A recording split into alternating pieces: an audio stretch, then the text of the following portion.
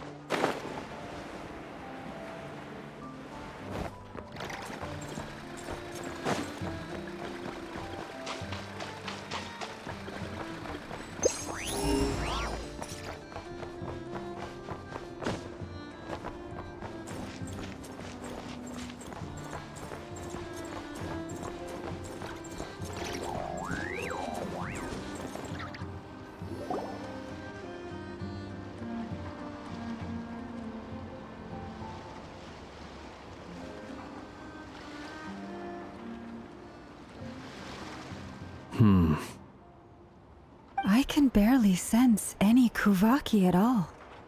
This whole area feels like a soulless husk. Looks like his appetite truly is insatiable. As if the power of that energy cannon wasn't enough. He's not seriously still getting stronger? What's his endgame here? Ah, everyone's here already. Hey, we made it. So, what's going on? We've all been on high alert since we split up a few days back, expecting Rarir to strike again. But it's like he just vanished into thin air. No one has seen him nor found any trace of his presence.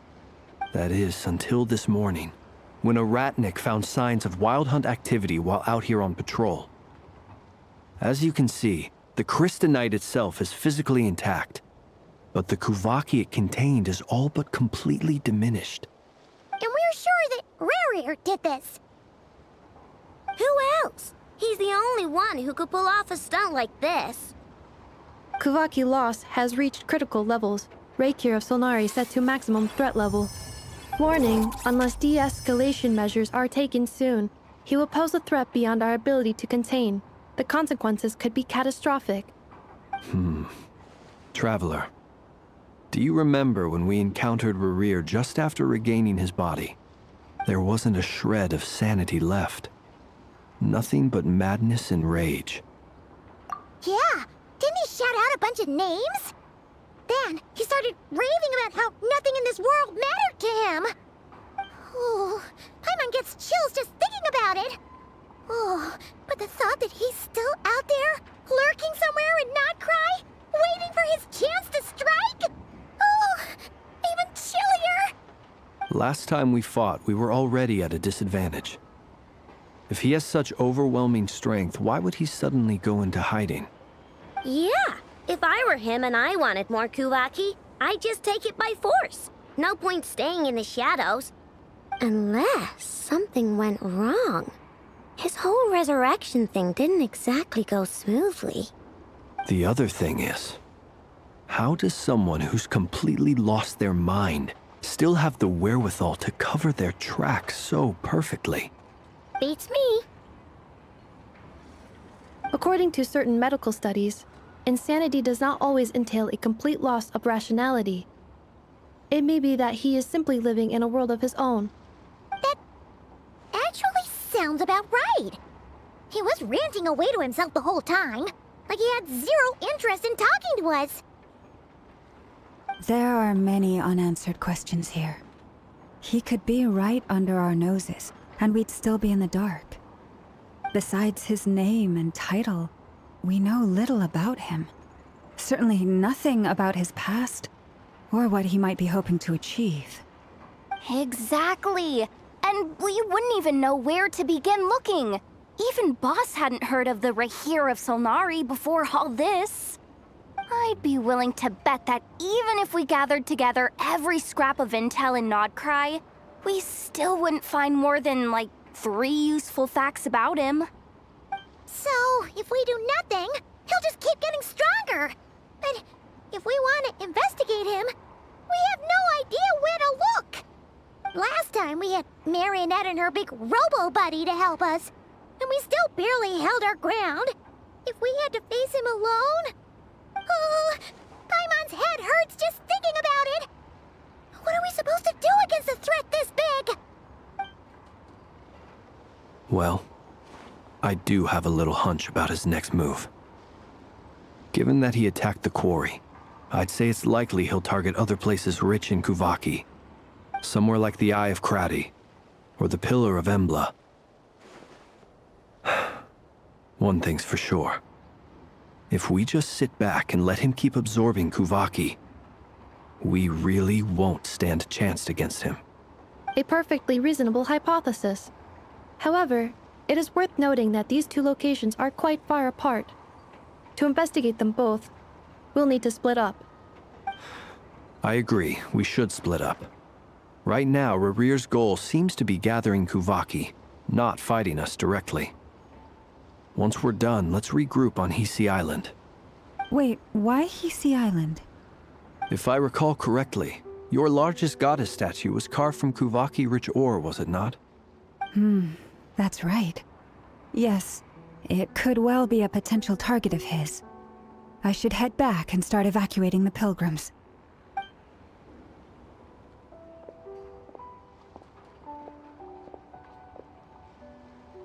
Splitting up's always gonna be risky. But I guess we don't have much choice, right? We're in a race against time here. And if we do run into Rarir, what then? That's when you follow the third rule of treasure hunting. Run like the wind. Didn't you say the third rule was go with the flow? I don't know. Did I? Anyway, whatever. In this situation, go with the flow means go find backup. Agreed. If anyone finds so much as a trace of Rarir, do not pursue him. Get out of the area and alert the rest of us as soon as possible. We need to put safety first. All right, we'd better get moving. Come on, Anefa, let's go.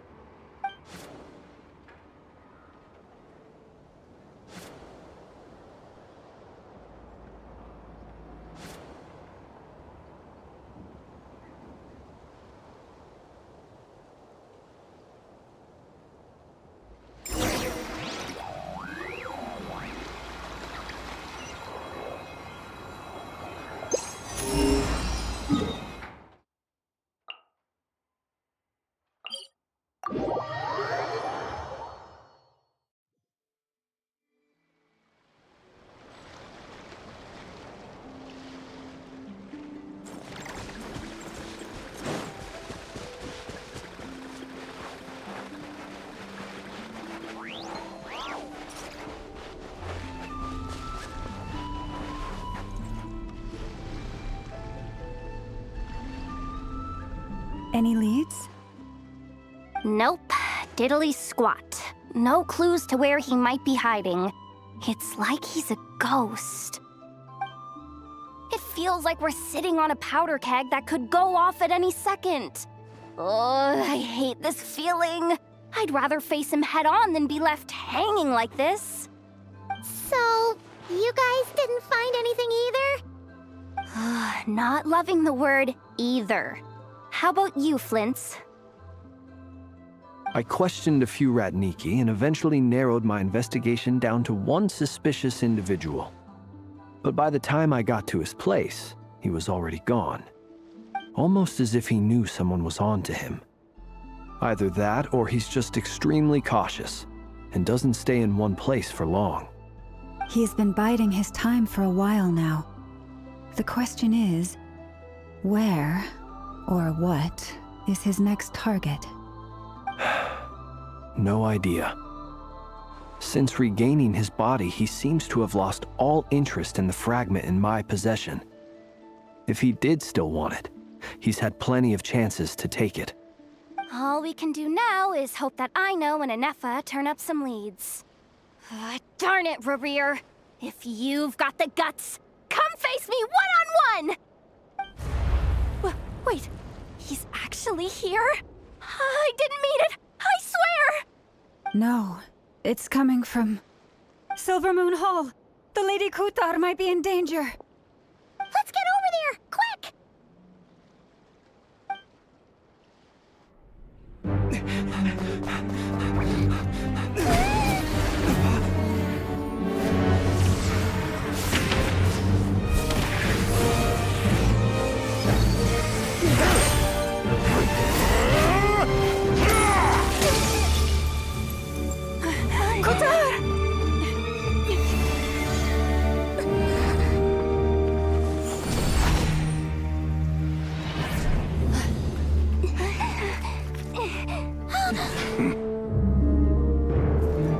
Why is he attacking the damselette? What's going on? No time for questions.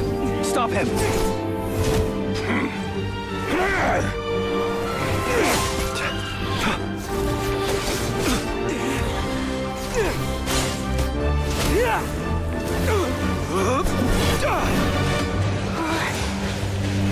This is insane. Yehuda, get Kutar out of here! On it.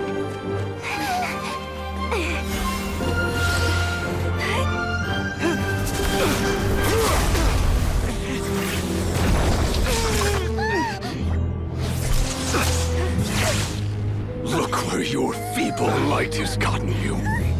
Now you shall plunge into darkness. Thalindus, soon I will find a way. Watch out!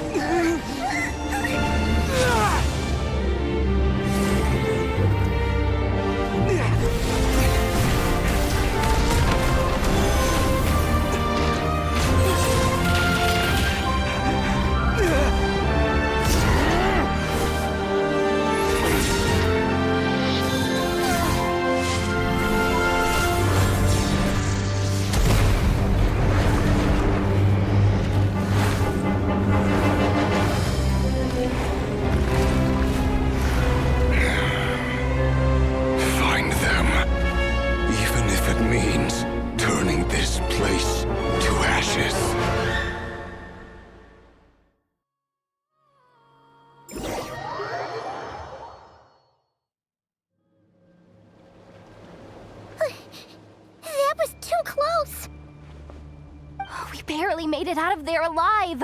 What's that guy's deal? How'd he get so crazy strong?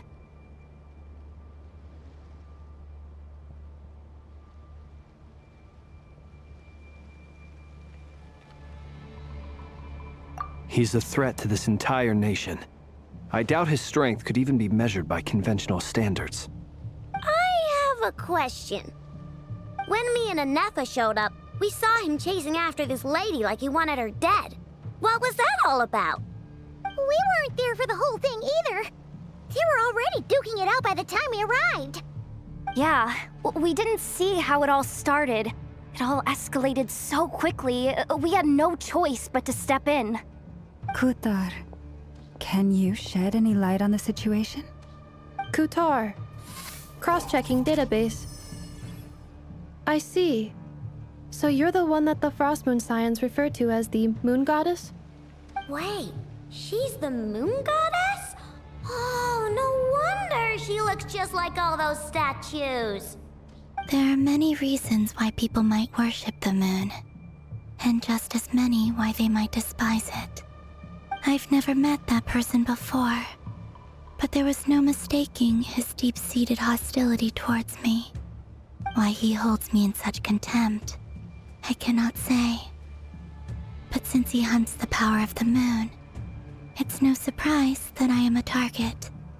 Kutar. There are many potential motives. For instance, you help the traveler escape his grasp.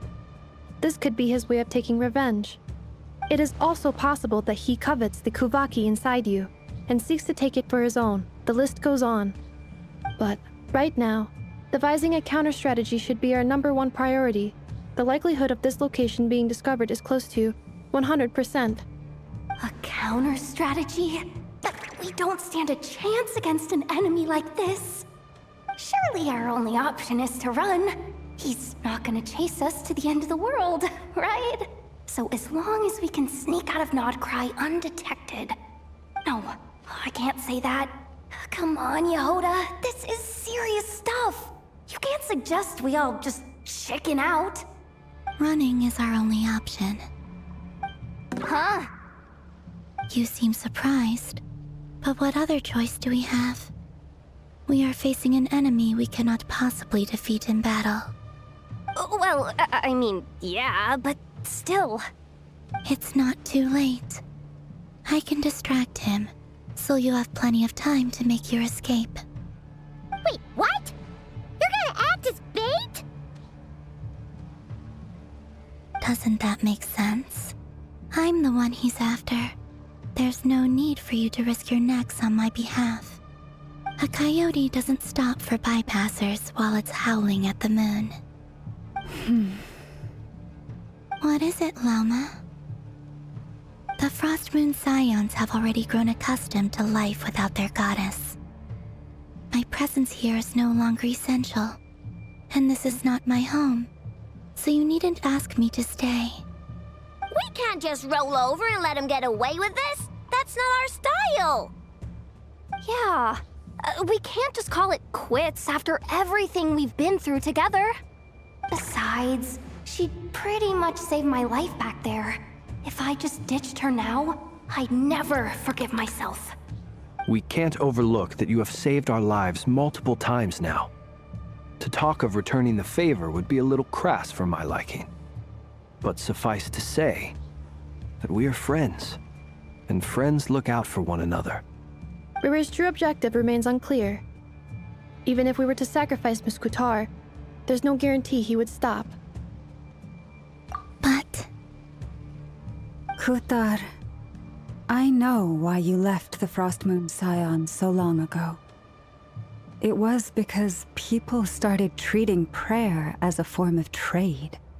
They would make self-centered wishes, force you to accept meaningless offerings in return, and then expect you to perform miracles for them, as if that were their entitlement. If it were me, I might have walked away too. But I believe that time can change everything, and that sometimes it takes losing something precious to appreciate its true worth. After much reflection, I've realized that this was never about whether the Frost Moon Scions need you. Any relationship based on need is purely transactional.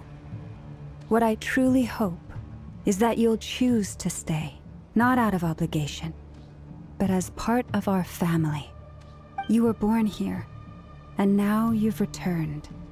Who knows? Perhaps it was the moonlight that guided you home. Thank you, Lauma. But my power is on the wane. I'm afraid I will be of little use to you now. Very well then. I'll do as you say. Both times you saved us, we were transported across great distances in an instant.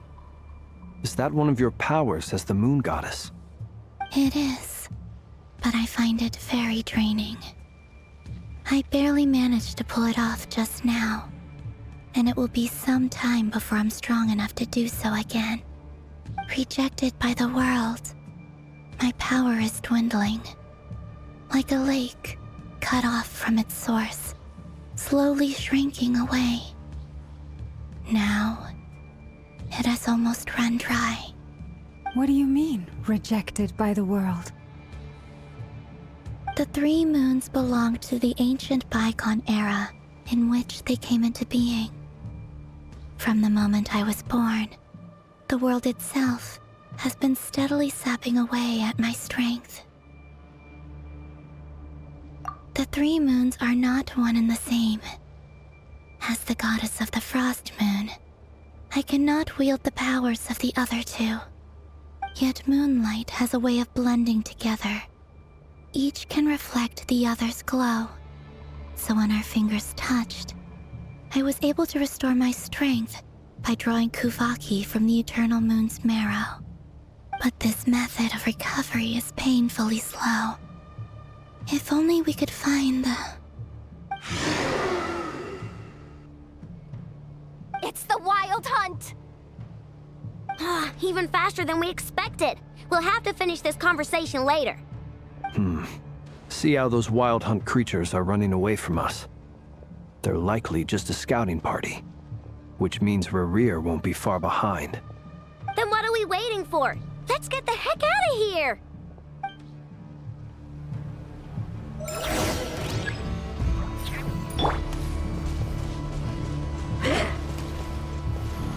Cleanup sequence initiated. Annihilation mode. They just keep coming! This is just nuts! Rerir's closing in on us. We need to pick up the pace. There's too many of them! And this time, we can't fall back on Suzari's house to escape! This goes on much longer.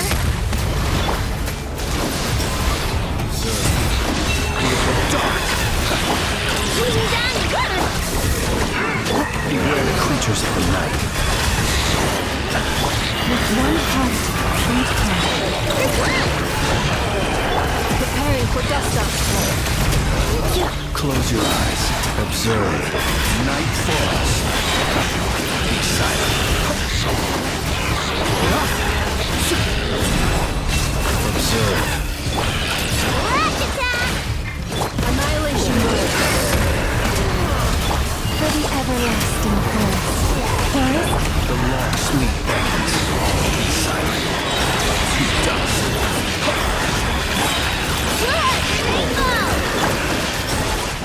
Ultimatum protocol. Defensive mode. While the frost may veil, you pull. Close your eyes. To dust. The night comes. Observe.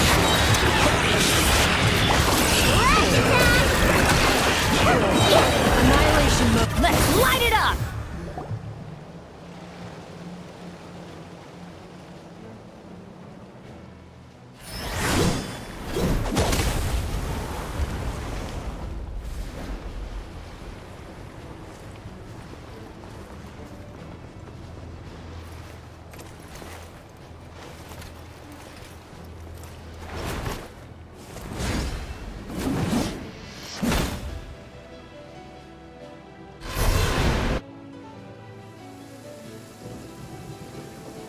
What's the matter? Bit off more than you could chew? Hold up! Who are you? Uncle Varka! You're back from Amsvartnir? Whoa! You're Varka? Grand Master of the Knights of Favonius? We could save the intros for later. Right now, let's get you all out of this hellhole. Follow me. I know somewhere you'll be safe. Oh, is that where I think it is? That's the one. Come on, move! There's no time to waste.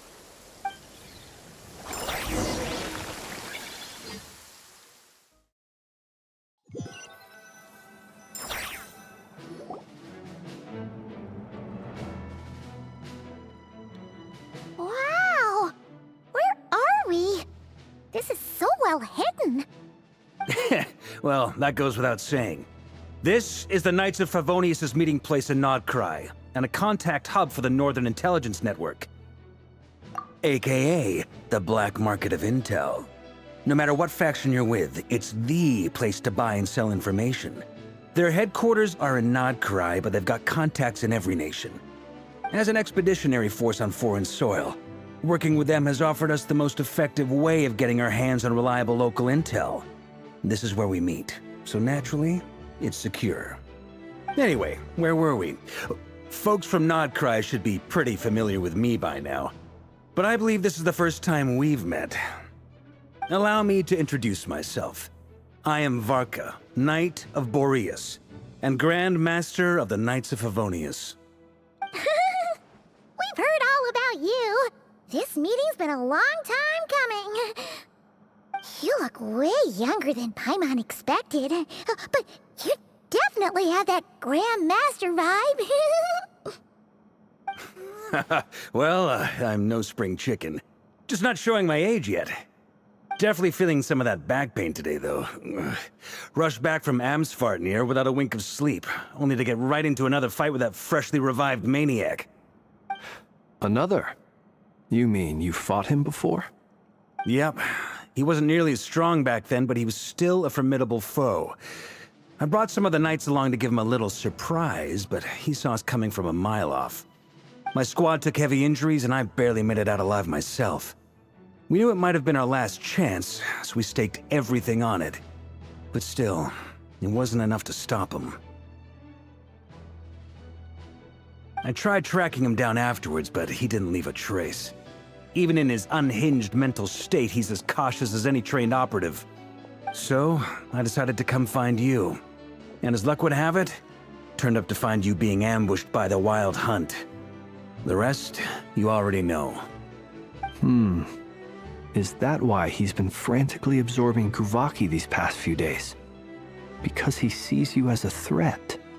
Maybe I'm part of the equation, but even if I weren't, I'm sure he'd still be gathering power. He's clearly working up towards something.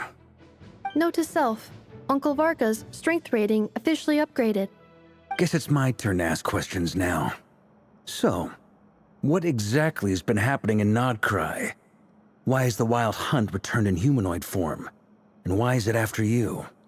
That's a long story, but I'll try to make it quick.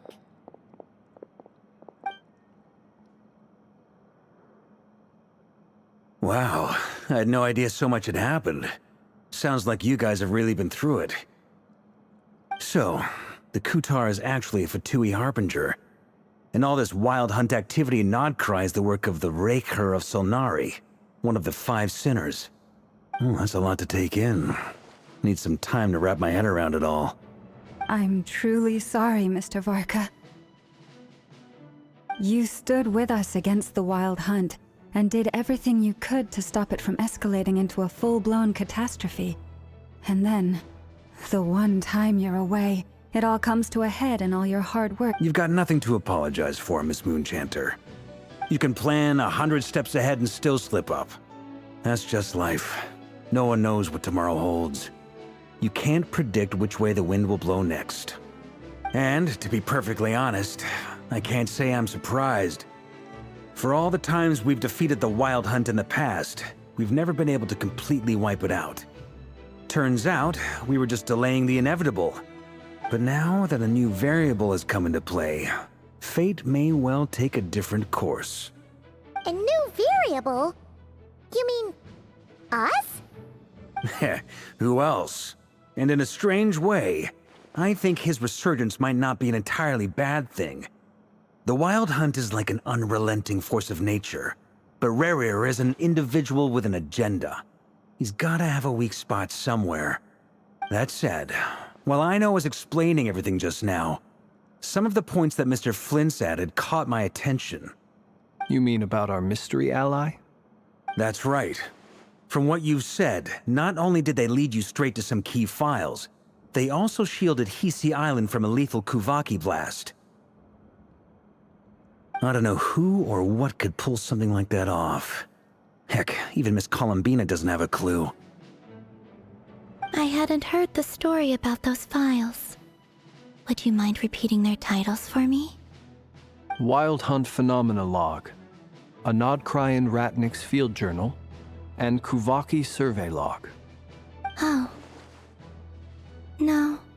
Still doesn't ring a bell. Another dead end. Guess all we can do now is hope that our mystery ally keeps showing up when we most need them.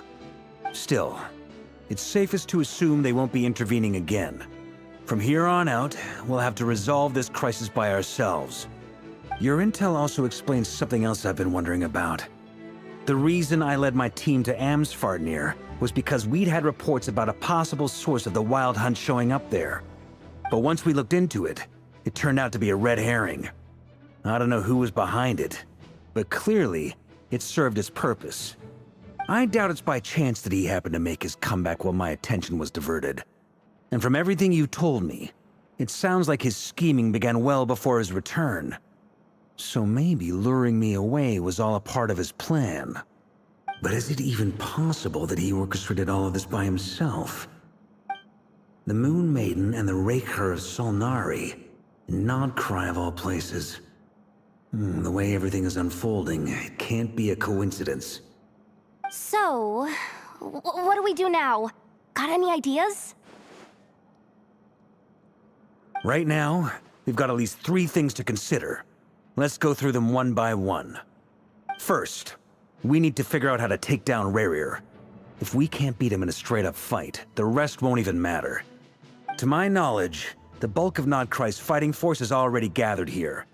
But even with everyone united, we're still no match for Rerir in his current state, let alone with his power still growing.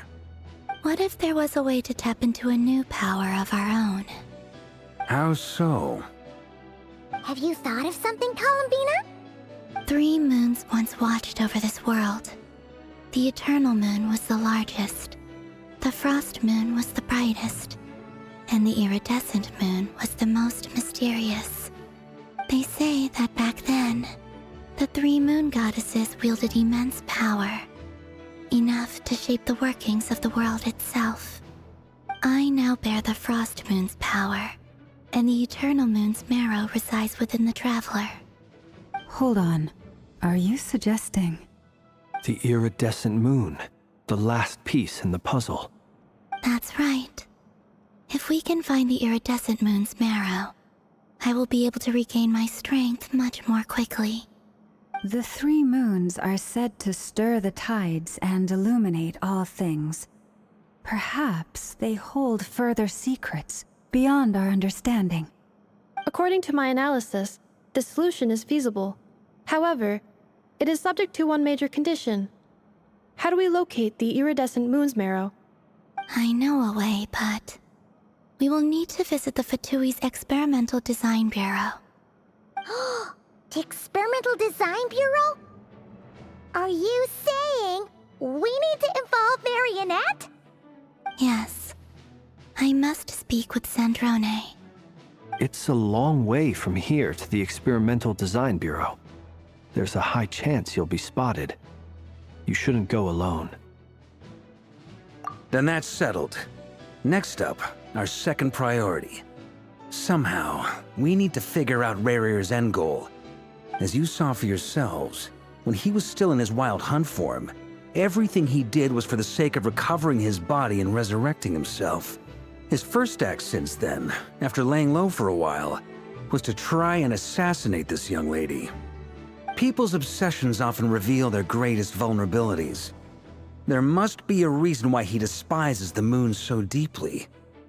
Perhaps it sheds some light on his title, the Raker of Solnari. The Wild Hunt has plagued Nodcry for centuries now, If we want to stop it for good, we have to get to the root cause of what's driving it. It's true. We still know very little about him. If Kuthar hadn't given us that lead, we wouldn't even know his name. But where would we even start? I doubt even the Intel Queen of Nokrai has a clue, and she has info coming out of her ears. Oh? That's a rather hasty conclusion for someone who's so painstakingly meticulous when it comes to dealing with machines. Ah, she heard me.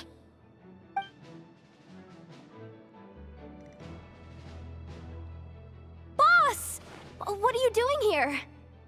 I'm now asking myself the same question.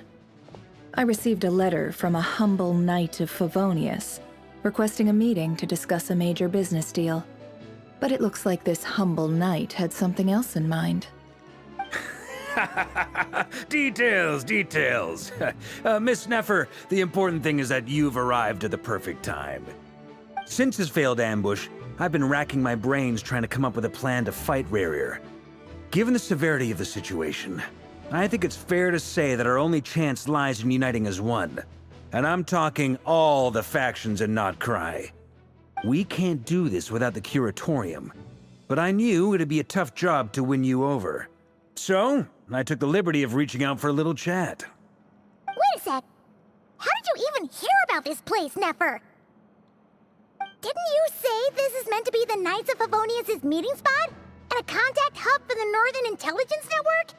And isn't it supposed to be super hidden? You really think he could have gotten settled in Nodcry without my help? Besides, I'm the one running this gig.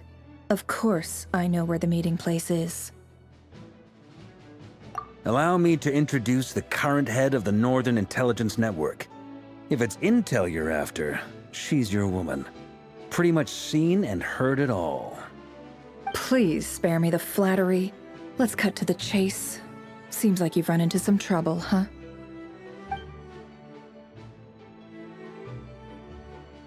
Well, this certainly qualifies as an unforeseen crisis. On behalf of the Curatorium of Secrets, I wish you all the best of luck. So you're just going to sit this one out? Why should I get involved? What could possibly be in it for me? What if we told you we can't do this without you? Oh? Then I'd say you'd better make it worth my while. I don't work for free. I can't put a price on something like this. It's just not in my nature. But then again, you and I have always been polar opposites in this regard. So I can't exactly say I didn't see this coming. If you insist on compensation, I will pay you. Consider this a formal commission. Sound fair? You just don't give up, do you? Too bad. I know you well enough to know you can't afford my prices. The riskier the job, the more it'll cost.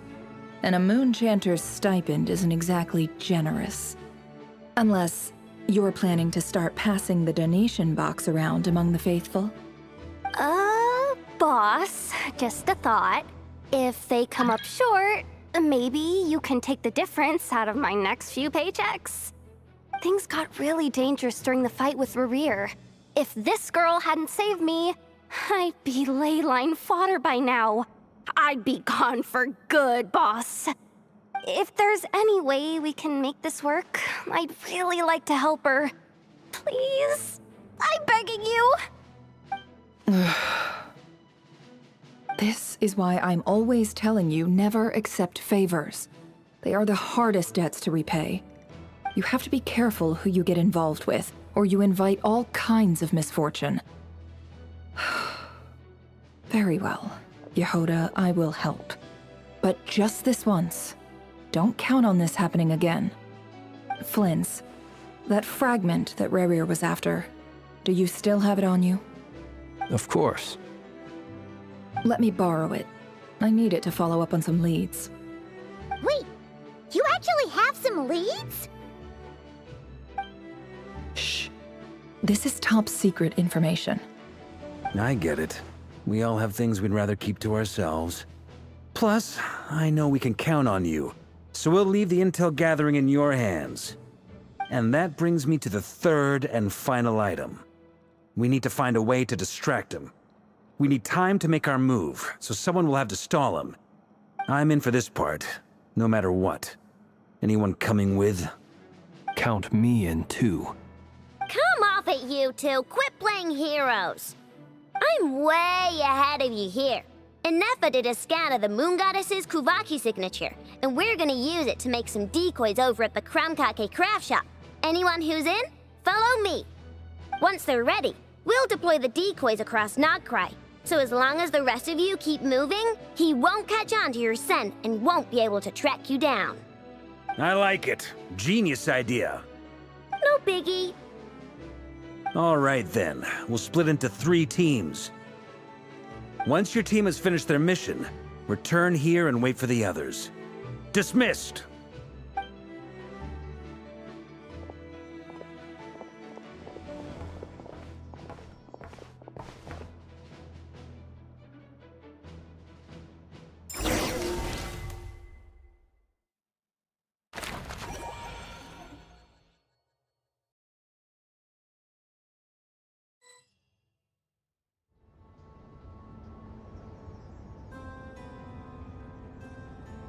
Lady Damselette. Wait, and you two?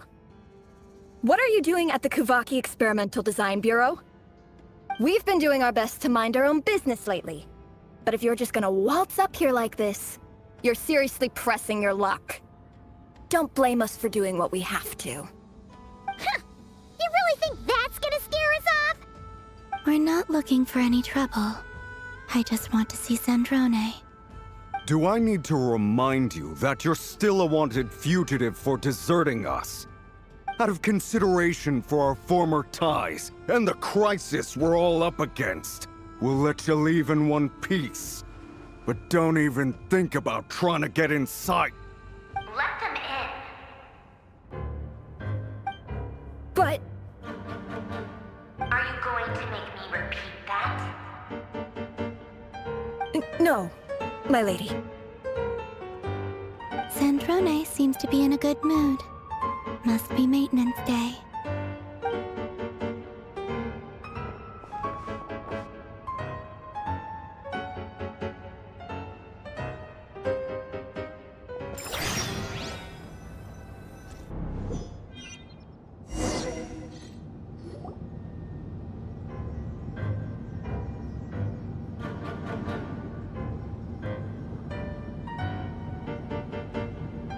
So tell me, to what do I owe the honor this time? Actually, before you answer that, just so we're clear, we're not colleagues anymore, Columbina. I don't owe you anything. I promise it's nothing big. It seems like you've gotten the wrong idea here. The only reason I let you in was because I was bored. It seemed like a way to kill some time and satisfy my own curiosity. Whatever miscalculations I may or may not have made in the past, I haven't lost the plot enough to even consider sticking my neck out for your sakes. I'd like to speak with Arlecchino. What? Huh? You mean the knave? I'd like to speak with Arlecchino. Is she in Nodcry? No, she's not. Once the work on this facility was completed, she went back with the Rooster and Regrator. The only ones in Nodcry are me and... What is it you need to speak to her about anyway? Rerir is hunting me. If I'm going to face him, I must first retrieve the lost moon.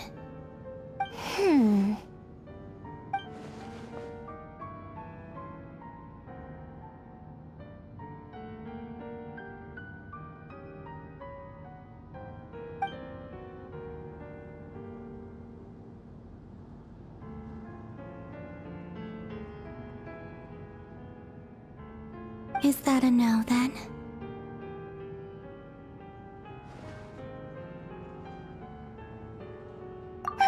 As if I need reminding. I was this close to settling things with him before someone decided to whisk me away to their weird little garden. Have you held any tea parties lately? Tea parties? Yeah, obviously. You don't seriously think we'd pack it all in just because you aren't here. If anything, they've been more eventful than ever. Just me, Arlecchino, and a bunch of insolent, insensitive guests who won't stop asking where you've gone. Oh, they've been a real joy. I bet you served them the worst tea you have. Just like you used to do to me when I upset you. Who cares about how good the tea is when there's no one around to drink it? I keep losing people. First Rosaline, now you. I'm running out of people who can make me laugh. Honestly, what could be more ridiculous than a multi-centenarian goddess who's only ever had the plain herbal tea she received as offerings? You'd always brew a different type of tea for me each time. Was it really just to see how I'd react?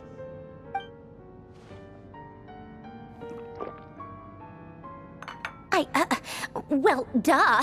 Why else? Watching you squirm was practically my only form of entertainment.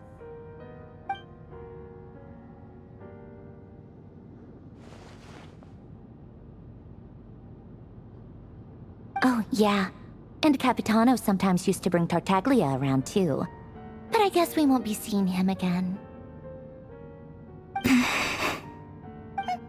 Well, I guess we are overdue for a get-together. Polonia! Have Febronia pass a message to Arlecchino for me. It's time for tea, will suffice. Pass along a message for me, too, if you would. My body cannot contain the marrow of 2 moons, so I'll be leaving one of them in her care. Excuse me? Who said you were on the guest list? If my tea meant that much to you, maybe quitting the Fatui wasn't your brightest move. Back when you were under the Tsaritsa's protection, no one would have dared come at you so openly. But that protection didn't come for free. In fact, I paid dearly for it. At the end of the day, it was just another transaction. I just got tired, that's all. I never wanted any part in their grand ambitions, and I've had enough of being treated like a bottomless supply of power. It brings back memories from the old days, when I was still worshipped as the moon goddess. Centuries on, it may be a different group of people, but I see the same greed in their eyes. I figured you'd leave eventually. You didn't have as much of a reason to stay as I do. The Tsaritsa gave you shelter and protection, but that was it. Nothing more, nothing less.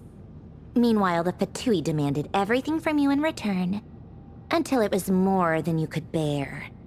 I get why you left. And frankly, I have no interest in dragging you back just because the higher-ups told me to. But if you keep hanging around with this riffraff, the next time we cross paths, we might be enemies for real.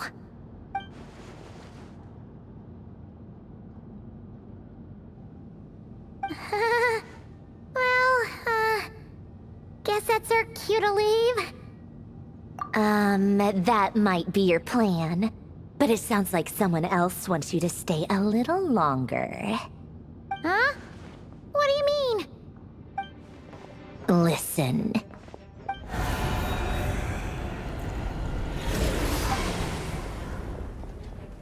My lady, it's the Wild Hunt. A horde of monsters is headed straight for the facility. Another uninvited guest trying to crash my tea party. Clear the area! I'll handle this. Wait, what? You want us to leave you here by yourself? You'll be lucky to make it out of this alive. You really think you can afford to worry about me? Go on, get out of here. You may have stopped Polonia from crushing him last time, but I've made sure that won't happen again. The entire Experimental Design Bureau is rigged for war. Stay and watch if you want, but it'll be at your own risk. You're not flagged as friendlies in the weapons system. Don't tell me what to do! Look, If you're leaving, make it quick. Or you'll just get in my way. There's a secret passage on the second floor. It'll take you right to the plains out back. Stare all you want, Columbina. You're not getting another invitation to my tea party. I know. But thank you anyway, Sandrone. This is exactly why you shouldn't hang around with those people. All their melodrama and sentimental nonsense is rubbing off on you.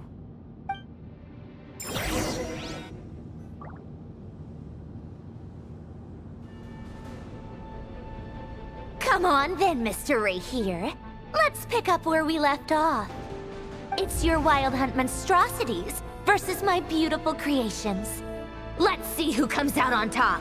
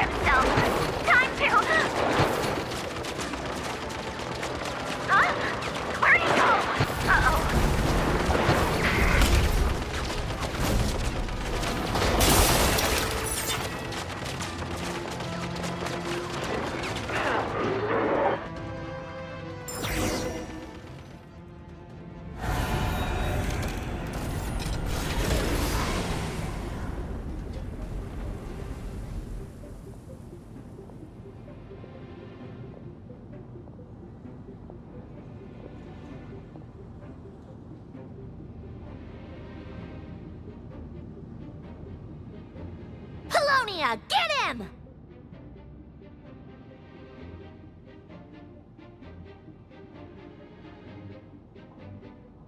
I've upgraded Colonia again since our last encounter, and uploaded every last scrap of your data. So let's finish this, once and for...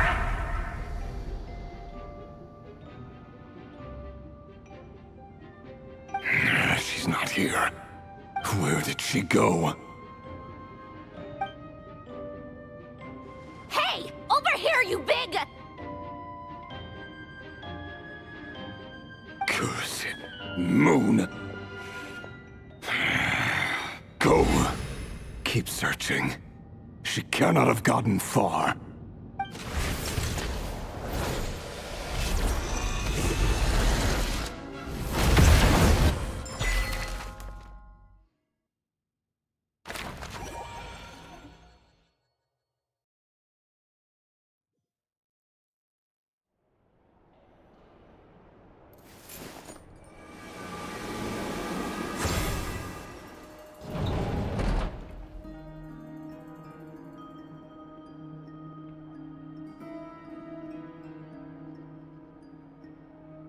So this is your method for investigating Rarir's past. It almost looks like some kind of ceremony. Good deduction. But it's quite a different affair from what you're used to with the Frost Moon Scions. Whoa! First time I've ever been in here. Boss always said it was off limits, so I pictured some kind of creepy dungeon. But it's actually kinda nice. Oh, I guess this must be Sumero decor? That's where Boss is from. And that nice shopkeeper who sold me my treasure compass. I'm not sure exactly what you've got planned, but it looks like you're all set. When do we begin? Whenever we wish. But for some reason, I've got a feeling this isn't going to end well. I've never faced Rarir myself, but from what you've told me, his power is beyond anything I could imagine. I, on the other hand, am just an ordinary businesswoman. Our paths should never have crossed, yet here I am, forced to make an enemy of him. If you ask me, you're about as far from ordinary as it gets. So what are you saying? You're getting cold feet? Once I take a job, there's no backing out. Still, I have to ask myself if the power I'm relying on will even work on an opponent of this caliber. And also how to make sure I come out of this alive if things spiral out of control. Death is the one thing we can take for granted. It is the great equalizer, however fortunate or unfortunate we may otherwise be. So it's important to consider how to spend what lifespan we have left. Come on, boss. Lighten up. Quit talking about death. It's bad luck. For once, I agree with you. When you're up against a foe like Rarir, there's no such thing as being too prepared. Is there anything I can do to help? That won't be necessary. I've already made up my mind. Time to cash in a precious favor I've been saving for a rainy day.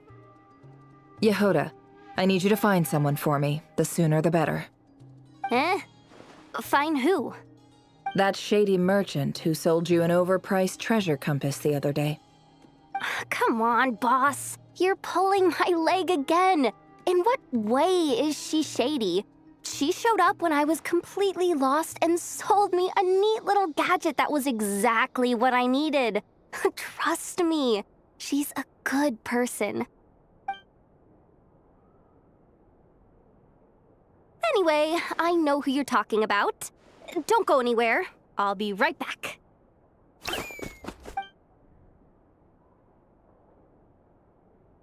Quit dragging me. I genuinely can't run any further.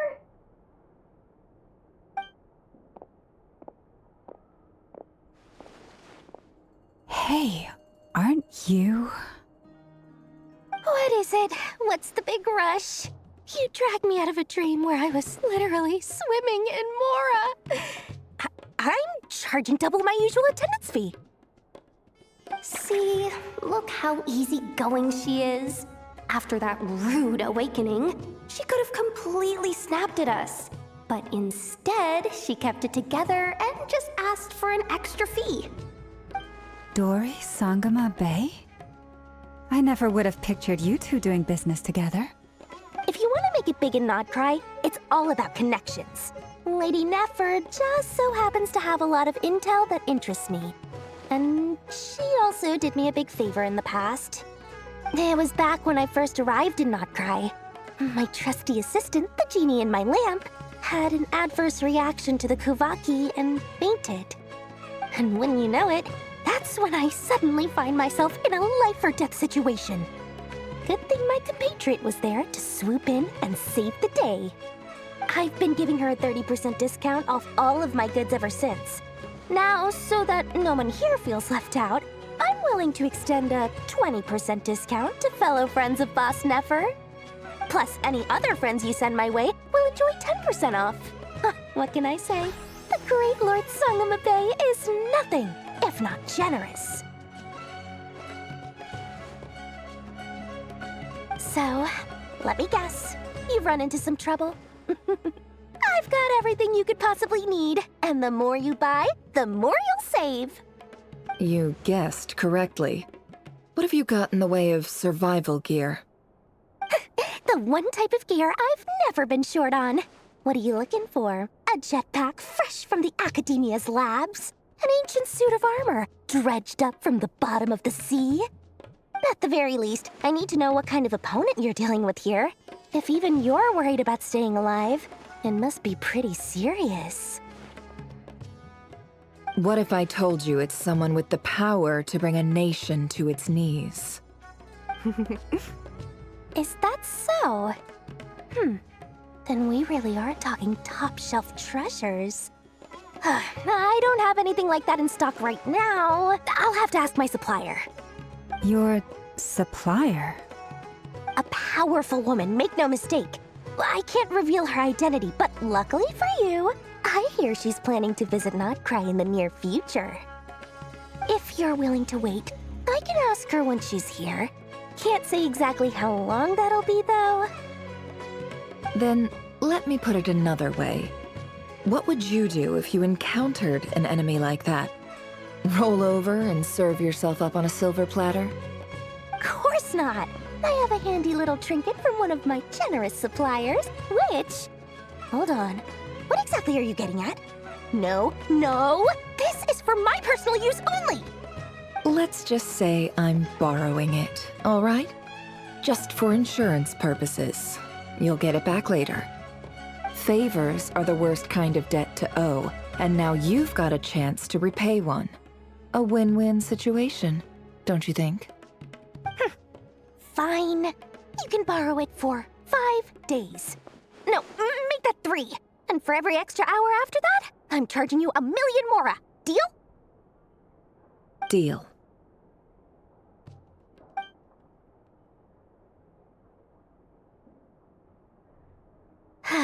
What a way to start the day. Now, was there anything else you wanted? Or can I go back to bed now?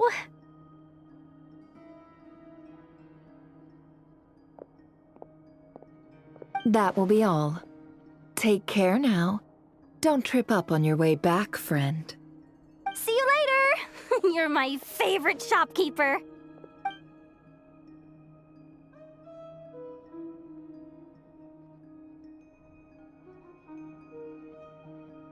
Excellent. Everything is well and truly ready. The ceremony can now begin. After initiating the ceremony, your minds will follow me wherever I go. You will see many strange things in your mind's eye. So remember, don't be frightened, and don't make a sound. Now then, let us peer into the Raker of Solnari's past.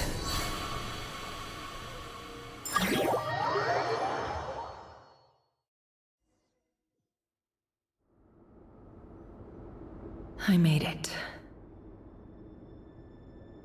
I don't recognize this style of architecture. Must be Conrian. Simple furnishings, table and chairs. It's a more ordinary house than I might have expected. Looks like the fearsome Raker of Solnari came from surprisingly humble beginnings. Unless this passed for luxury in Conria. Unlikely. It was said to be a very prosperous nation in its heyday. Anyway, I'll keep exploring.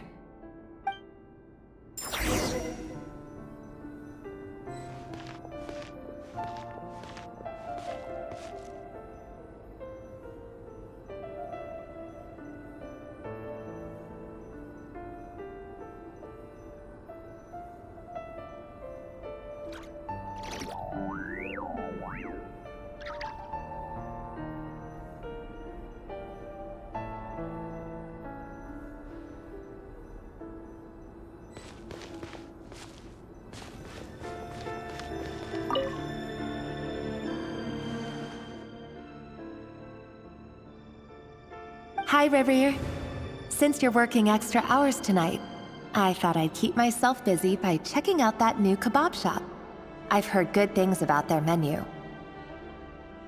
I'll test it out, and if it's as good as everyone's saying, let's go back together sometime.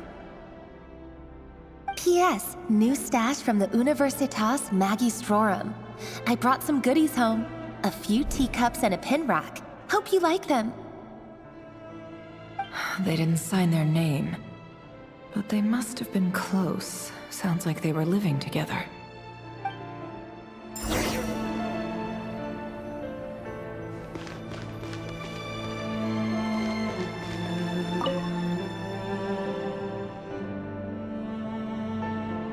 I went over to Joseph's for drinks today. They have a fine collection, but I went alone. Felindis was tied up with something and couldn't make it. Joseph asked why I came alone, but I didn't really have an answer. He then went on to ask about other things. If you ask me, someone who asks that many personal questions is too nosy for their own good. But if he invites me again, chances are I'd still go. Felindis. That's the same name Rerir mentioned. Crane imports keep falling. If things don't pick up, we'll soon be back to meat and mushrooms only. Honestly, I'm not a huge fan of that new type of mushroom everyone's been into lately. Didn't it start out as a lab-grown variety? I heard it's even mildly corrosive. Seriously, why would you even eat something like that? I don't care if it's an impressive feat of alchemy. That just isn't the kind of thing I like to eat. Grain has to be imported, and they're eating a diet of mostly meat and mushrooms. Could it be because Conria is underground, so it doesn't get much sunlight? That would explain why they use so much stone in their buildings.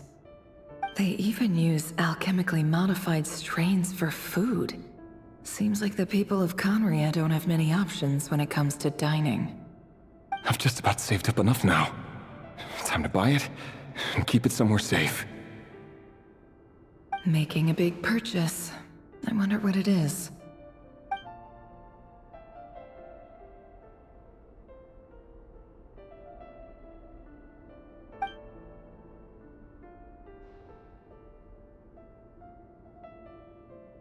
He really is a professional. No wonder he's so good at covering his tracks. Despite what he's become, it seems like he's retained certain habits, at least in this regard.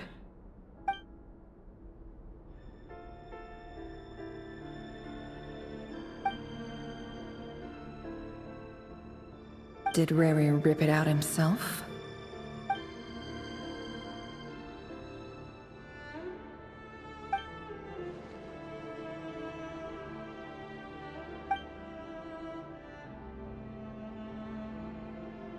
Before I met you, I was convinced that my heart was nothing more than a stagnant pool. The burial place of a fallen moon. A withered, windless grove where the waters rested forever unrippled. It was you who helped me see that my heart hadn't entirely withered away. that it could still beat to the rhythm of love.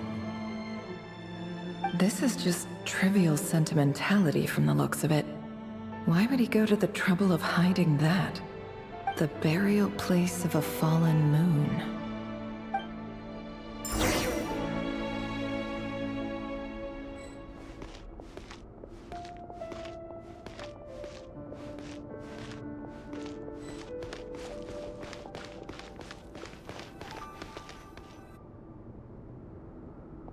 Reverie, over here.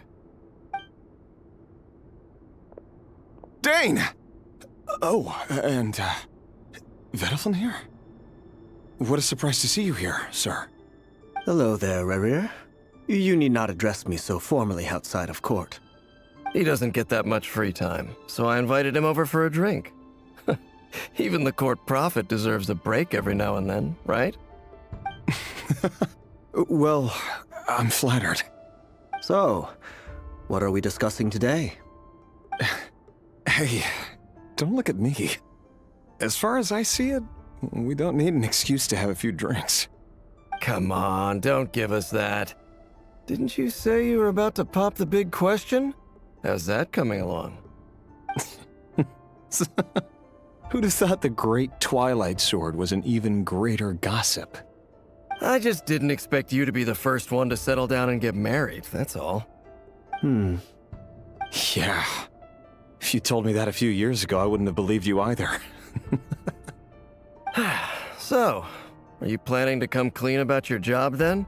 I'm guessing you still haven't told her. Sure, I'll have to tell her at some point. But I'll need to pick the right time and place. To be honest, I have no idea how she'll take it.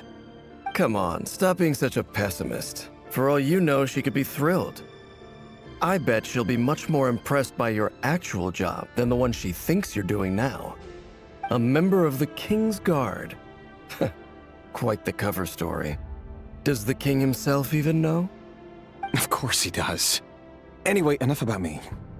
How have you been? Me? Same old, nothing much to... Huh? What's up, Ved? It's nothing.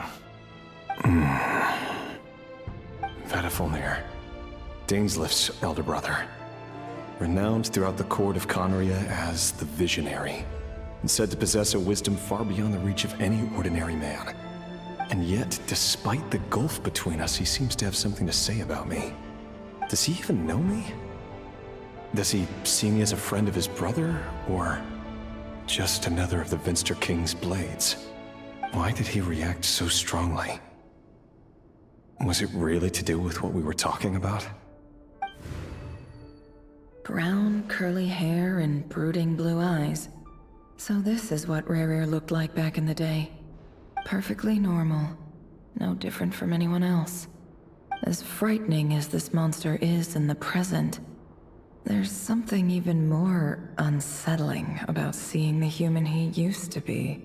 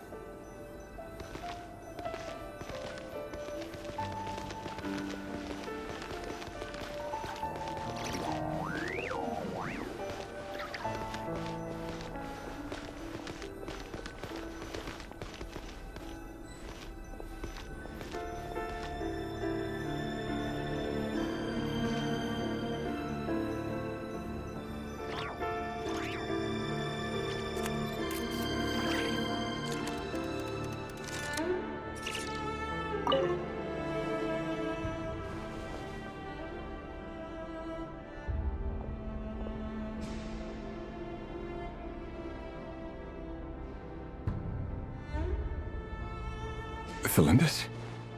You're back early? Our equipment's being serviced today, so I got off earlier than usual. How's your day been? Aw, why the long face? Is something the matter? Has your boss been giving you a hard time again? Went for a drink with Dane and the others after work. Isn't that a good thing?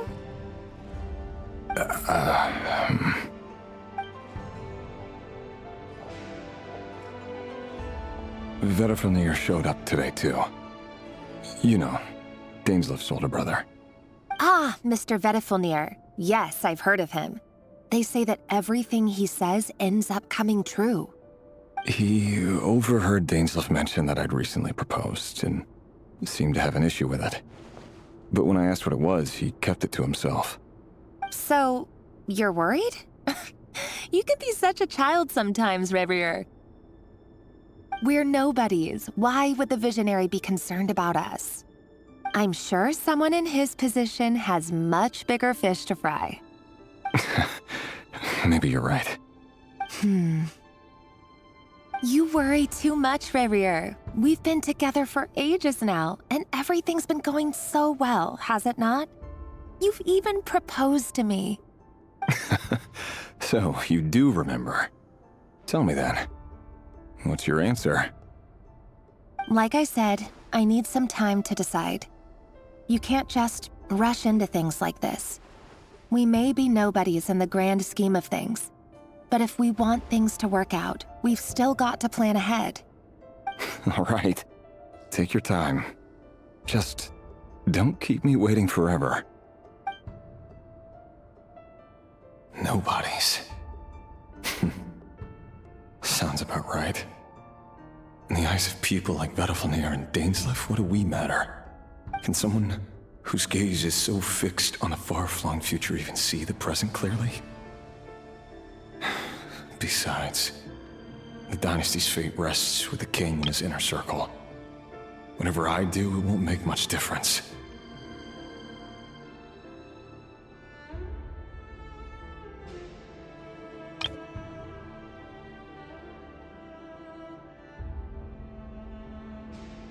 Meanwhile, every idea they come up with and every decision they make, it affects everything. These days, the king is lost in his research, and the purge of the Crimson Moon bloodline grows ever more intense. The opposition tried to speak out, but nothing came of it. And I'm under no illusions as to why. Because we eliminated them and got rid of their bodies. A man can have 1,000 reasons to carry a sword, but there are few good excuses to use it. Yet the king has never even considered a gentler approach, and he never will. What becomes of someone who kills on another's behalf? Can he ever find true peace?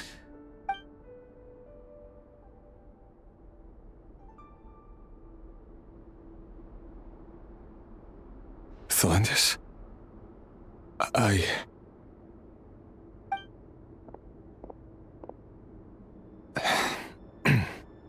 It's nothing. You were right. Fate has never smiled upon nobodies like us. But by the same token, it's unlikely to bear a grudge against us either. There's no reason we can't keep living happily together, cherishing the simple joys of each day as they come. See? You just need to stay positive, Revier. I can feel your warmth, your breath. You're right there, right by my side. Just seeing you makes me happy in a way I can't explain, and that's something that no one could ever take away from me. So smile, my love. Let go of that frown. You're right, Thelindis. I've just been overthinking things.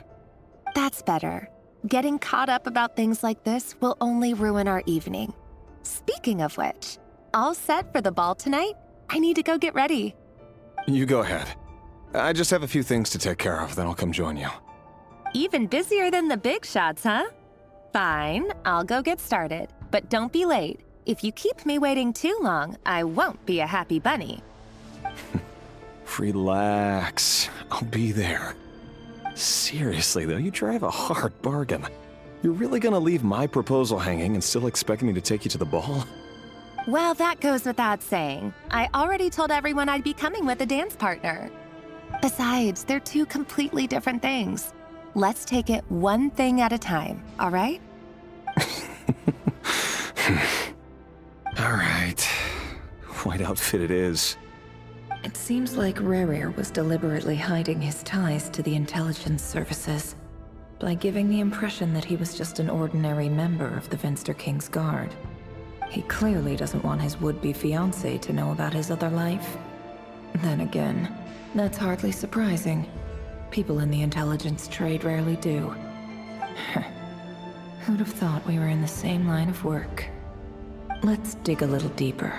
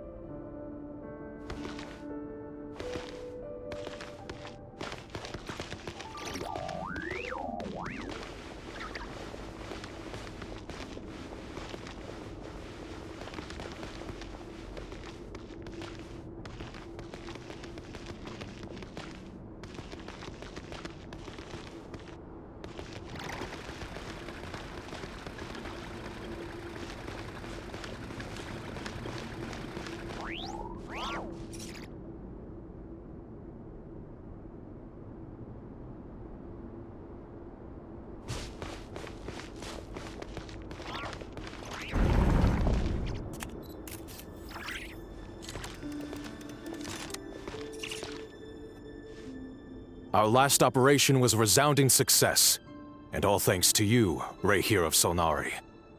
In total, we apprehended 32 dregs of the Crimson Moon, and 67 accomplices. After all these years since the dynasty's fall, so many of them still linger on. Indeed, it cannot be denied.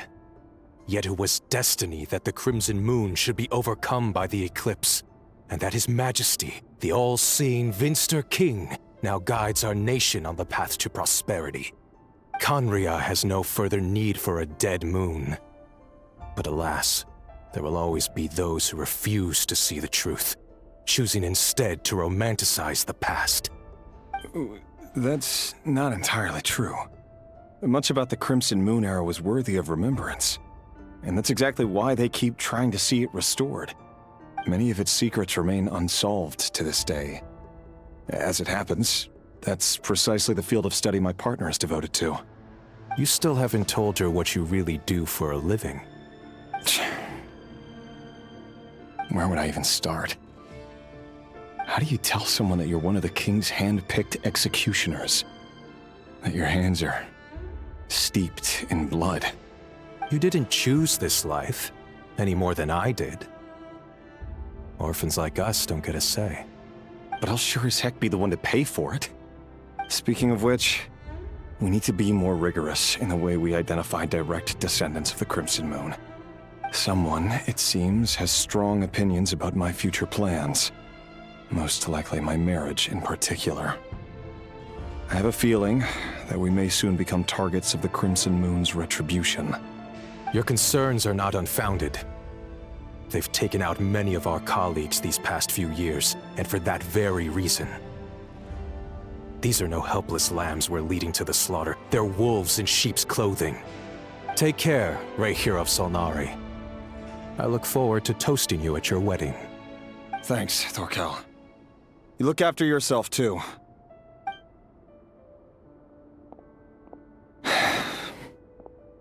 Thelindis, I never wanted to keep this from you. You're the last person I would ever want to lie to. But that's exactly why I can't tell you everything. There are things you shouldn't know. Things you cannot know. The Moonlit Dynasties are a thing of the past. Yet even now, with the sun shining high in the sky, there are those who would call forth a dead moon's ghost. Could that be why Vedalfnir held back? Or was it because of some court secret he's not at liberty to share? I have to get a clear answer from him. No matter what happens, I will protect Thelindis. Rarier seems to be very concerned by Vetterfenir's reaction. Vetterfenir and Dainsleif, the Visionary and Twilight Sword. So that's what they were really like. I've investigated this whole area now. There doesn't seem to be any other memories here. Should I try somewhere else? Wait a second. What's this black smoke?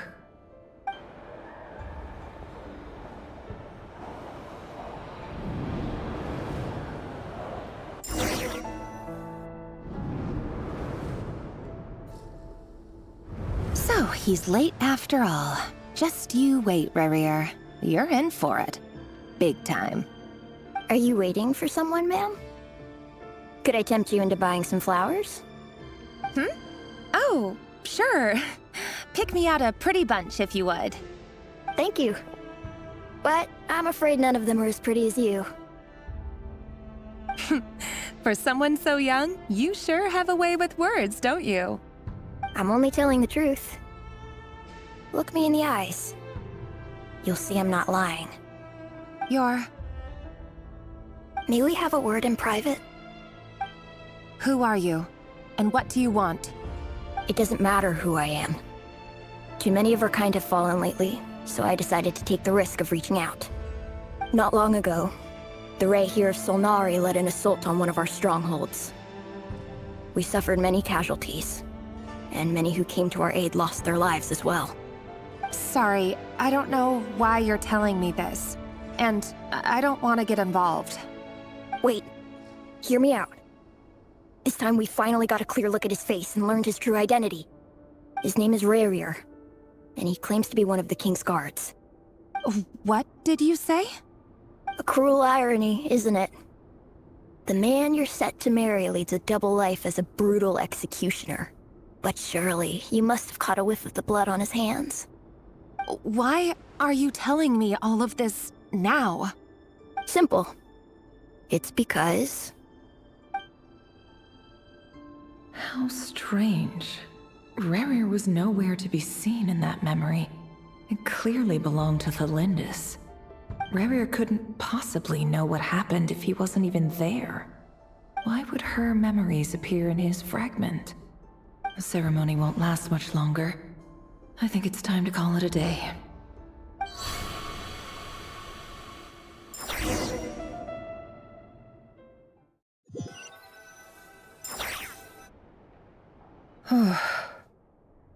So that was your doing?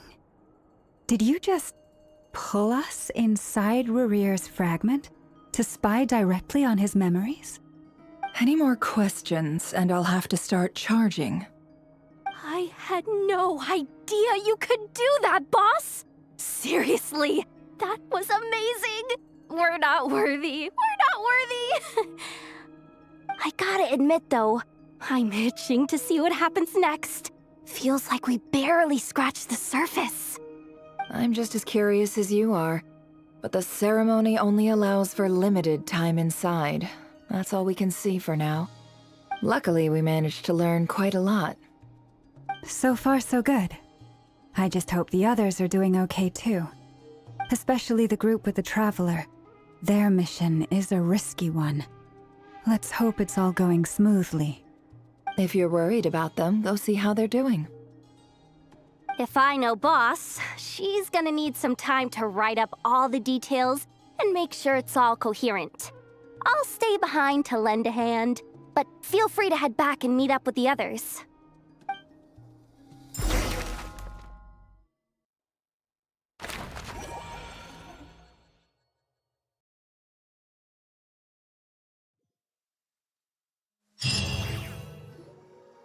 Oh, they've been prowling around for nearly 2 days now.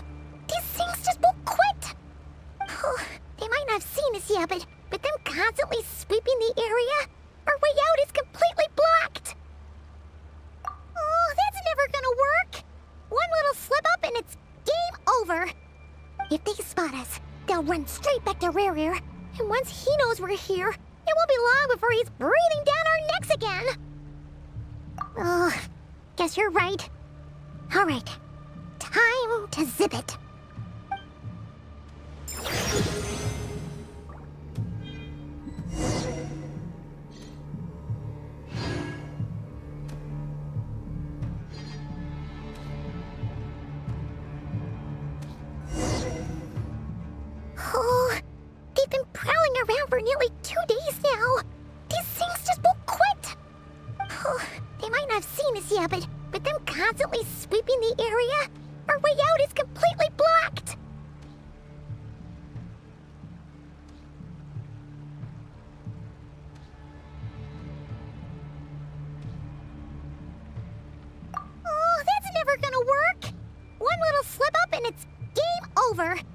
If they spot us, they'll run straight back to Rear. And once he knows we're here, it won't be long before he's breathing down our necks again.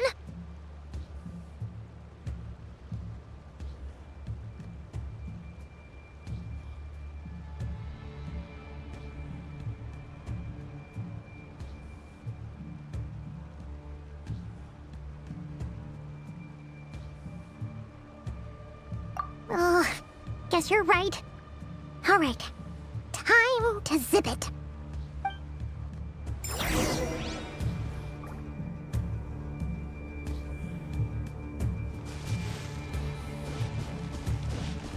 Quick, hide! We almost got spotted!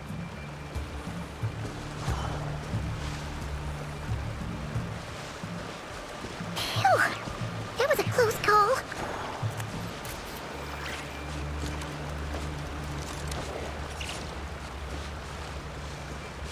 Watch out! He's coming this way!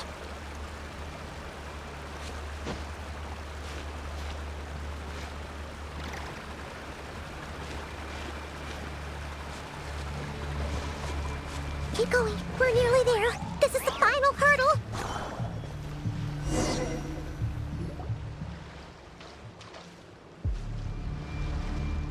Oh, there's no end to these things.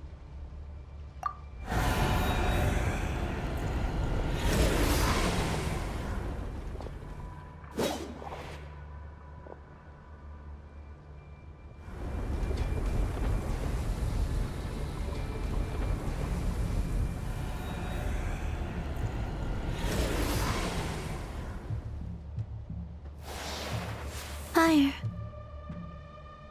Fire? Wait, what's that smell? Oh no, there's a fire!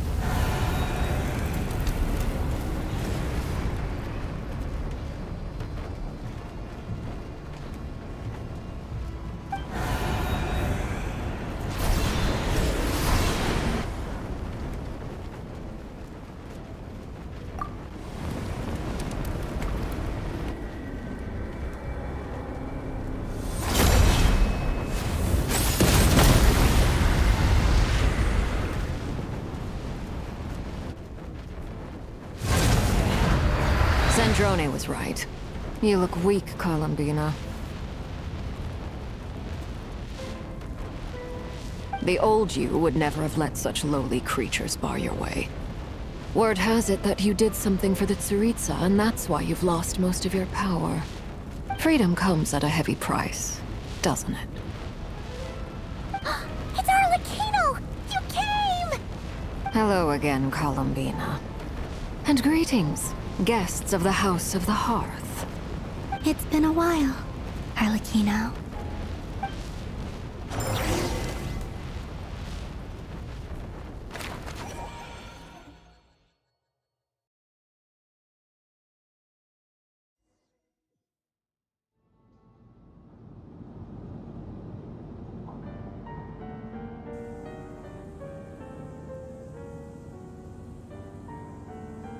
Stupid right here of stupid Solnari. Ugh, whatever. I've got all the data I need. Next time we meet, you're finished.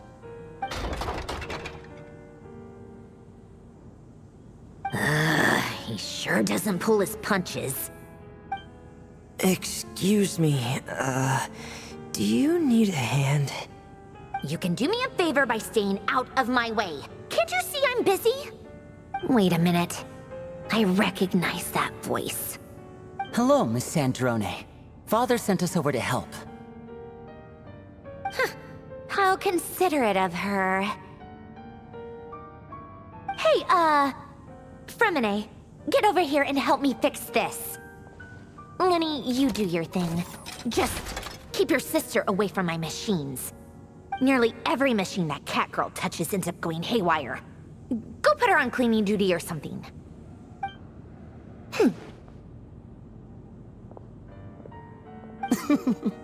Then let's start downstairs. Fremine, we'll leave this place to you. You've got it. Wait a second.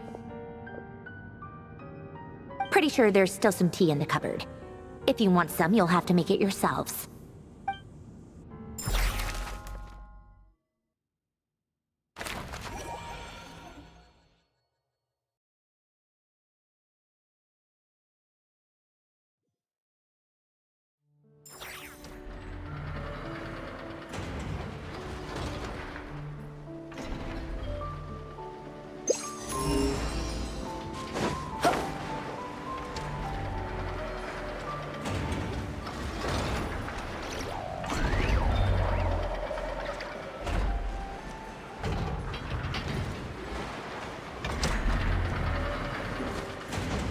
Off we go!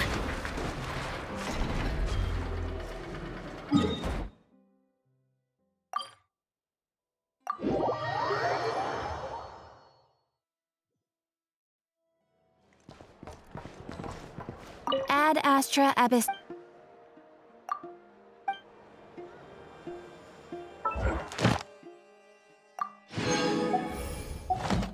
Ad Astra. Thank you for completing today. Ad Astra.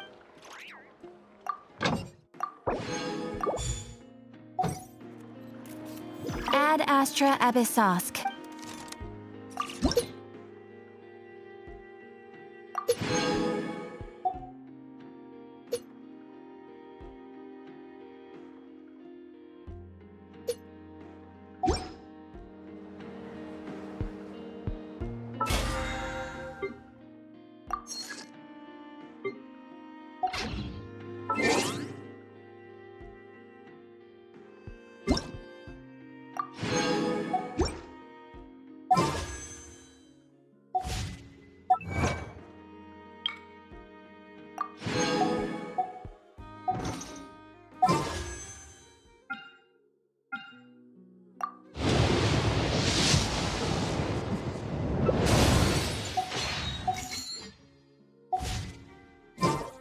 Let's go find some treasure!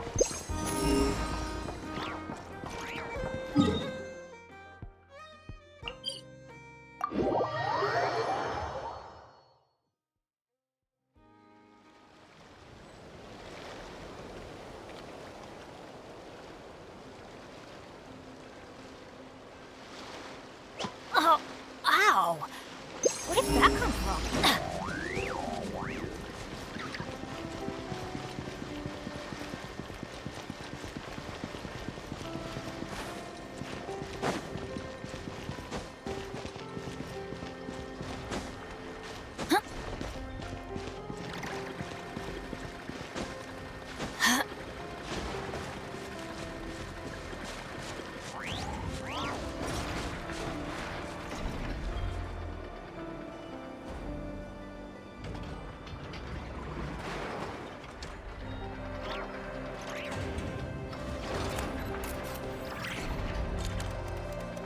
Benny's adventure team, assemble!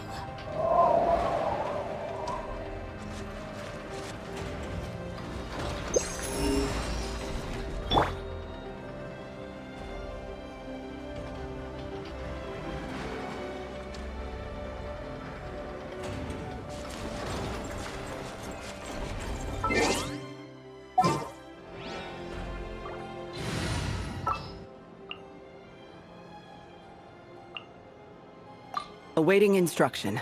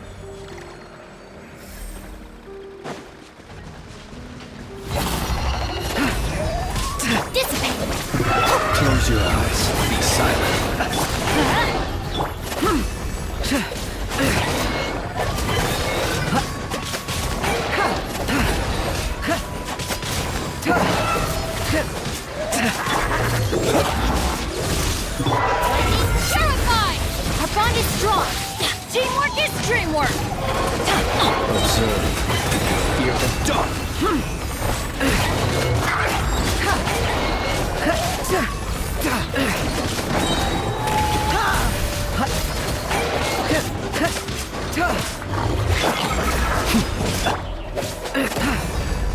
Stand with me! Out of my way! Beware the creatures of the night. Close your eyes. Be silent.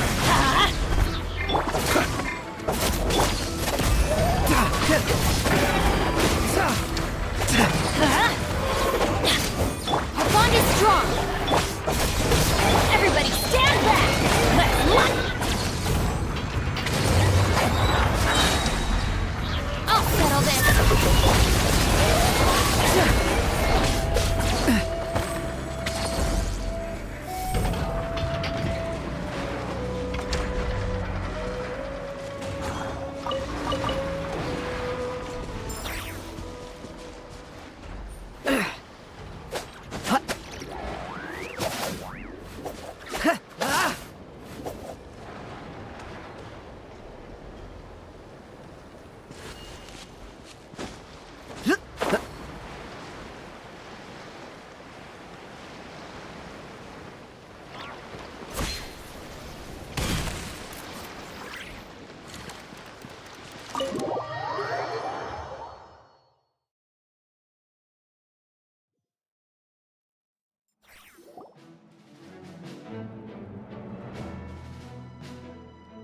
It's a relief to see you all made it back in one piece. Huh? Feels like there's quite a few people missing. Where's Flint's and the others? And what about Nefer? I returned ahead of them. Flint is helping Aino and Anefa to set up the decoys and buy some time. As for Miss Nefer... Boss is still wrapping things up on her end. She sent us back to fill you all in on the top secret intel we've been gathering. I see. Then let's get right into it. But first, who do we have here? You brought someone else in to help? Greetings. I was invited here to help as a longtime Tea Party companion of Columbina's. You may call me Arlecchino. Surely it can't be. Those eyes. Oh, where have I seen them before? Wait, of course. In those memories we just saw. The only Arlecchino I know is the fourth of the Fatui Harbingers. So either you share a pretty uncommon name, or you're more than just a Tea Party buddy. You're well informed, Grandmaster. A man from Mondstadt living all the way out here in Nodcry, and yet the people and affairs of Snezhnaya seem to hold a special place in your heart. Oh, the feeling's mutual. Sounds like you know all about who I am, too. A Fatui Harbinger. The atmosphere in here just got really tense. Guess we can't just start trusting Fatui Harbingers, even at a time like this. I must admit, though, I'm a little curious. Seeing as the Moon Goddess no longer belongs to the Fatui, what makes you so willing to put your neck on the line here? Nor does Nodcry belong to Mondstadt, Mr. Varka. Yet still, you're fighting for it all the same. Things don't always have to have a tangible payoff. Sometimes, stopping things from spiraling out of control is a higher priority than chasing the spoils of victory. Of course, I can't say there's nothing in it for me at all. But that's between Columbina and myself. Forgive me. I don't mean to doubt you. It's just that the Fatui really have been the source of many of our troubles. We have our own way of doing things here in Nodcry. But ever since they arrived, the Fatui have treated us with nothing but hostility. I know there's been a lot of bad blood between us in the past. I've done my utmost to avoid friction whenever I could. But sometimes fundamental conflicts of interest simply can't be settled amicably. That's why I'm here solely in a personal capacity. This has nothing to do with the Fatui. As a gesture of good faith, I'll be frank. I can help Columbina track down the iridescent moon's marrow, which will help her restore more of her power. Anyway, what else is on the agenda? Let's begin. She says she'll be frank, then completely skips over the details. Looks like she doesn't want to give away too many secrets after all. But she clearly wants to change the subject. It'd be awkward if I tried to bring it up again now. I guess we'll just have to go along with it. She's the fourth of the Fatui Harbingers after all. One look and you can tell she's not someone you'd want to mess with.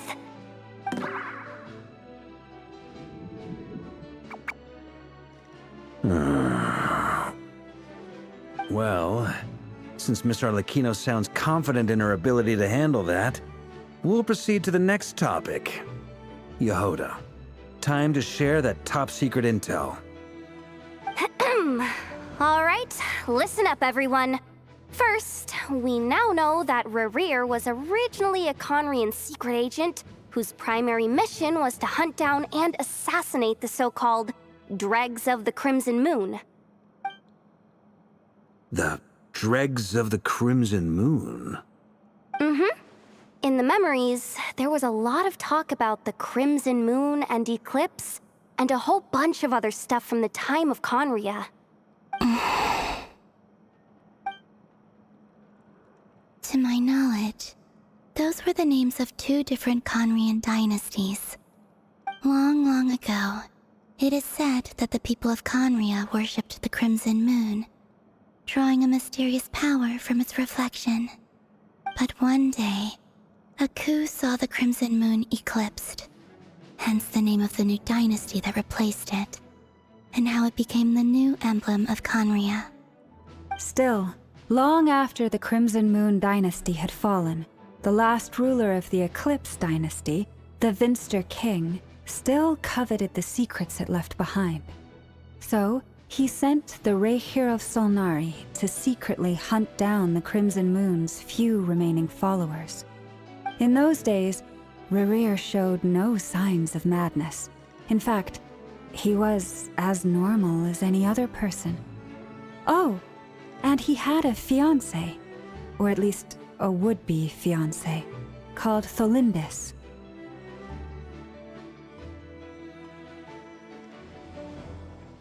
What's the matter? Verfnir, Rheindaughter, Flinders.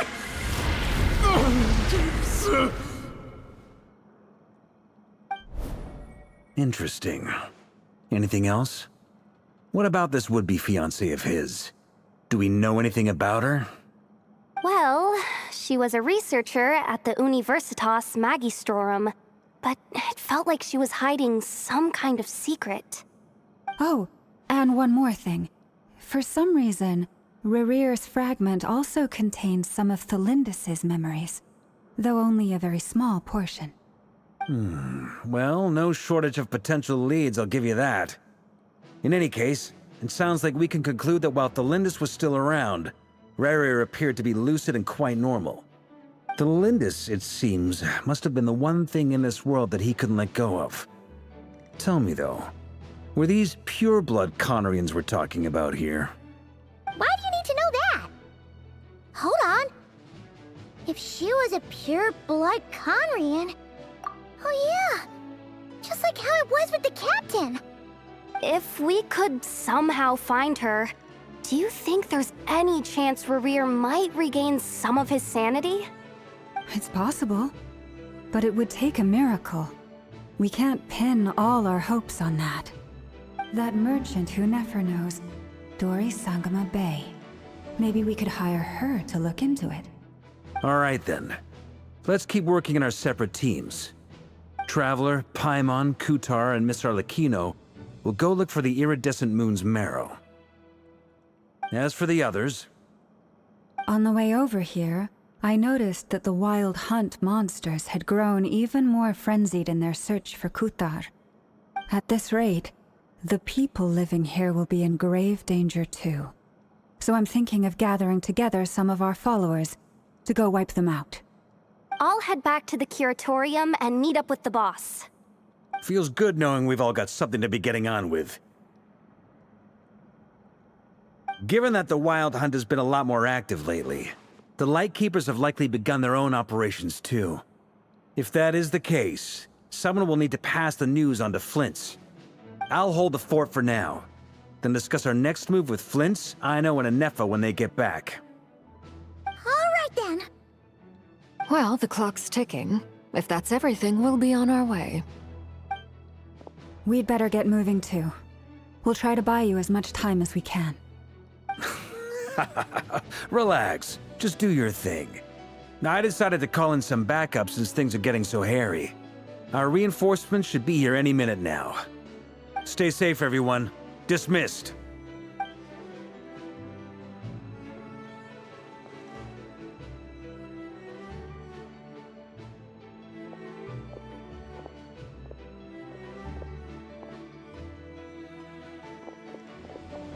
We're back. Did we get here a little early? Or a little late? A tad late. The others have already set off. To summarize, our resident moon goddess has found us a new ally, and Boss Nefer has uncovered some promising info. Everything going smoothly on your end? Not great. I don't know how long we can stall them for. The decoys are getting taken out way faster than we imagined. I'm gonna make some more later, but I need a timeout first. I'm so tired right now. Oh, right! Anefa, could you fill in Uncle Varka on what we just discussed with Flint's? Sure. Uncle Varka, you previously told us about how when you went to investigate a source of the Wild Hunt in Amsvartnir, you discovered that it was just a diversion. But according to Flint's intel, several outbreaks of the Wild Hunt had already occurred in Nodcry in the period leading up to that. That was before Rerir had regained his body, when he was far from regaining his full strength. In other words, in theory at least, he still lacked the means to act in two places at once. Flint's, with everything that's been happening, the Lightkeepers across Nodcry are rallying to fight back against the Wild Hunt. They're gonna need your help. I know, I'm sure you're capable of coming up with something far more effective than decoys. But for now, you should stay here and get some rest. Anefa and I will head back over to Amsvartnir to see if there's anything I missed. I told you Uncle Varka would say that, didn't I? A deal's a deal. Not a word about my snack intake for the next week. Database updated. Reliability of Aino's predictions increased. What does that mean? They were betting on how you'd respond after hearing their intel. It's the obvious choice, isn't it? That's hardly worth betting on. We already decided that Anefa should go investigate the situation over at Amsvartnir on her own. You might as well stay here and keep watch. Someone needs to hang back and oversee our strategy meetings. And besides, you still haven't fully recovered from ambushing Rerir. So I've ended up with the easiest assignment. Well, I appreciate it, everyone. See you when you get back.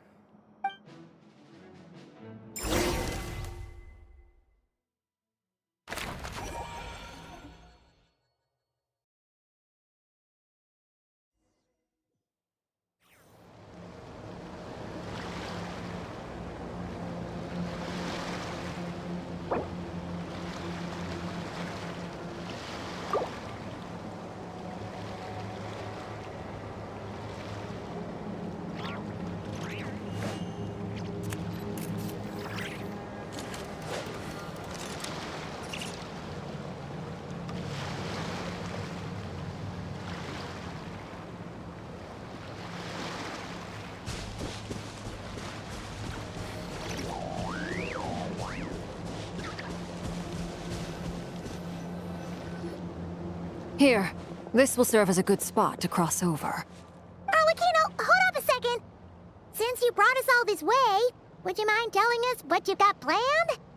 We still haven't got the slightest idea what's going on here. And if even Columbina doesn't know where the iridescent moon's marrow is, how do you? Simple. Because I am an inheritor of the royal bloodline of the Crimson Moon. And one of the last surviving embers of the Two Worlds' flames. Huh?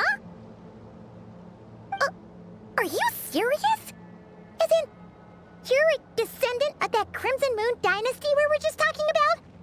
The one from ancient Conria? Your surprise is understandable. I was also taken aback when I first learned of it. But the more I thought about it, the more I realized the signs had been there all along. When I was young, I discovered I could wield a very special kind of fire. It coursed like blood through my veins and smoldered away inside my nerves. What's more, whenever I experienced strong bursts of emotion or drew too deeply on this power, it was like some kind of presence within the fire would begin to gnaw away at me, consuming me from the inside out. Exactly. That is why my hands are like this, too. At first, I saw it only as a curse, but once I became a harbinger, the jester apprised me of the truth. Together with my own investigations, over the past few years, there are several things that I have gradually come to understand. For instance, take the so-called Crimson Moon. In truth, it is nothing more than the shattered remnants of the iridescent moon, fused with the abyss to prolong its lifespan.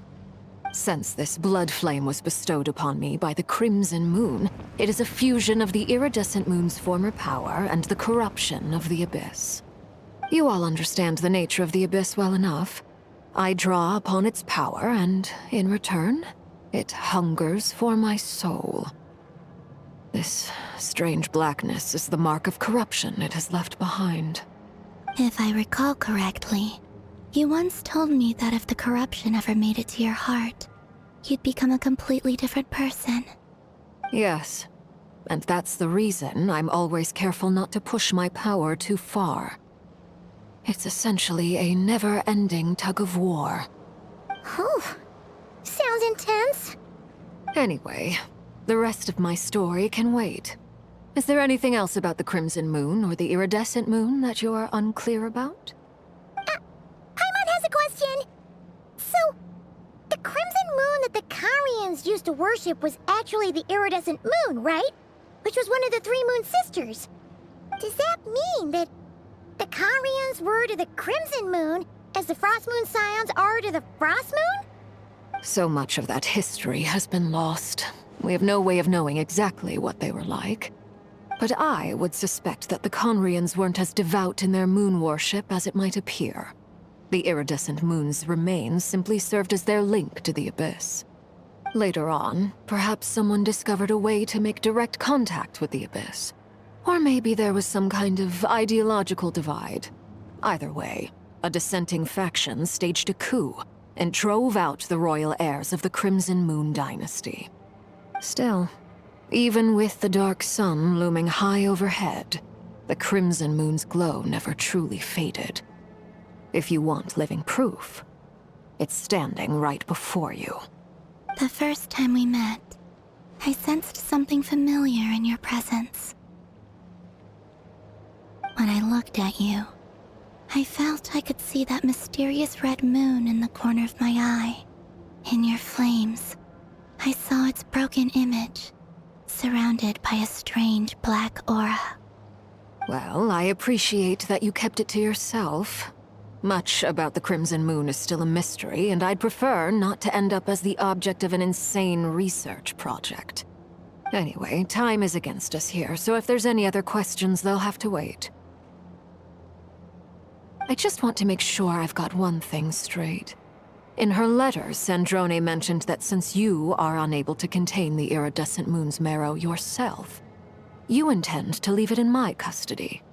Correct? That's right. For now, it's the only way I can pay you back for your help.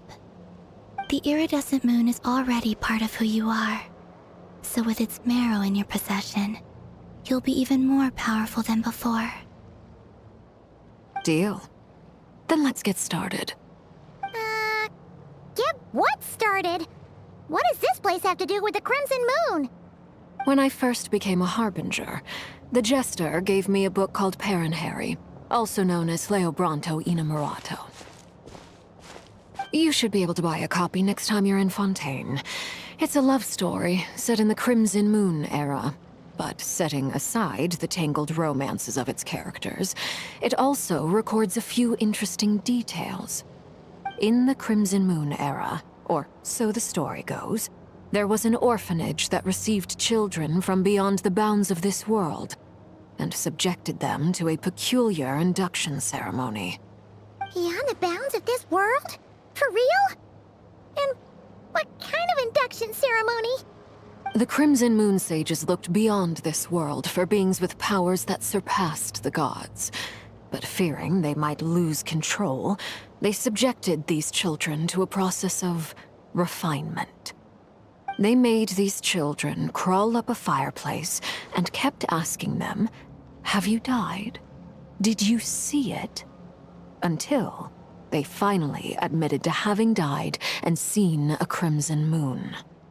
The adults embraced the children who passed the ritual, telling them, "Within the fireplace, you have traversed the flames between two worlds. Here and now, you are born anew." The book leaves much unsaid, but I suspect that this was their way of branding the children they had enrolled, leaving an indelible mark upon them so that they would forever live in the Crimson Moon's light. That explains why I can't sense the Crimson Moon's marrow in this world.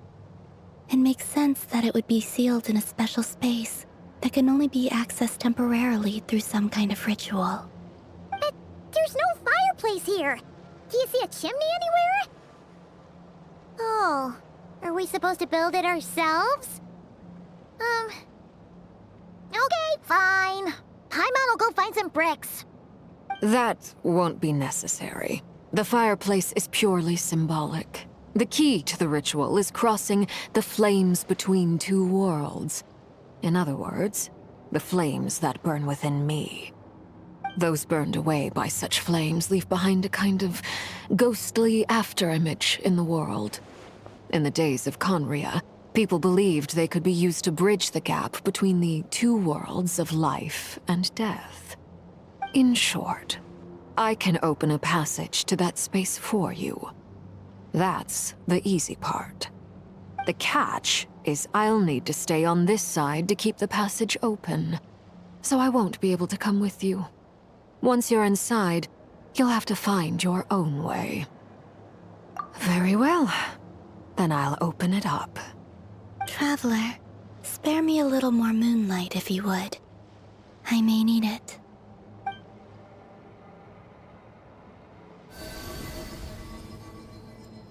Thank you.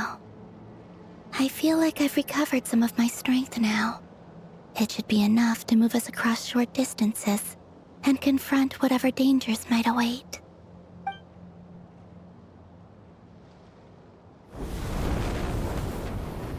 Mistress of the seven hues of ages past, great mother of the present, crimson-clad sovereign of the two realms, by fire severed, by fire renewed, I offer myself now and beseech your descent.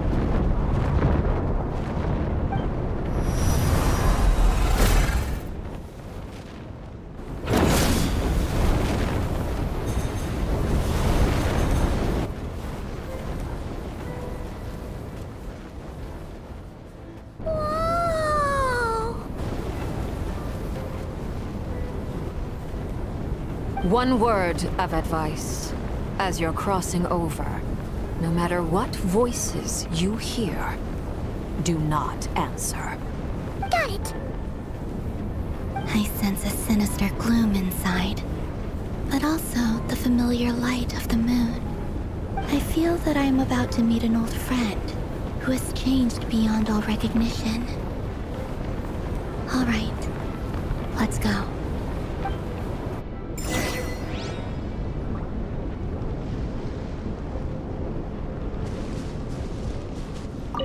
Seismic changes often begin with small windows of opportunity. This could be your window.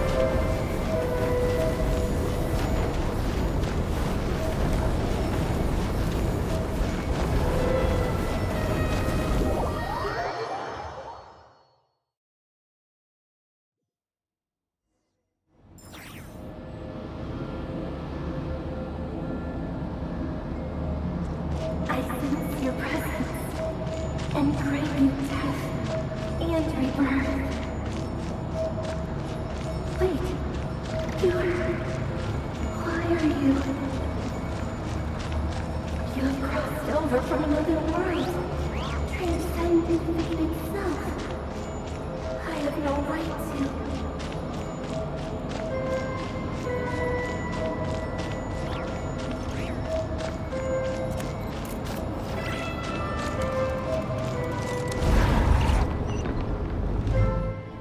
Hey! Look up at the sky! A red moon! This must be the spot, right? Is that the abyss? It's practically filled the entire place! What now? What a tragic sight. Fragments of your broken body, seized by the abyss, and hung up aloft like mummified remains. Iridescent moon. Was this truly what you wished for? Careful! There's something spooky about this place. Feels like something is lurking in the fog. Paimon's right behind you. Whatever you do, don't run off without her.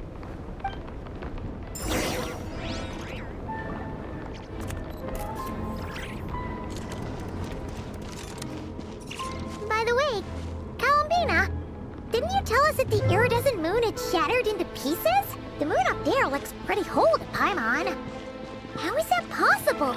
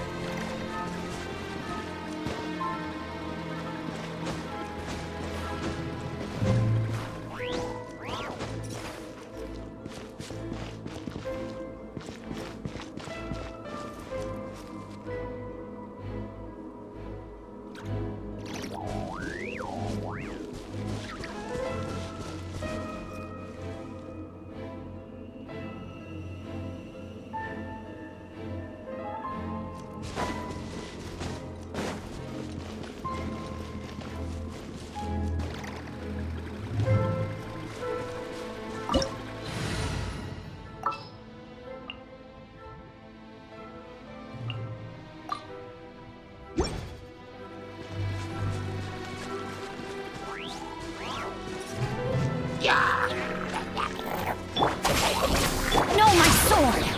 Close your eyes.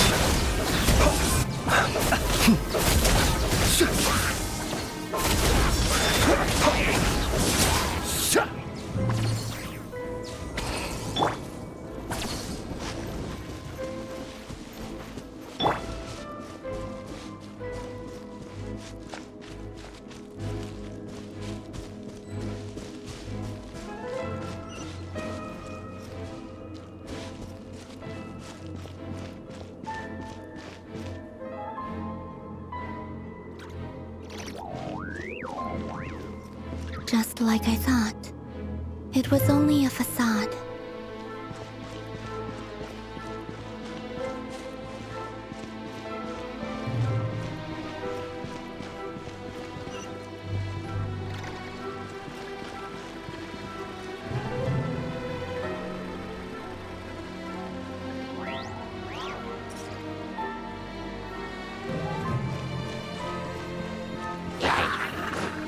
Adventure time! Dissipate! Lightning, terrify! Rain outlines you! Be silent. Do you fear the dark?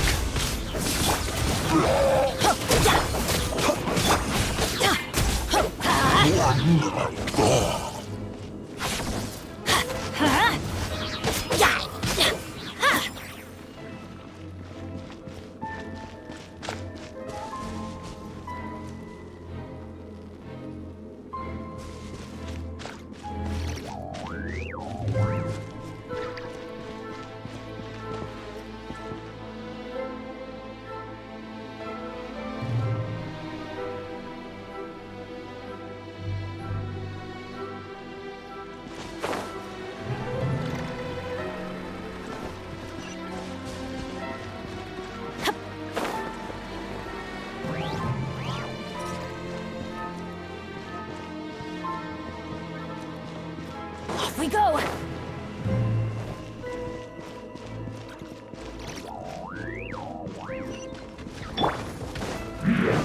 Stand with me!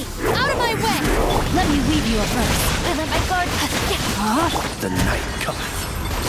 Observe. I'm going in! Let's light it up!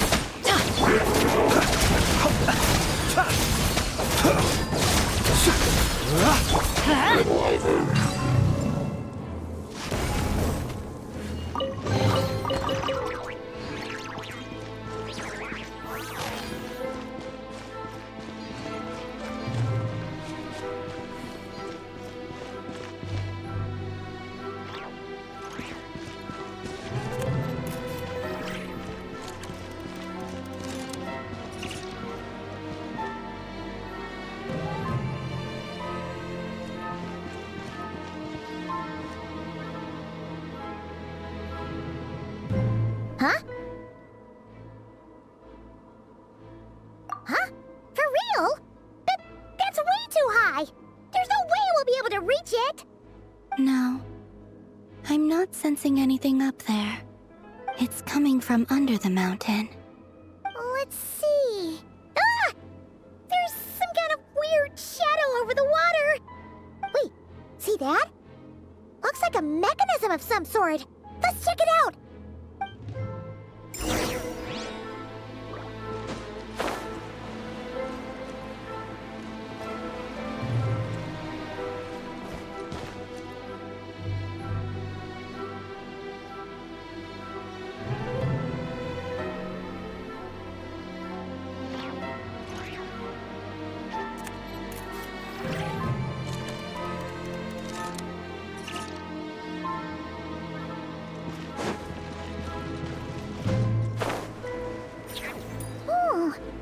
Looks like a device from the time of Kalia. Maybe people once came here to study the Crimson Moon's domain, and they left this behind. Oh, if we can activate it, we might find some clues.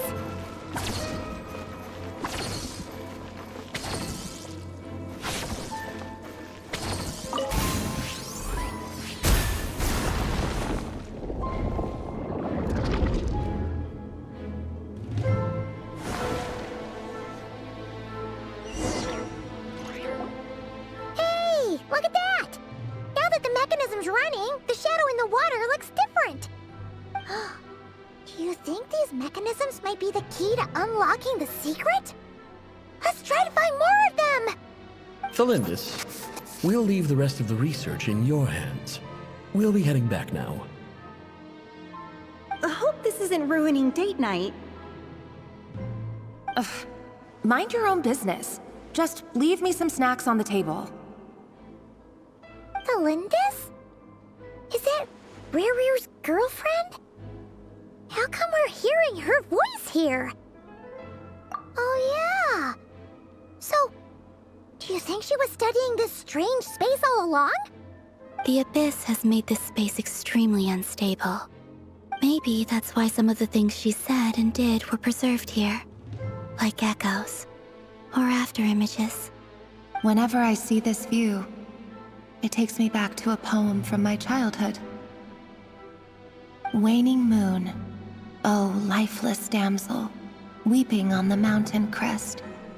Mourning still in wistful tone, her fragile soul now laid to rest.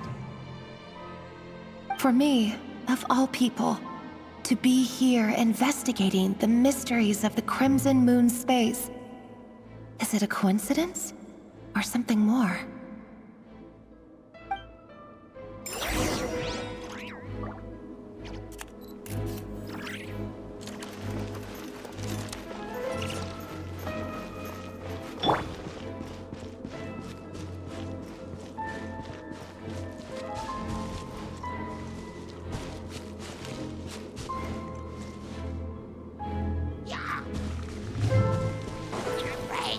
Our bond is strong! No, my sword! Close your eyes. Night falls. Observe.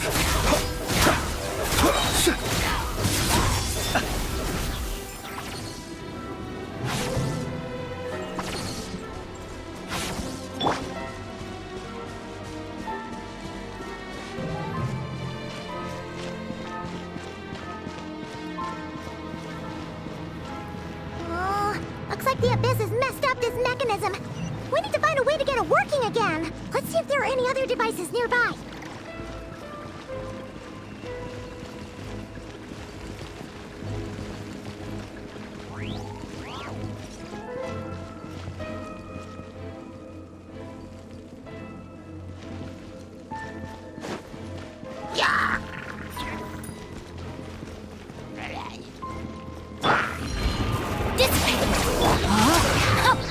Close your eyes.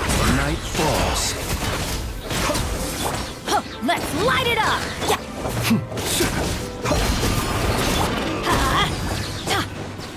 Teamwork is dreamwork! Stand with me!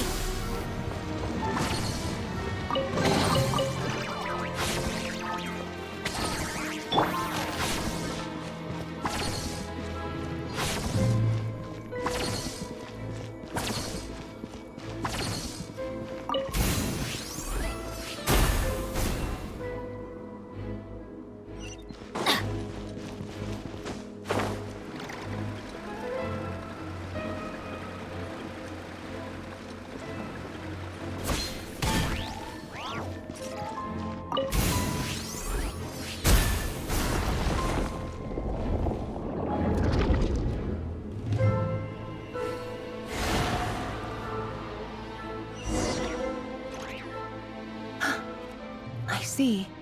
So the moon marrow, or rather the power of the 3 moons, is the key to unlocking... If it really does exist, then maybe this madness can finally be put to an end.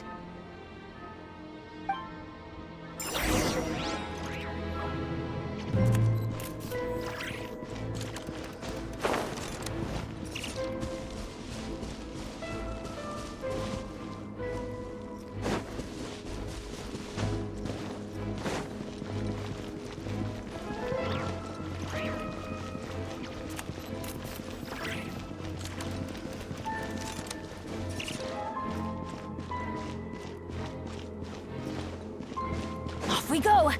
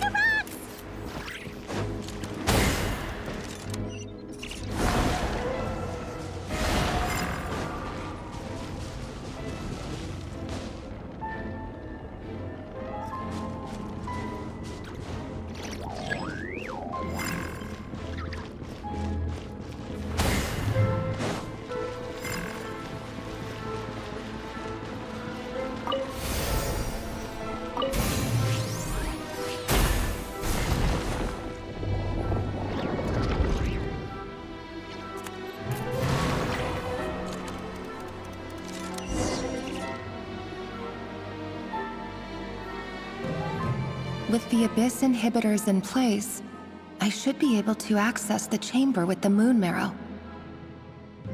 Oh, Rerir, with every step you take, you're drifting further from what you truly desire. But you're not the root of the problem. Ever since that outsider set foot in Conria, the Vinster King has sunken deeper into madness. If only I could get my hands on that outsider.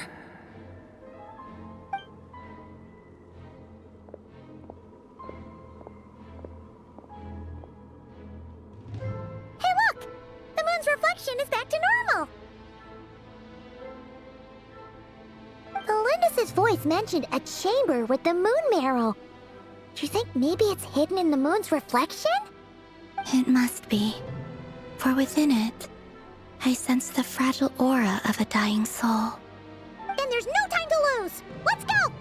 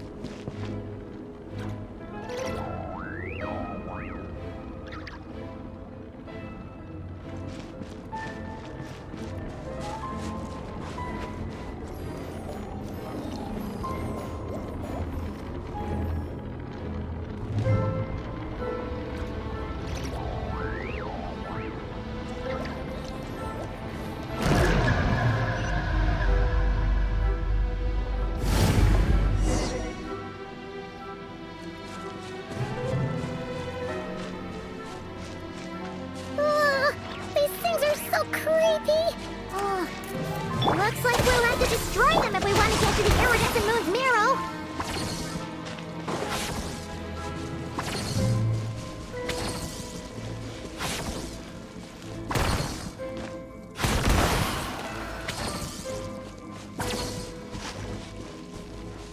That must be the iridescent moon's marrow. Oh, but we'll need to destroy these things before we can reach it.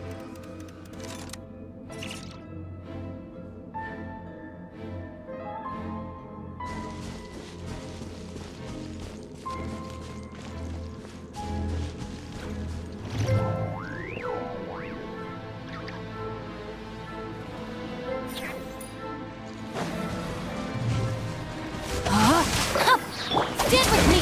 Lightning, Scarab! The long sleep beckons. Observe. Be silent.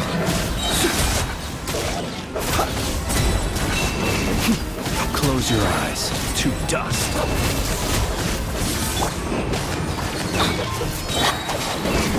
Rain cutter!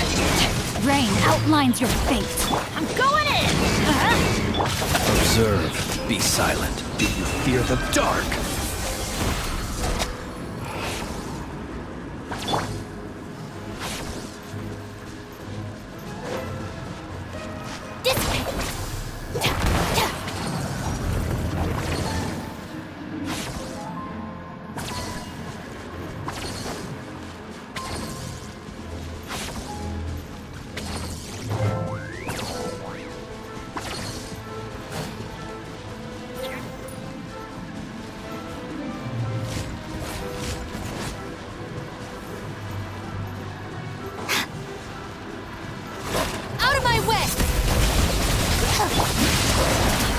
Close your eyes. To dust. Be silent. Witness the power of Kawaki.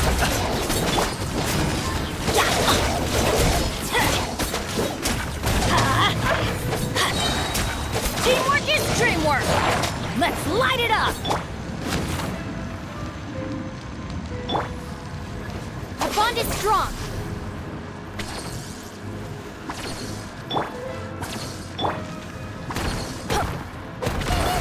We're so close!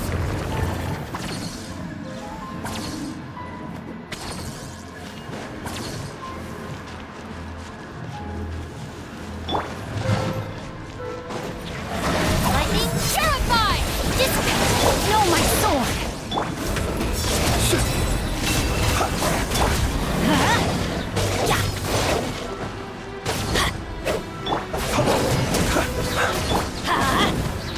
The night cometh. I'll settle this. Our bond is strong. I'm going in. Let's light it up. Be silent. Night falls.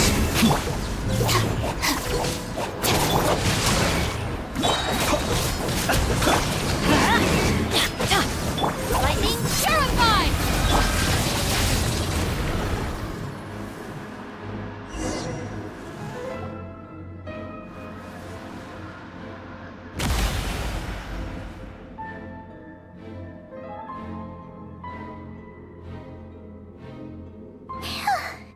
We finally did it! The iridescent moon's marrow, still burning away like an undying flame, yet now contaminated by the abyss. It has taken on a new form entirely. If we can purify the abyssal power within, we should be able to obtain its untainted essence.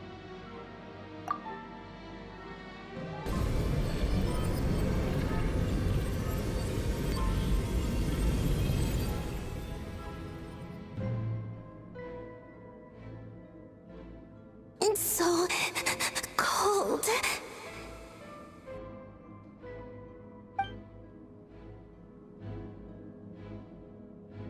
Is it you? Are you here? Huh? Are you talking to us? At long last, I can see you once more.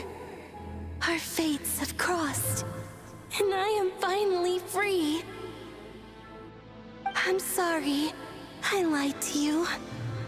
Even knowing what was to come, I still couldn't let go of the fear in my heart as death drew near.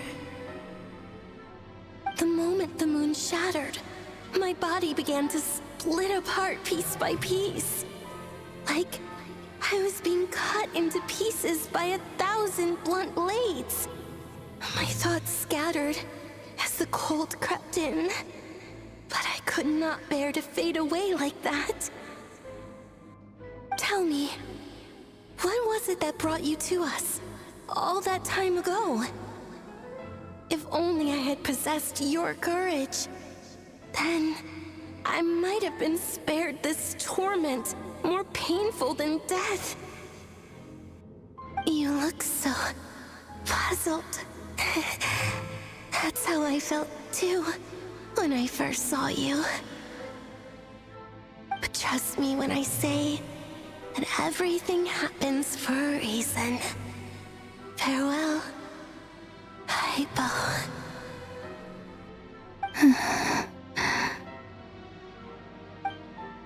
What was that all about? Was that the goddess of the iridescent moon? Oh, it sounded like she was speaking to a long-lost friend. But none of us have ever met her before, right? Perhaps. She took me for the goddess of the frost moon she once knew. For a fading soul like hers, our auras must be too similar to tell apart. But anyway, we've got the iridescent moon's marrow now. That should help you regain your strength, right? All right, time to leave this place and meet back up with Arlecchino. Let's go!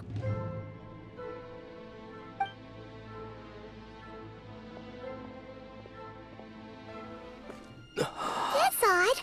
This place looks different than when we came in. Waning moon, Huh? oh lifeless damsel. Oh.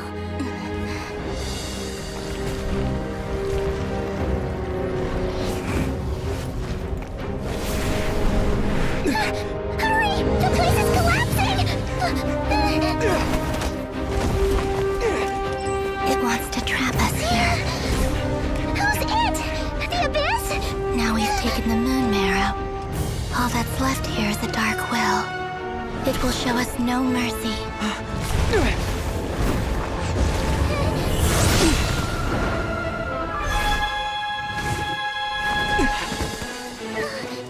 Give it back!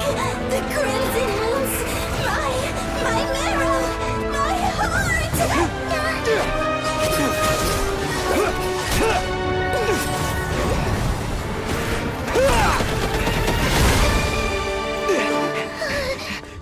Finally! Huh? Oh no! The exit's blocked! They're back! Now what do we do?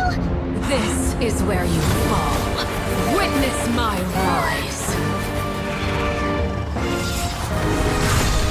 Hey, What are you waiting for?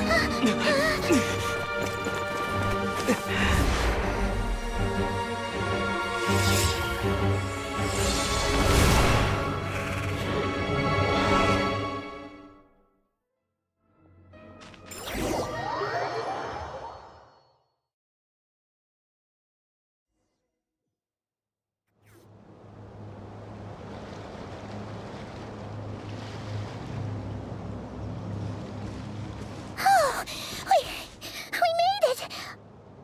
Was that you, Arlecchino? Did you save us? Wait, your hands! They're... Oh, this? Don't worry. It's a small price to pay. The Abyss wanted to trap you inside, and I defied its will by bringing you out. No wonder it's a little angry. No. I have paid the price, albeit a small one, and it cannot be undone. My hands have already fused with the Abyss. Purification would simply destroy whatever's left of them. But surely... Oh, we're so sorry, Arlecchino. Paimon can't believe you'd make a sacrifice like this for us. As much as I'd like to call it a favor, the truth is I was simply holding up my end of the deal. Well, Columbina. Yes, you did your part. And as promised, I will leave the iridescent moon's marrow in your care. From this day forth, may the two worlds' flames burn ever more brightly.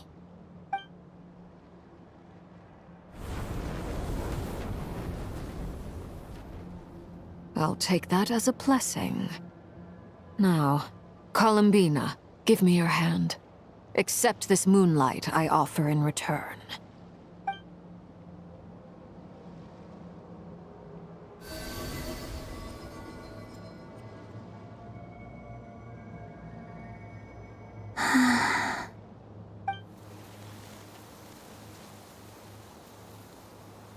Feeling stronger?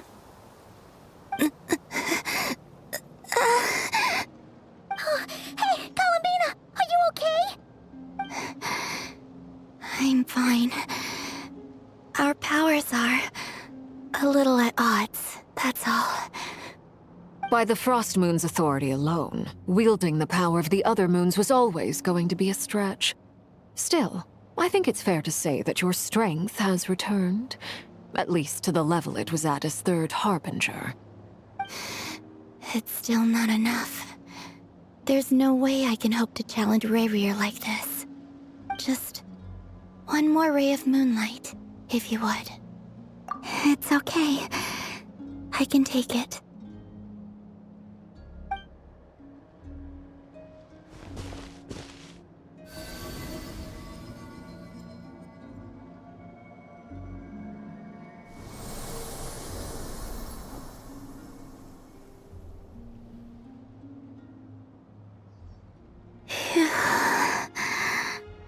How about now? Fighting fit? At the very least, I won't have to stay hidden like before. I want to see him gone from Not Cry. The Rayheer of Solnari and his wild hunt must be sent back where they belong. Well, it's good to have something to aim for. You certainly seem more alive now than you did earlier. When I first met you, you didn't strike me as a ray of moonlight. More like a wisp of fog drifting in from who knows where, ready to scatter at the first sign of a breeze. But now, you're full of vitality, just like the Frost Moon, once the brightest of them all. May you keep shining, Columbina. This is who you are. Thank you. Look after yourself too, Arlecchino. I know you have plans of your own, and that's why you're always seeking to grow stronger. But whatever you're after, don't let the Abyss take a hold of you. I do not wish to see you go down the same path as Rayrier. I appreciate the concern, Columbina. Although perhaps it's time you took a new name. A new name? Kutar, the Moon Maiden, Columbina, they're nothing more than code names. They describe who she is and the roles she's played, but they're not her real name. We often use code names in the House of the Hearth, too. But it's knowing your real name that keeps you grounded. Up till now, you've been living a wandering life, so you've probably never really cared. All I'll say is this. Once you've defeated Rayrier, give it some thought. All right. That's it from me. I'll get you back safely first, then go meet up with Sandrone. You're the best! I appreciate the gesture. It speaks to your good character. Anyway, let's get going. There are more urgent things to do right now than trade compliments.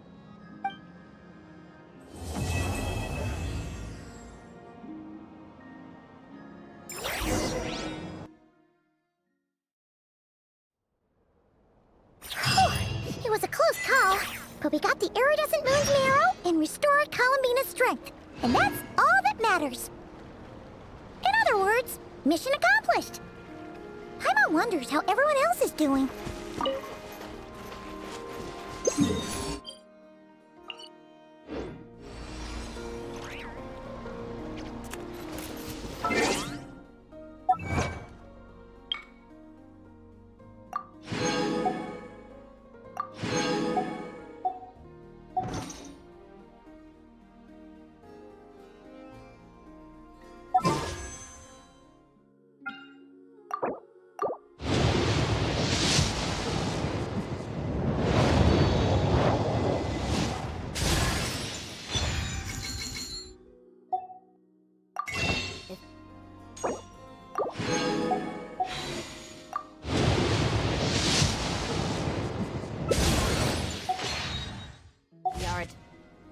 gang stirs up any trouble, I'll drag every last one of them back to apologize.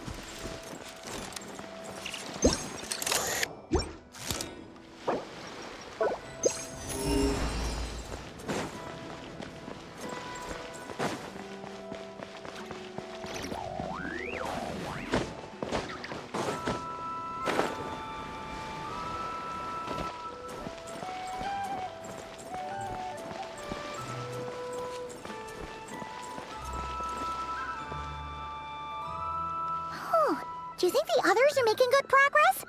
Hope it's all going smoothly. Oh, hey look! They made it back as well! Flint's! Llama! How did it all go? All is well, thank you. Nefer and Yehuda had to stay at the curatorium to wrap things up, so they won't be joining us for now.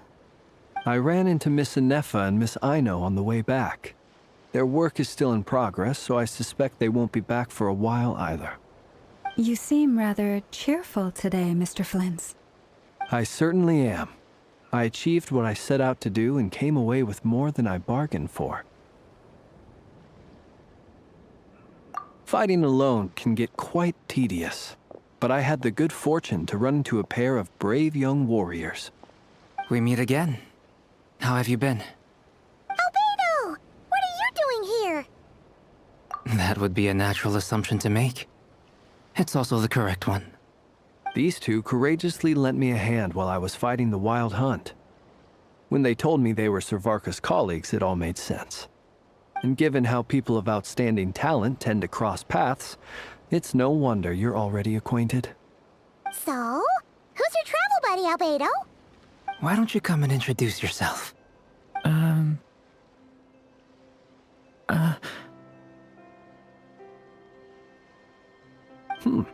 A gentleman of few words, I see. And a rather stern countenance. I presumed you were acquainted with him. Is that not the case? It's nice to meet you. Again. We've technically met before. Wait a sec! You're Minnie Durin! That's right. It's me. I'm glad to see you again. By the way, he says it's okay if you drop the mini. Yeah, I'm not as mini as I used to be. Interesting, isn't it?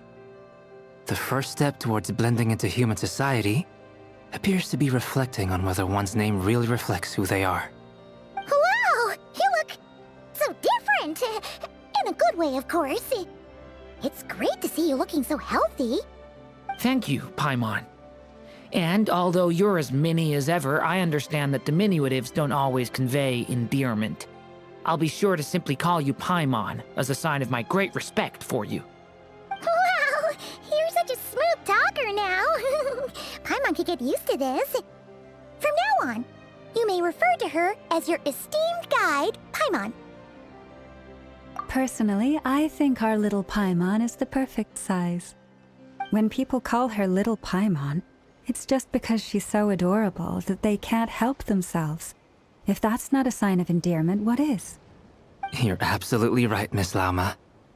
My brother still has a long road ahead of him when it comes to understanding human relationships. Anyway, speaking of long journeys, didn't Columbina, leave with you? How come she isn't back yet? She's been catching up with old friends. Wouldn't be surprised if she stopped for a cup of tea or 10 on the way back. Uh-oh. People are talking about me. Hope it's nothing negative.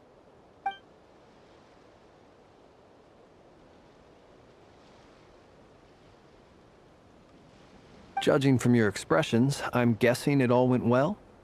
It's getting crowded here. I'll go grab some chairs. No need. This is a job for an alchemist. I'll whip some up momentarily. Thank you for your hospitality, ladies and gentlemen, but I was merely escorting my friends back. I'll be meeting Sandrone shortly, as we still have some things to discuss. It's been a pleasure, everyone. But this is where I'll say goodbye. We really appreciate your help. Oh, come on. Spare the formalities. I'm just glad I could help out some true friends. I understand. Well, bye for now, Harlequino.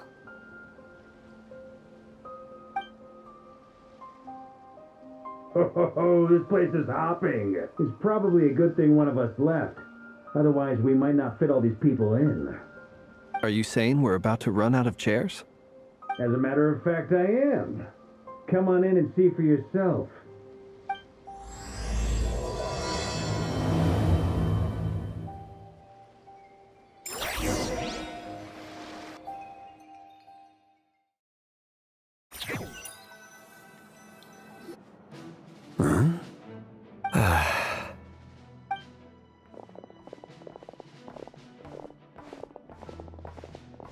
I overheard your little chit-chat outside, by the way.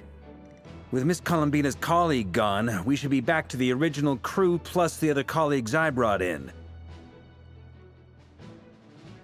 Though, it looks like we have another new face.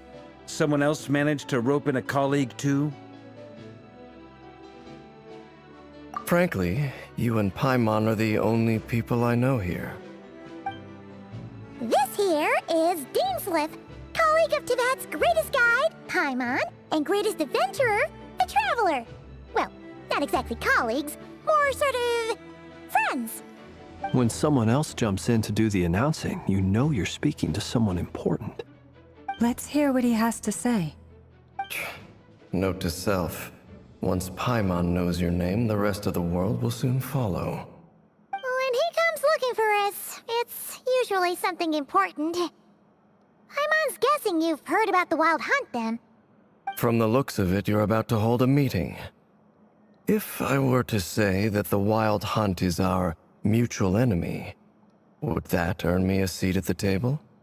As the saying goes, the enemy of my enemy is my friend. Mr. Dainsleif, there's a seat with your name on it. Though, I can't promise the same for everyone else. Hey, Albedo, think you can rustle up a couple more chairs? After all this time apart, Grandmaster Varka's first order is to rustle up a couple more chairs. I've missed this. Is he being sarcastic? Hey, he's your brother. Why are you asking us? I've still got a lot to learn about the nuances of human conversation. Trying to decipher Albedo's way of speaking has been like jumping in at the deep end. Oh, good point. Paimon gets you now. Don't sweat it. There are people who go their whole lives without getting the hang of it. You're ahead of the game already.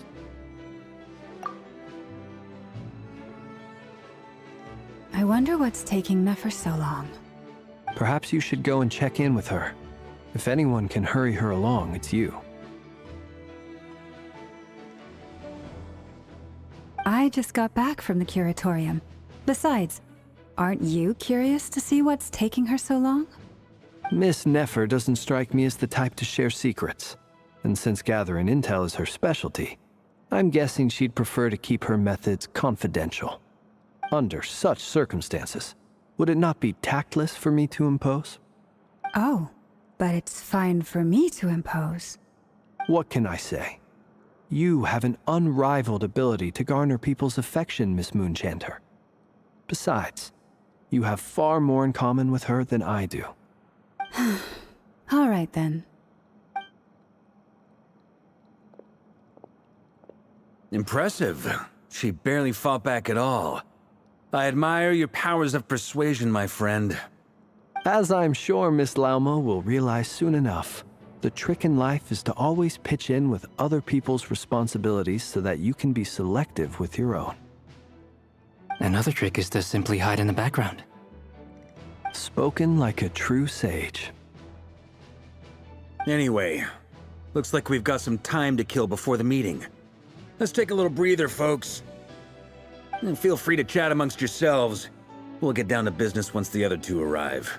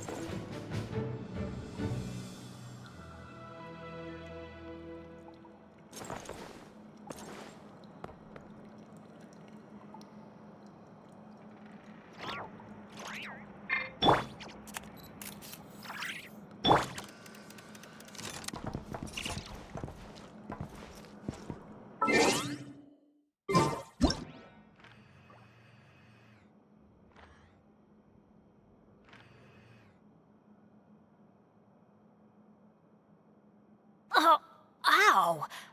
Where did that come from?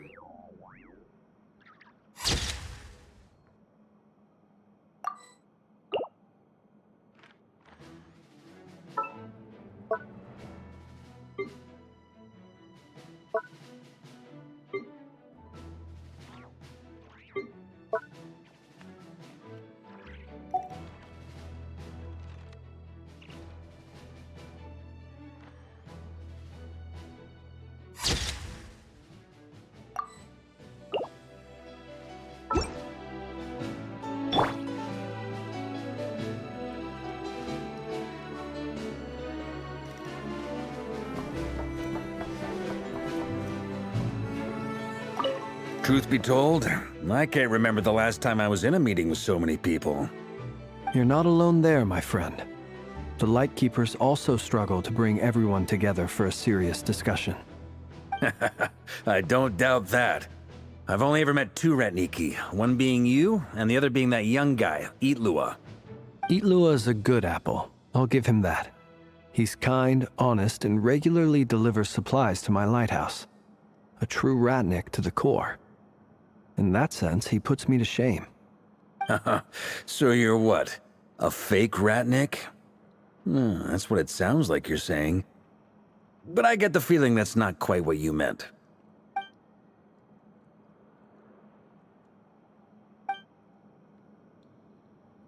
Come on, why the awkward silence? Sorry. I'm not even gonna bother trying to hide it. You've known all along, haven't you, my friend?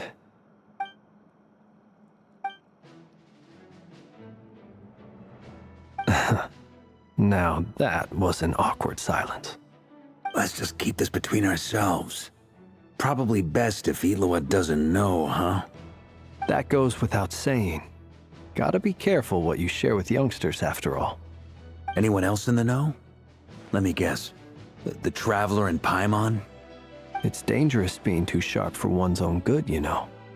Then, in the name of the Animo Archon Barbados himself, I swear your secret's safe with me. When we went for drinks, you said that you and Barbados were practically best buds. In the light of that claim, do you really expect me to take your oath seriously? Of course. Just as long as you don't go spreading around the fact that I'm close with Barbados, all right? Fair enough, then. Nothing like a bit of mutual leverage to seal the bonds of friendship.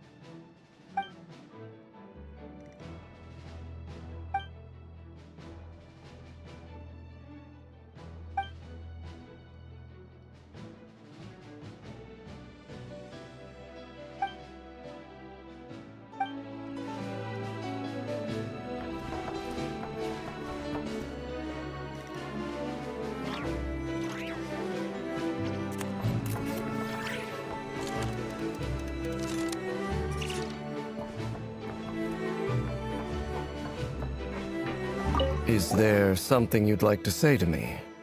Yeah! For starters, why'd you just show up here without even giving us a heads up? If you think back to our previous interactions, you may recall that that's hardly out of character for me. You do have a point there.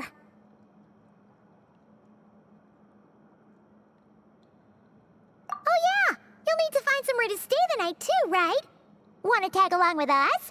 You never know. We might get a group discount. Sure. Let's do that. Great! Paimon will handle it. And in return, we can get Dainslift to be our very own personal bodyguard.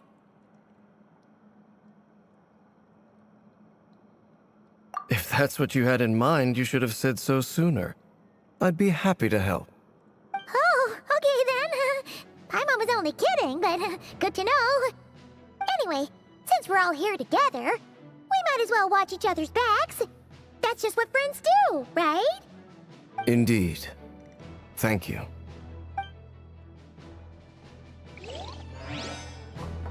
Is there... Yeah! You do have a... Oh yeah! You'll be... Sure. Great! And in return... If that's what you had... Oh, okay, anyway. Indeed.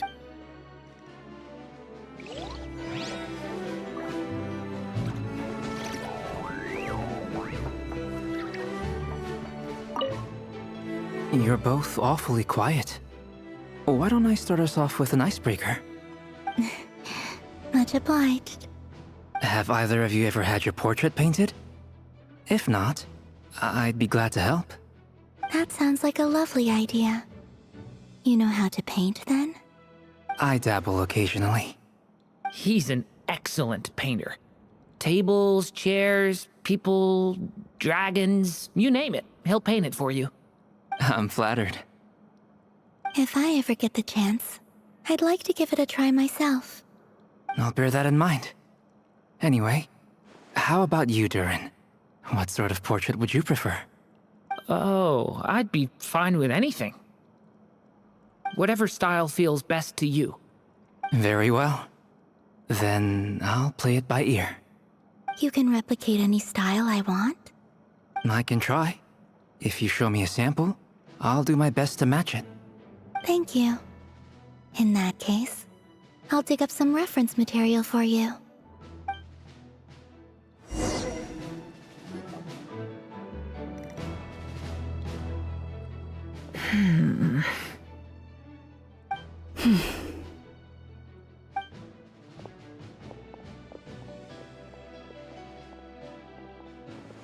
Ah, Miss Nefer. You made it after all.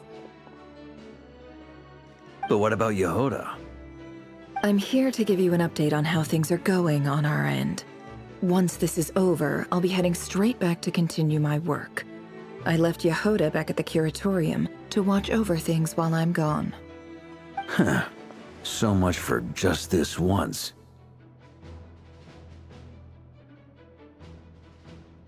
Shh! Not so loud! We're on a roll here. What if she remembers and suddenly decides to back out? Did you say something, Mr. Varka? Huh? I didn't say anything. Right, Flintz? Must have been a frog. They get so noisy around here at nighttime. It's like they're putting on a concert in the background. Anyway, before we begin, there's a few introductions to make. Let me start by saying that it's an honor to be speaking before so many distinguished colleagues and collaborators. First up, we have Miss Lauma. As Moon Chanter, she's the leader of the Frost Moon Scions, a local religious community in Nodcry. Then there's Miss Nefer, boss of the Curatorium of Secrets, an intel gatherer extraordinaire. Nefer is leading the investigation into Rerer's background, assisted by Yehoda and Lauma. From the little I've heard, they're making some great progress. Over here, we have Mr. Flintz, a Ratnik and guardian of the abandoned lighthouse. In our last operation, he courageously distracted the Wild Hunt to buy time for the rest of us. For those of you who've never met, this is Mr. Albedo, a renowned alchemist and captain of the Knights of Favonius investigation team. By his side is a new face for us all, myself included, Mr. Durin, who has come to lend his aid. Next up, we have the Moon Maiden and former Fatui Harbinger, Miss Columbina. Then we have the Traveler, who's earned more titles than I could possibly hope to list out, so I'll spare you the rundown. And Paimon, the ultimate travel companion and quite possibly the best guide in all of Tevat. Wow! That's a lot of people! Great turnout! Miss Nefer, it looks like you might have another job coming your way, so, congratulations on the booming business, I guess. You think I haven't got enough on my hands as it is? Who's looking for me now? That would be me, Miss Nefer. I have a commission for you. And you are? Who I am doesn't matter right now. What does matter is that I'd like you to gather more intelligence about the Rehir of Solnari. Well, it's not as if we never take on anonymous commissions. But in your case, I'll have to decline. I'm gonna take a wild guess and say your job's probably more hassle than it's worth. Something about you seems like bad news. It's my eyes, isn't it? Conrian, I assume. And what's with the mask? Are you trying to hide your identity? In any case, the fact that you're even still alive raises an awful lot of questions for me. My name is Dainsleif. And yes, I am from Conria. As I'm sure you're aware, the Raker of Solnari's real name is Rerir. He was once an acquaintance of mine. Really? Then you must have been quite an influential figure yourself. You flatter me, but none of that matters anymore. My point was simply to clarify why I have asked Miss Nefer to investigate Rerir's background.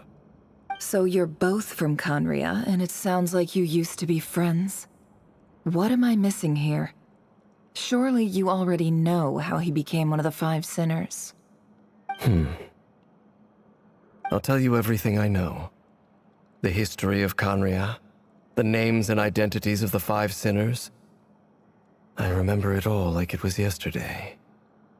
I have never spoken openly of this before, but the truth was exactly as people say.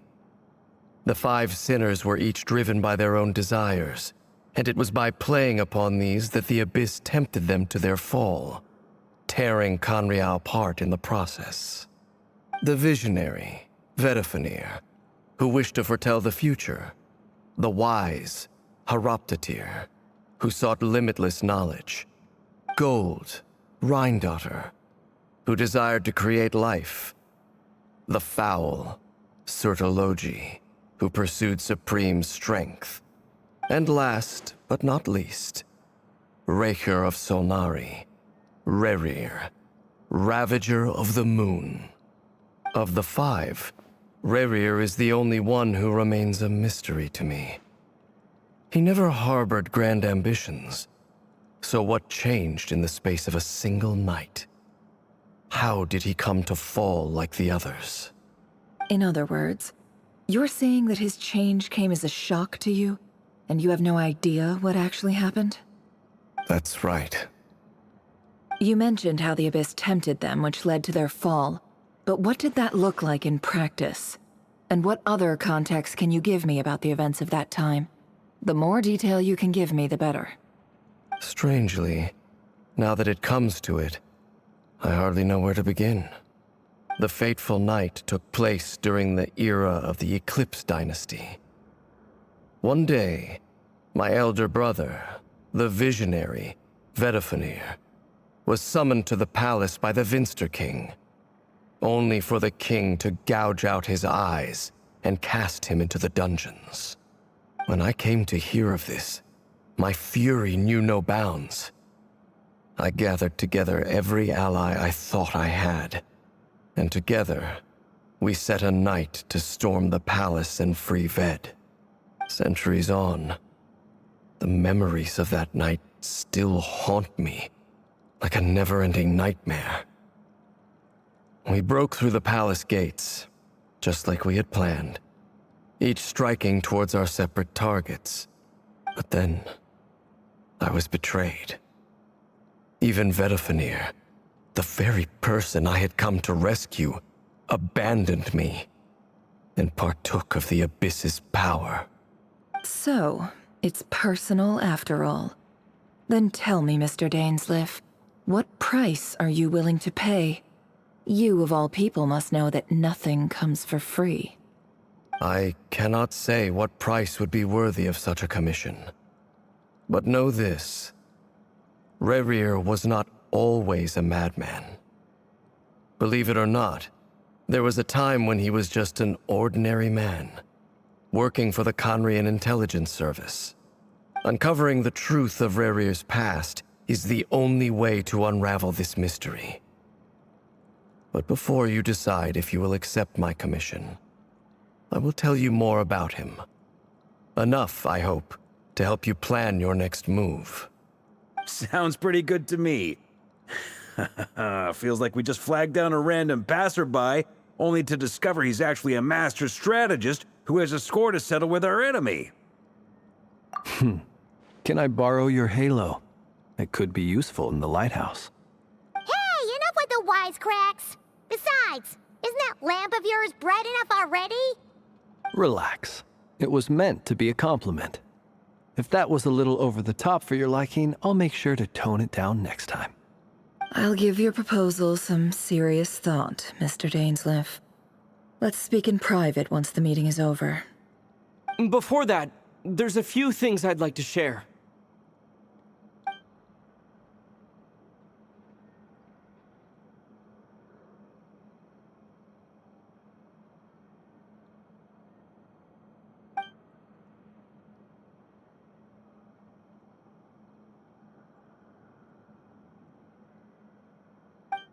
Now that we've united the hearts of the three moons, your power should be greatly enhanced.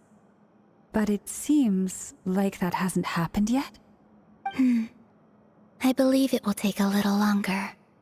You've done so much for me, so I want to be completely honest with you all. Even though I'm doing a lot better now, the truth is, my recovery will likely be an ongoing process. From the moment I was born, my power has been slowly ebbing away. And that is because Tevat has never accepted me. Even with the moons united as one, it seems my rejection cannot be undone. So far, I have yet to find a solution. It may turn out to be a problem that will plague me until the day I finally leave this place behind. Even so, I will do everything in my power to help you drive out the Rehir of Solnari. As Arlecchino put it, this is not about chasing the spoils of victory. It's just a gesture of heartfelt gratitude. Kutar.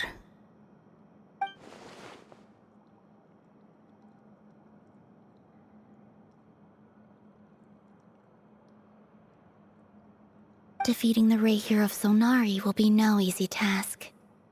While my strength slowly recovers, we'll also need to gather more intel. Naturally. We should take all the help we can get if we hope to defeat him. We've considered several viable plans now, but our choice hinges on the answers to a few key questions. Is it even possible to kill Rehir? What experiences shaped the person or monster he became? And what's he really after? Given Albedo's expertise in alchemy, I think we should leave him to try and answer the first of these questions. Understood. As for the other two, I'm afraid we'll have to count on you again, Miss Nefer. Believe me when I say it's not my wish to burden you. But right now, relying on your skills is our only option. So you're placing all your hopes on me, huh? We can't thank you enough for agreeing to help us. Honestly, I can hardly believe how lucky we are. You sure have a talent for changing your tune, Miss Moonchanter. Timid like Yehoda one moment, then flinches insincere flattery the next. Ladies, please. I must object to your portrayal of me. That's all. Feel free to keep bickering. Just pretend I'm not here. I almost don't want to leave this room. I'm curious to see how this plays out. I have faith in you, Miss Nefer. Something tells me you'll stand by us until the very end. Oh? And what makes you so sure of that? What if I suddenly decide that my compensation is insufficient? This isn't about the money. I can sense that you've got a deep-seated distaste for Rehir. And knowing you, that alone is motive enough. Look at them getting along so well. Like two peas in a pod. And I'm the one they accuse of insincere flattery. There is no justice. Miss Lauma, you have to understand something. Unlike you, I don't actually enjoy having everyone's hopes on my shoulders. Is that right? Well, maybe the fact that I'm willing to put my hopes in other people says more about me than you. But the fact is, I also trust you. And that's because I know that you're someone we can count on. Anyway, we've got our plan, so let's get moving. Mr. Dainsleif, let's talk. And Traveler, once we're finished, if you've nothing else planned, I'd like you to come with me. This whole experience is teaching me a lot. For instance, I now know that when other issues come up in the future, I'll have far more luck getting Lauma to convince Miss Nefer than trying to do it myself. Hate to say it, friend, but that's one of the funniest things I've heard in a while. Why? You think I've got it wrong? Quite the opposite. But what makes it so hilarious is how long it's taken you to realize.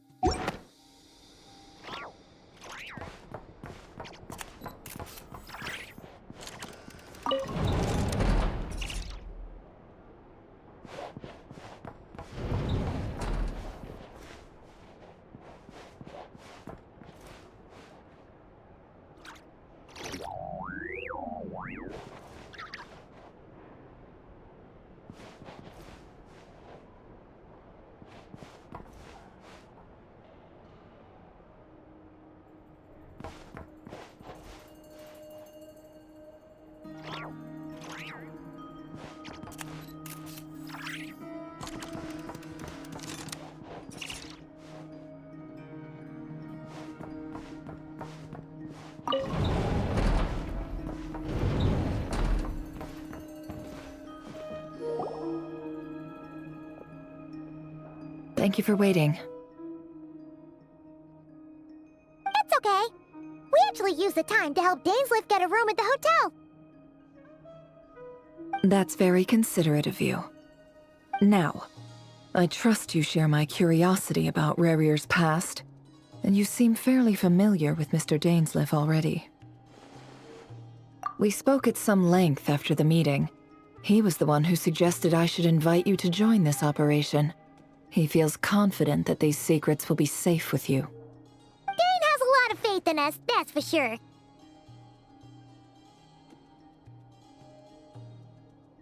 Likewise. I appreciate that you got right on board without interrogating me about why I invited you. It shows that you trust me to explain everything in due course. That's because we know what you're capable of. We appreciate you too, Nefer. You might have been forced to help in the beginning, but this time, it was your choice. That's one way to put it. Another is this, that once a decision's been made, it's set in stone. After that, my only goal is to see it through. Alright, so here's how it is. I'm going to access Rarier's thoughts again using my confidential method. Now, I'm sure you've seen things like this before on your travels, so you're surely well aware of how dangerous it can be.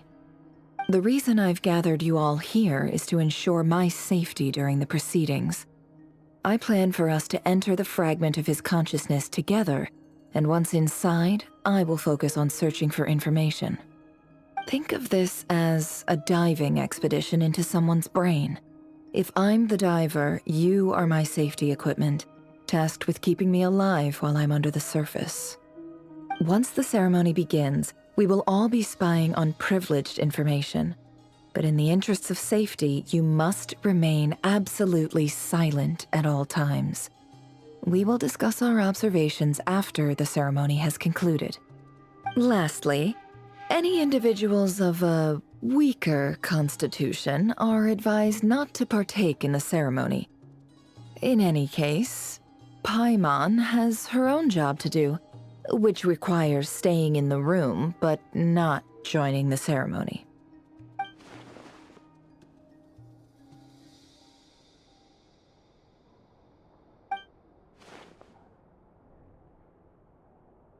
Well, good luck, everyone! Sounds like all Paimon can do is cross her fingers and root for you guys. There's a little more to it than that. I was being serious when I said you have a job to do. While the rest of us are inside Rarir's mind, it's imperative that we have a team member on the outside. In the event that something goes wrong, you will be our first responder. I don't anticipate any issues, but the extra level of safety will be greatly appreciated. I second that. This is a dangerous operation here, and you're our whole rescue team. That's pretty much the most important job in the crew. So, Paimon's like the lifeguard? Yeah, that makes sense. All right, got it. Good. Please, take a seat. We'll get started momentarily.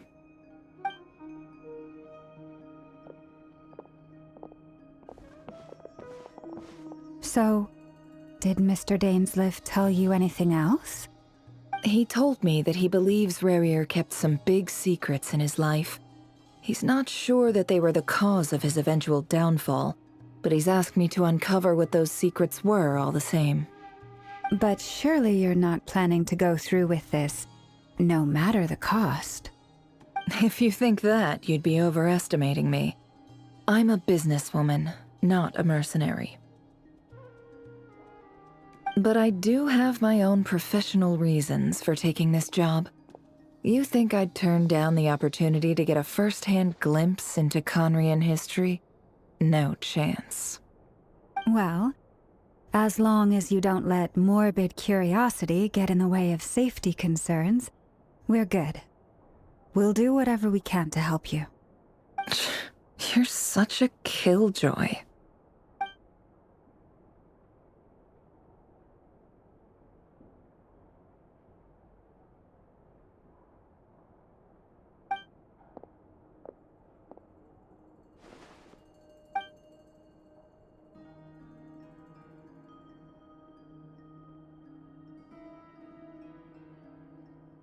All right, I'm good to go. All set over here, too. Promise, Paimon, you'll be extra careful. All right. Let your whole body relax. We're about to begin. Close your eyes.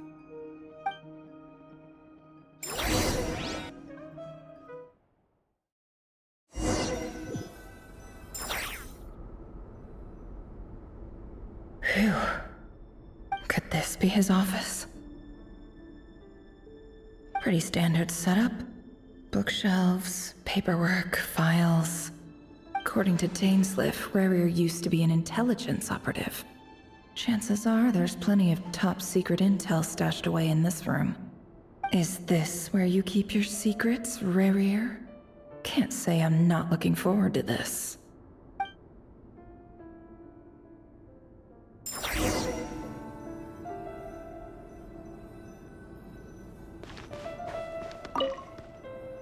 A file tucked inside a folder. The title reads, Dear Breakfast Shop Owner. It's a list of names. But at this stage, I have no idea who any of them even are.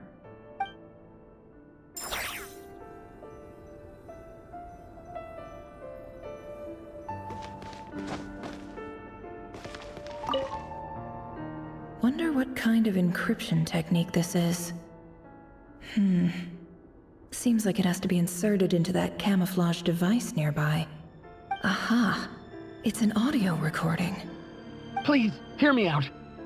I can't shake this feeling that someone's been spying on our house. No, I'm not being paranoid. It's true. I saw someone dressed in all black. It was a couple of days back, but that was on another street, not near my house. I swear, I know what I saw! There's a note in the margin. Surveillance of the Run Farther residence has concluded. We apprehended the target and filed the mission report last night. Could the voice in the recording belong to one of Rerir's targets?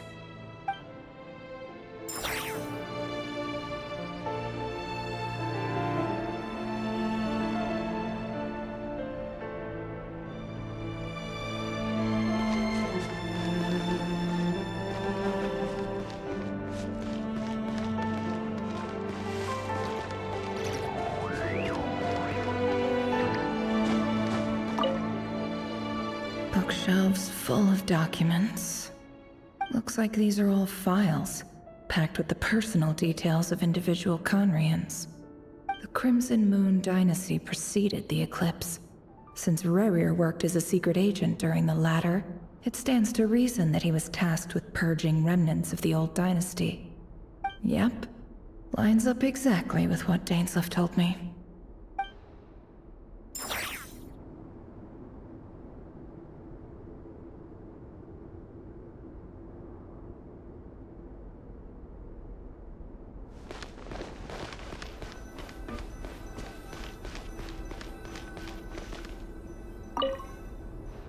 A box containing a ring inlaid with a precious gem.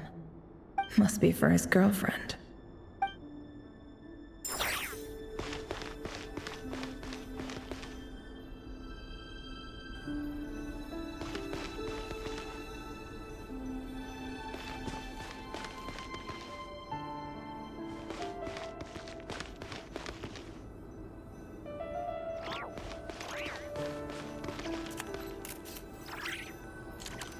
He looks even gloomier than last time. I wonder what's changed.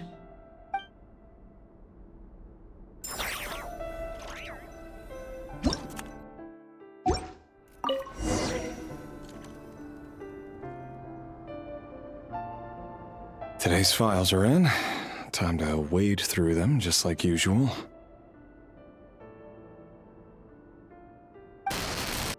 Male, 51. Occupation, cook. Confirmed Crimson Moon descendant. Has maintained frequent contact with other descendants over the past year. Poses a threat to the dynasty. Neutralized on...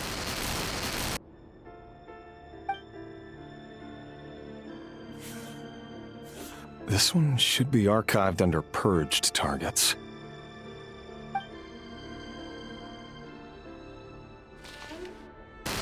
Female, 23. Occupation, office clerk. Confirmed Crimson Moon descendant. Has maintained frequent contact with other descendants over the past year. Poses a threat to the dynasty. Neutralized on...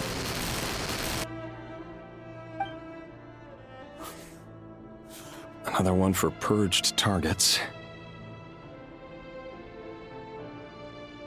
Sounds like she was that other man's daughter. Never mind. What's it got to do with me?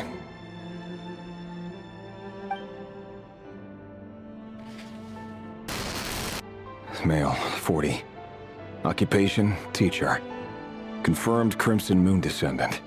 Has been observed making contact with other descendants during the past year. Poses a threat to the dynasty. Neutralized on... Just another nobody for the archive. Come to think of it, I remember surveilling this man. A case like his never would have been considered a priority in the past. Huh. He barely even interacted with other Crimson Moon descendants.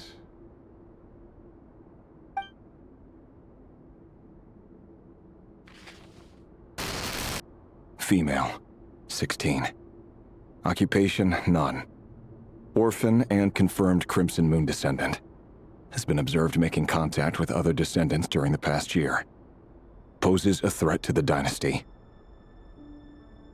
Neutralized on... Filed. I have no recollection of this girl. None whatsoever. She doesn't seem to be anyone important, but then again, how many of them really are?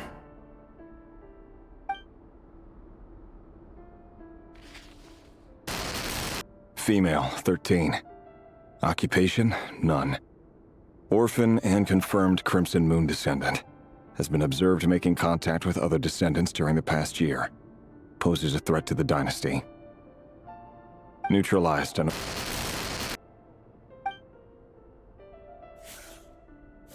Filed.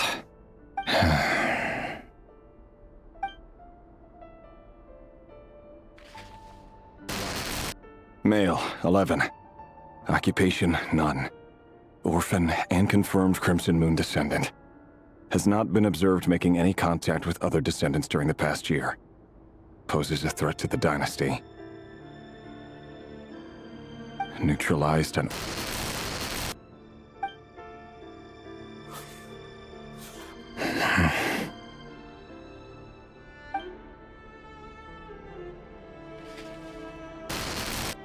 Male. 6. Occupation, none.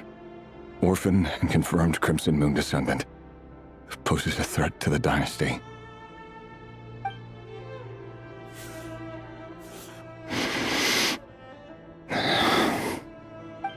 It's funny, isn't it? Your job is becoming both harder and easier at the same time, depending on how you look at it. Sooner or later, the Crimson Moon descendants will be completely wiped out. But as their numbers dwindle, they become harder and harder to track down. That's not how it is.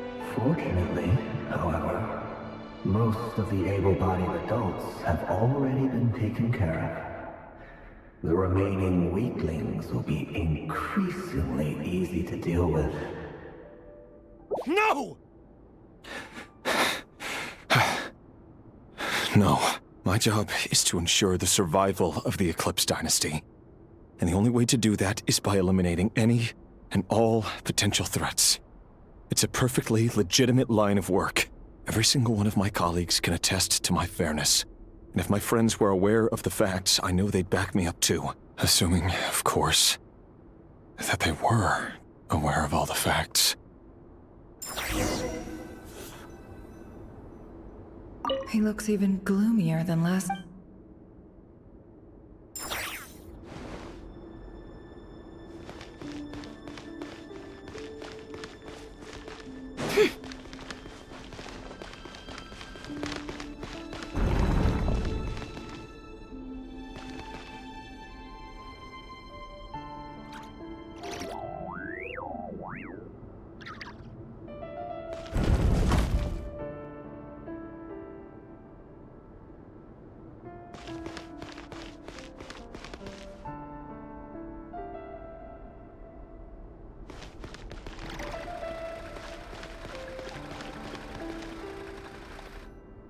Mr. Vedifalnir? It's been quite some time since we last met.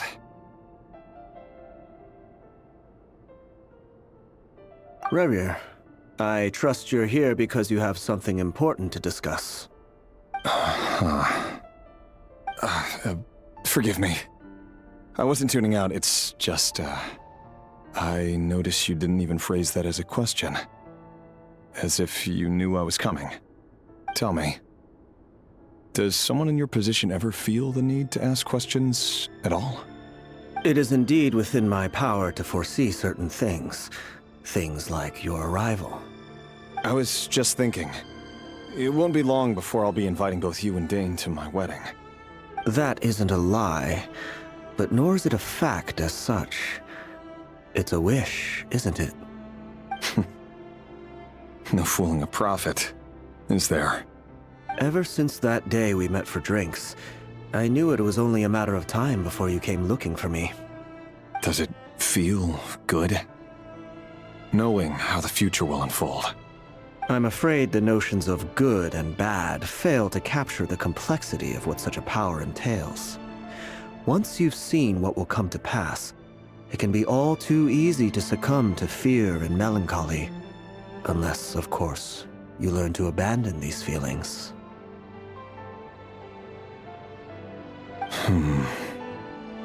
You fear my silence, and long to hear the words I left unspoken that day. That's right. You must have noticed my reluctance to broach the subject, and the reason is simple. Because the truth could never have lived up to your hopes.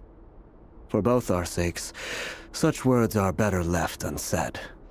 The burden of prophecy was never meant for your shoulders. So who exactly do you deem worthy to hear your prophecies? None but our exalted king?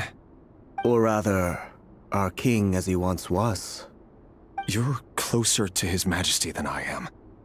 You must know better than anyone how much he's changed. You say that as though it is to my benefit. Yet precisely because of that, I dare not speak rashly. A king can turn out to be the most virtuous of rulers, or a tyrant more terrible than the most vicious of dragons. You are so wise and far-sighted, yet still you would have me live in fear of the unknown? You make a fair point.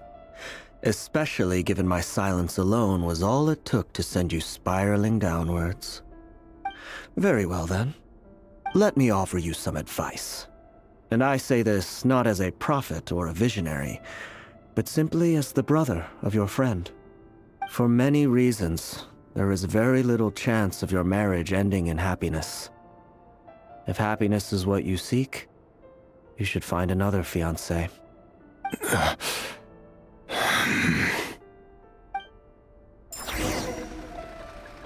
Hold on. There's that same black fog again. Could this memory belong to Thelindis? Guess I better tread carefully.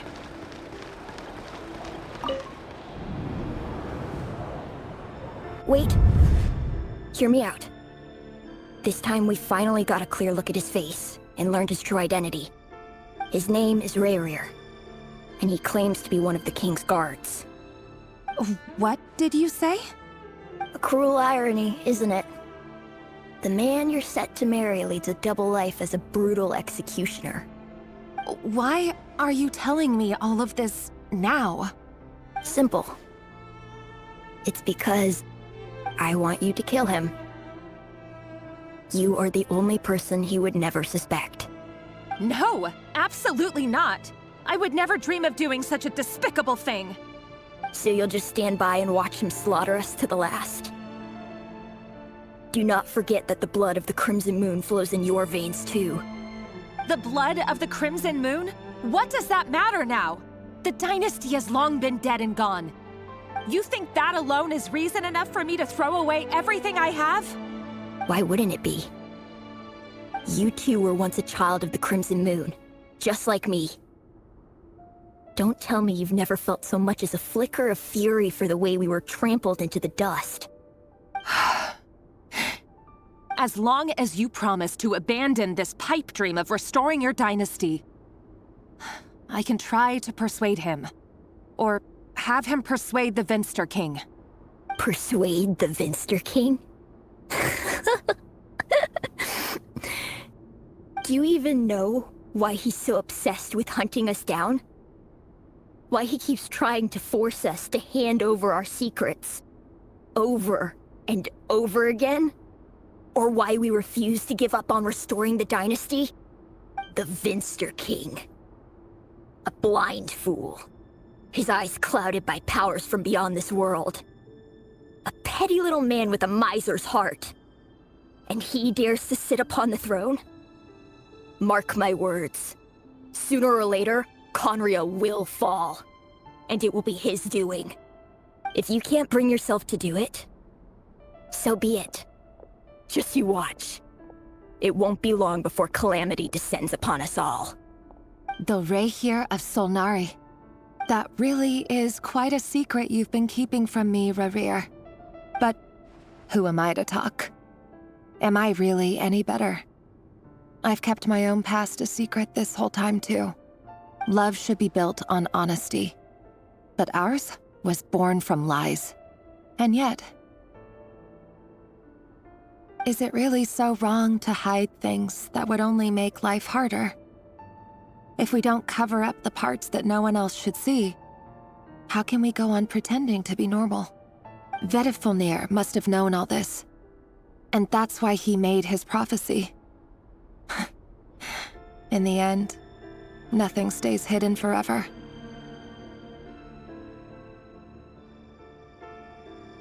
But I won't just sit by and watch this disaster unfold. I'll do everything in my power to protect what I cannot afford to lose, no matter who I have to face.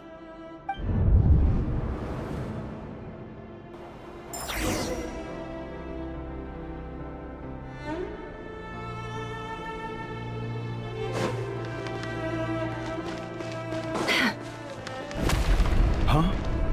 Was that Rerir who just walked past the window? Doesn't it give you the chills that he still takes the same road to work every day? As if nothing ever happened. Those people at the deli. Enough already. They're clearly pretty taken by their own disguises, so just smile and play along. Pull the rug from under beasts like that, and you'll risk having your throat torn out. Deli? Oh. They're talking about those people from the opposition. Right. I'd almost forgotten they used to run a deli. People of no consequence always vanish so easily. And no one even remembers them.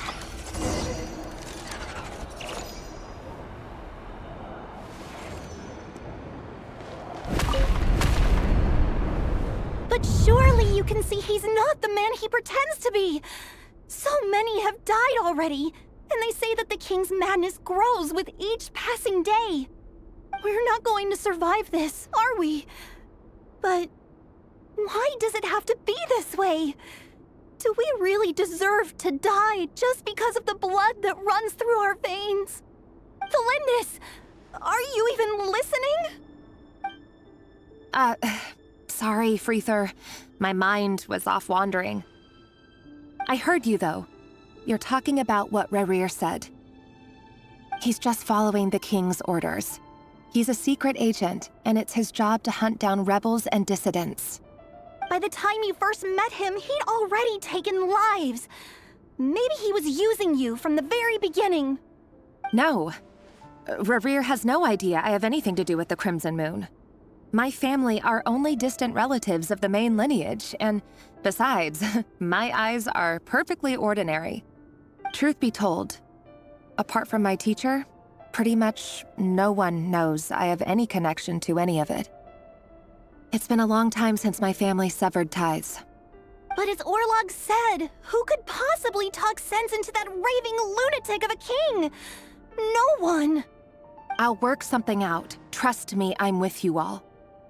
But for now, you need to keep yourselves hidden. Don't let anyone find you, anyone at all. Don't forget that Rerir is an Eclipse operative. You need to be extra careful when he's around. And when I am too. For now, don't come looking for me. And if anything happens to me, just act like we've never met. If even you can't escape this, what hope do the rest of us have? But after all this time together, surely he wouldn't lay a hand on you. I won't speak in his defense, nor can I give you a clear answer to that question. But I'll do everything I can to put an end to this. Here, hold on to this. If an opportunity to escape presents itself, take it. You'll be glad you took some spare change. You call that change? But what about you? I've got a job, and there's still money coming in. But you can't go anywhere right now. Please think about yourself for once.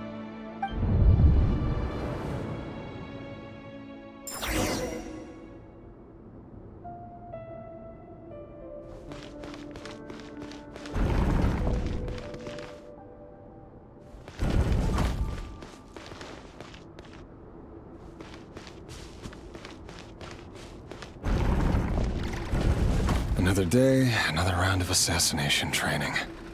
Training ground is just beyond this hidden passageway. When you kill a person, doesn't it bother you when you end up covered in their blood? Why would it? Aren't we all just walking blood bags?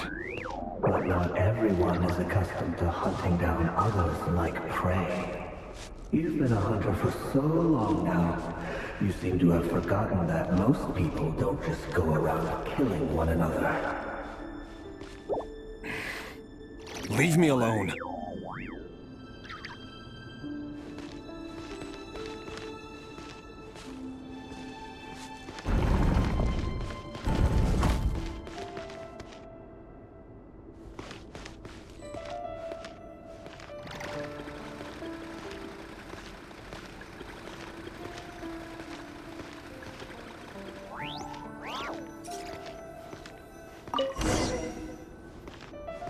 Make sure you have a firm grip on the handle, then choose your angle well. Keep your movements light and brisk. Pray won't sense a thing. I doubt that. I'll bet no one's ever died a quiet death at your hands. I work clean. No traces.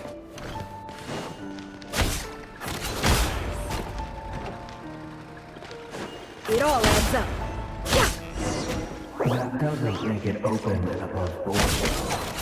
The king just happens to need something now. Someday he doesn't. It won't happen. He's changed. Ever since he fell under the spell of that power. In the beginning, he only had you take out a handful of the guilty. But now... The ones I've dealt with have always been guilty. And I've carried out my work flawlessly.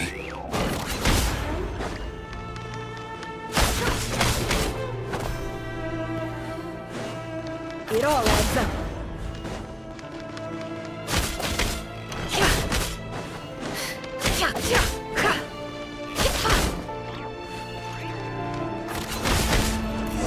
You know why Felinda didn't accept your proposal, don't you? Was it because she didn't trust you?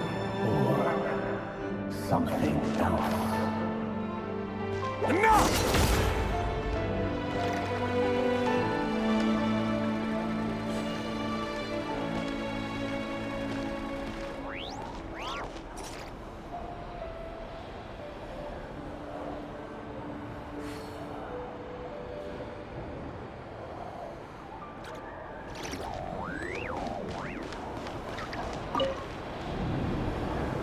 Delindis, do you still remember Orlog?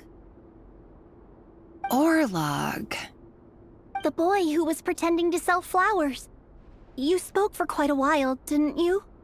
Yes, we did. What about him? He was arrested 2 days ago. Chances are he's already dead. He... I just don't get it! After everything he's done, why do you still stand by him? Or does it mean nothing to you that people keep dying? No, that's not... Just hear me out. I need to go now, Thelindis. They're looking for us. You take care too. If you ever need a place to hide, come find us.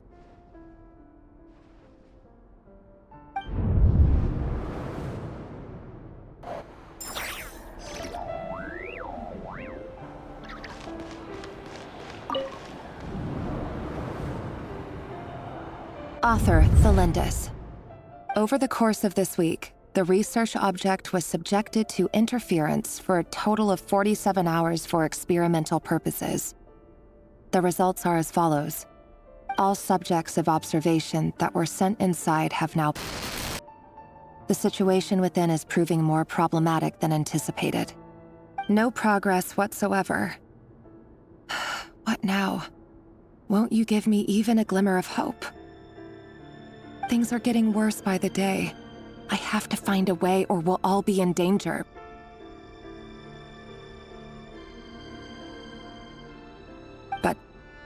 But if all this research comes to nothing, what then? Sooner or later, it'll be my neck on the line. But could he really bring himself to kill me? No. Surely he wouldn't have the heart.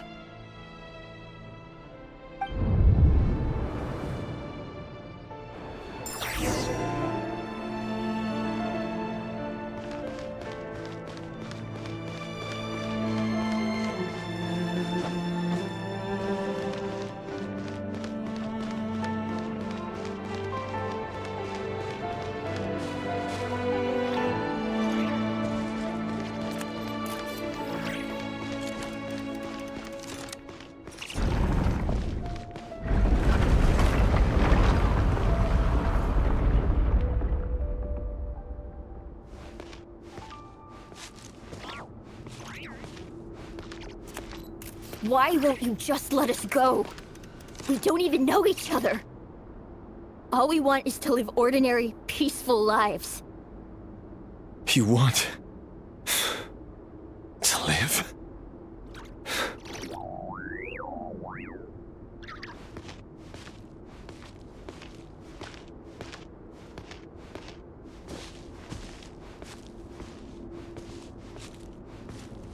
Yes.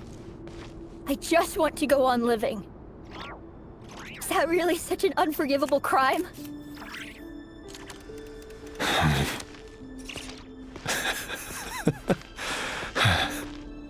You want to go on living.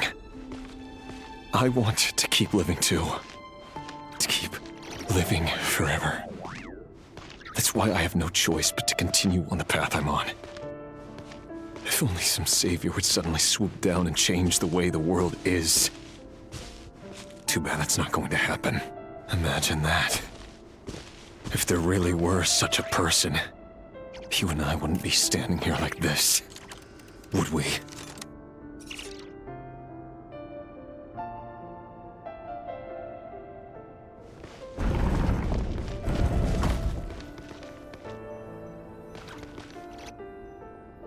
Today's files are in. Time to wade through them just like usual. No, I don't get tired of it. It's my job. And not only am I lucky to have it, I'm good at it too.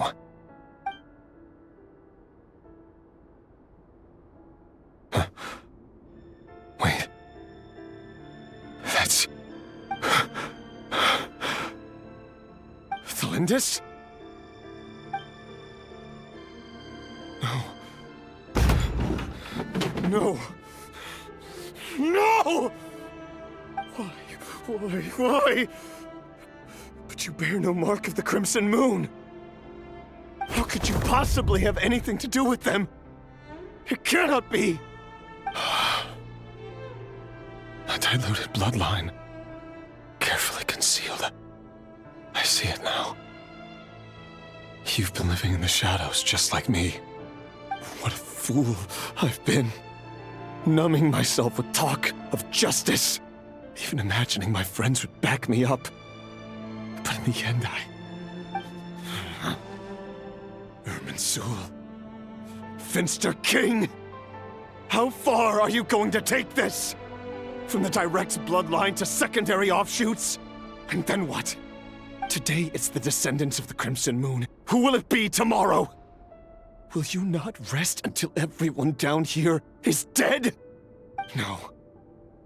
This cannot go on. This is where it ends.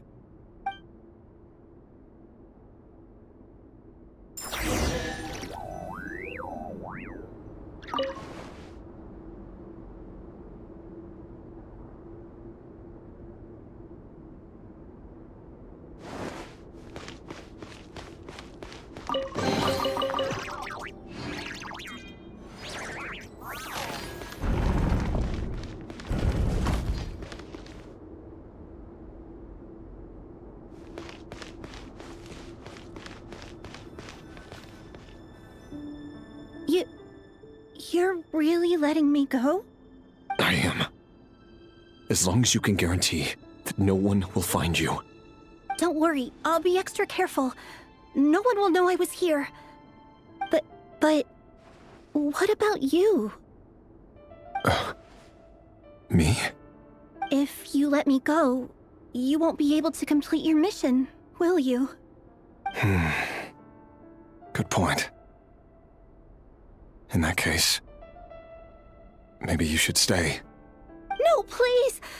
I just want to see the outside world again. To... Go on living? Yes. I know you're a man of your word. So please, just let me go. If I let you leave, what will become of me? Just kidding. Go, now. But remember, don't let anyone know you were caught. We'll be seeing each other again very soon if you do.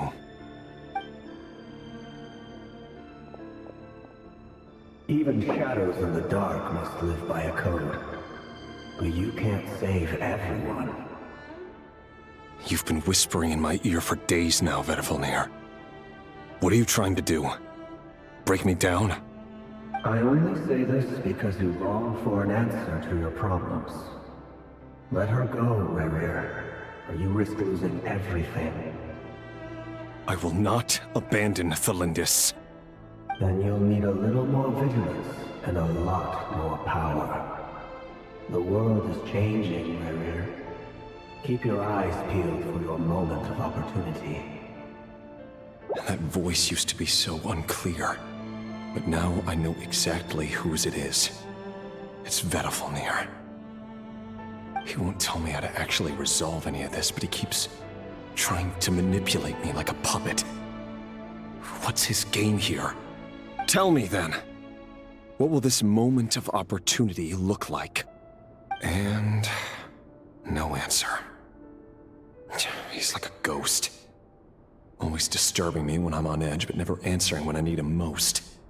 So, the Eclipse Dynasty was purging, well, massacring the descendants of the Crimson Moon.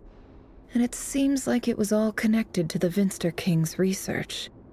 The King's obsession with abyssal power left the future of Conria hanging in the balance.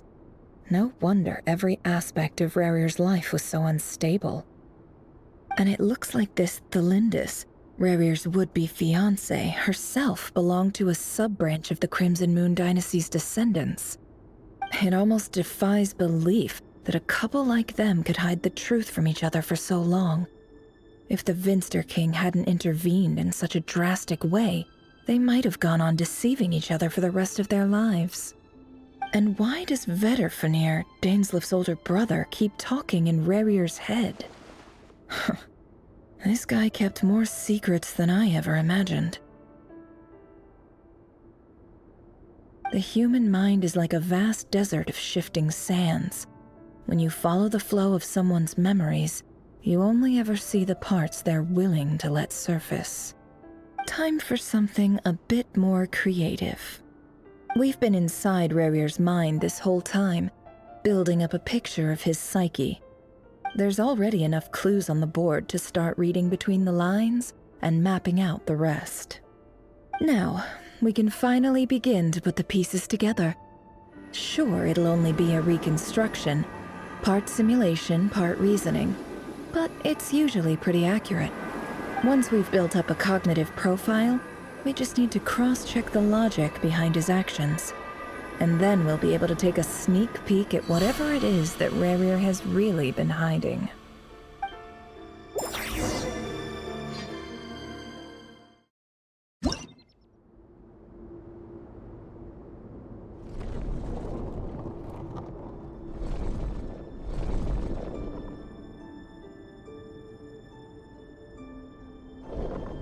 Rerir, are you there?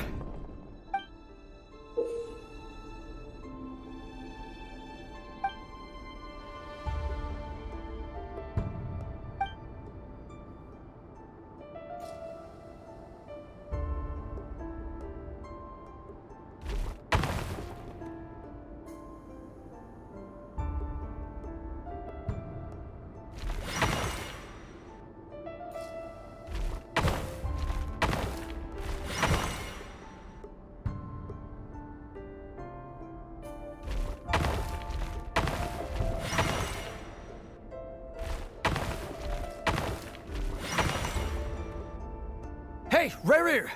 Come out, it's urgent! Dane? What's wrong? Quick, come with me. I'll explain everything once we've met up with the others. Okay. I'll come. But the Lindis is still over at the Universitas. I'll need to leave her a note. All right then, but make it quick. I've never seen Dane so worked up before. Whatever this is, it must be big trouble.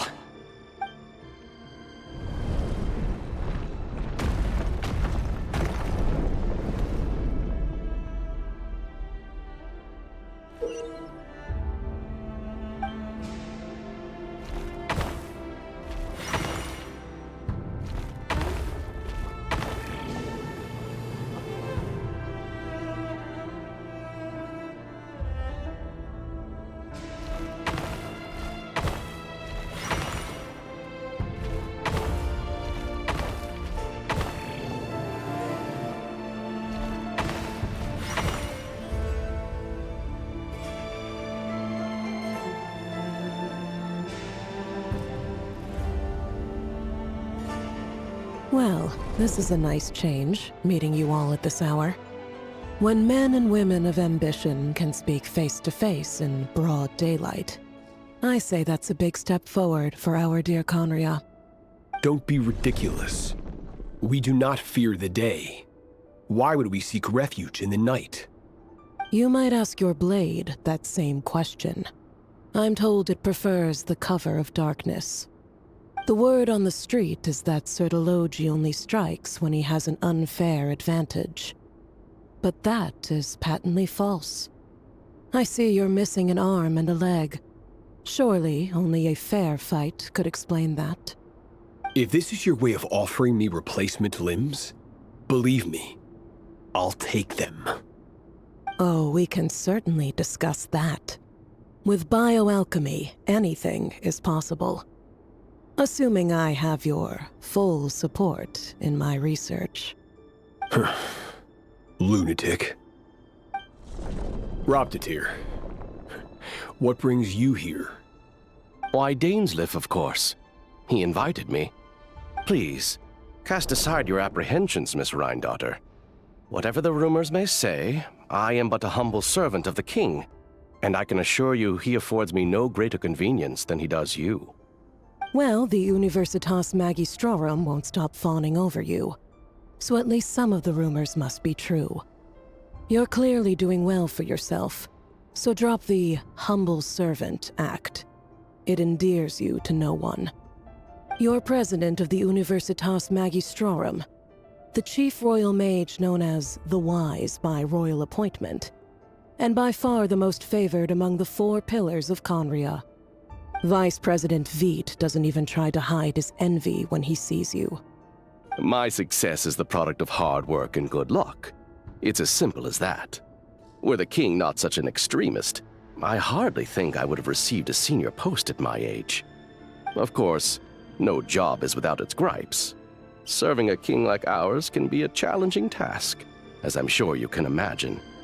And as for Efterveit, in missing out on the presidency, he's dodged a mountain of stress. Like everything else in life, it comes with pros and cons. You're all here. I apologize for the short notice, but it was an emergency.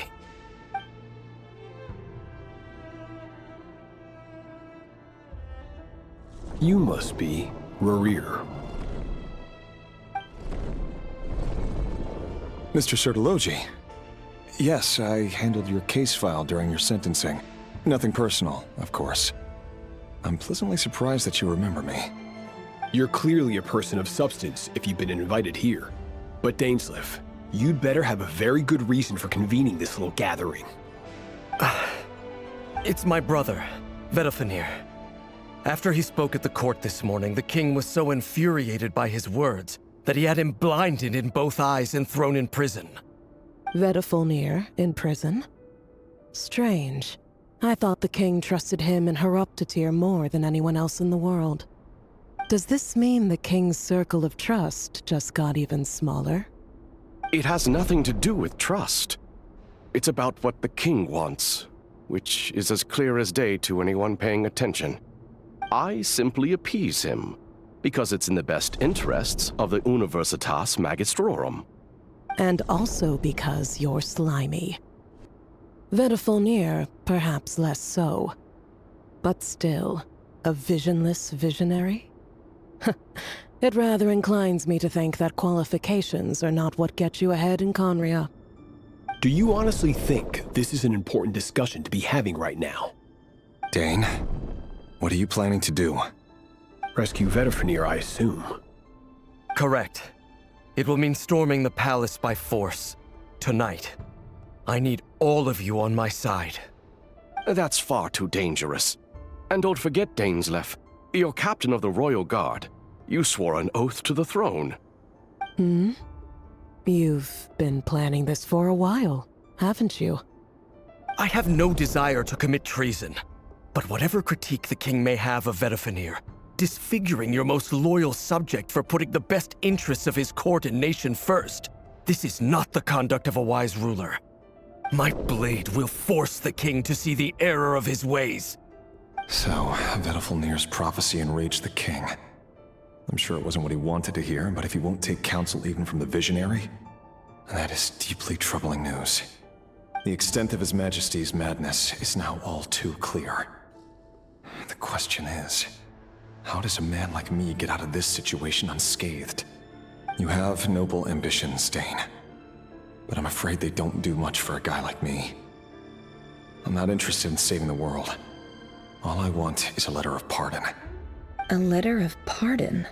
For whom? Thelindis? The chances of the Vinster King issuing a pardon for anyone connected to the Crimson Moon seem vanishingly slim.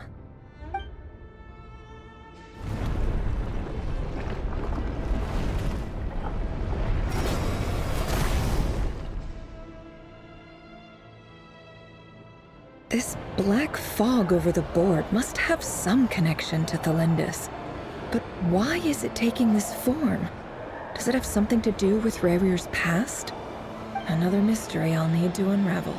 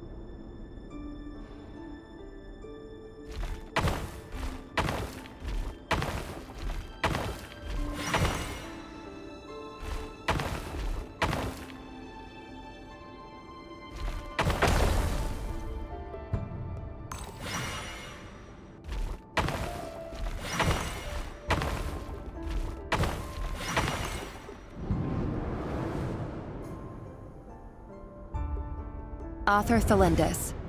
Over the course of this week, the research object was subjected to interference for a total of 60 hours for experimental purposes. The results are as follows. Research dating back to the Crimson Moon Dynasty has established 2 points regarding moon marrow. Firstly, its origins have something to do with a god's power. Secondly, it serves as a portal to an as-yet indeterminate location. Moon marrow can thus be defined as a spatial gateway. However, there are a number of hurdles to overcome before we can answer the question of where it leads to. To start with, opening the gateway requires a specific power source, which the relevant literature indicates. An enormous amount of power is then required to keep the gate open. Currently, the total power output of our instruments remains in the single digits. To make matters worse, I am now the only staff member remaining in the Moon Marrow Lab. The Universitas Magistrorum recently decided to move most of its personnel into abyssal energy research, which has stymied all Crimson Moon-related projects. This is not a wise move. I have always maintained that placing all our hopes in a single source of power is risky, especially one as poorly understood as this. As well as making ourselves overly reliant on a single resource, we are neglecting other promising technologies. I apologize if this comes across as disrespectful. But as a Moon Marrow researcher, I desperately want to see the world beyond the gateway. If we really made it there one day, what would we find? And how would we go about taming the unknown? My imagination is endlessly fueled by questions such as these.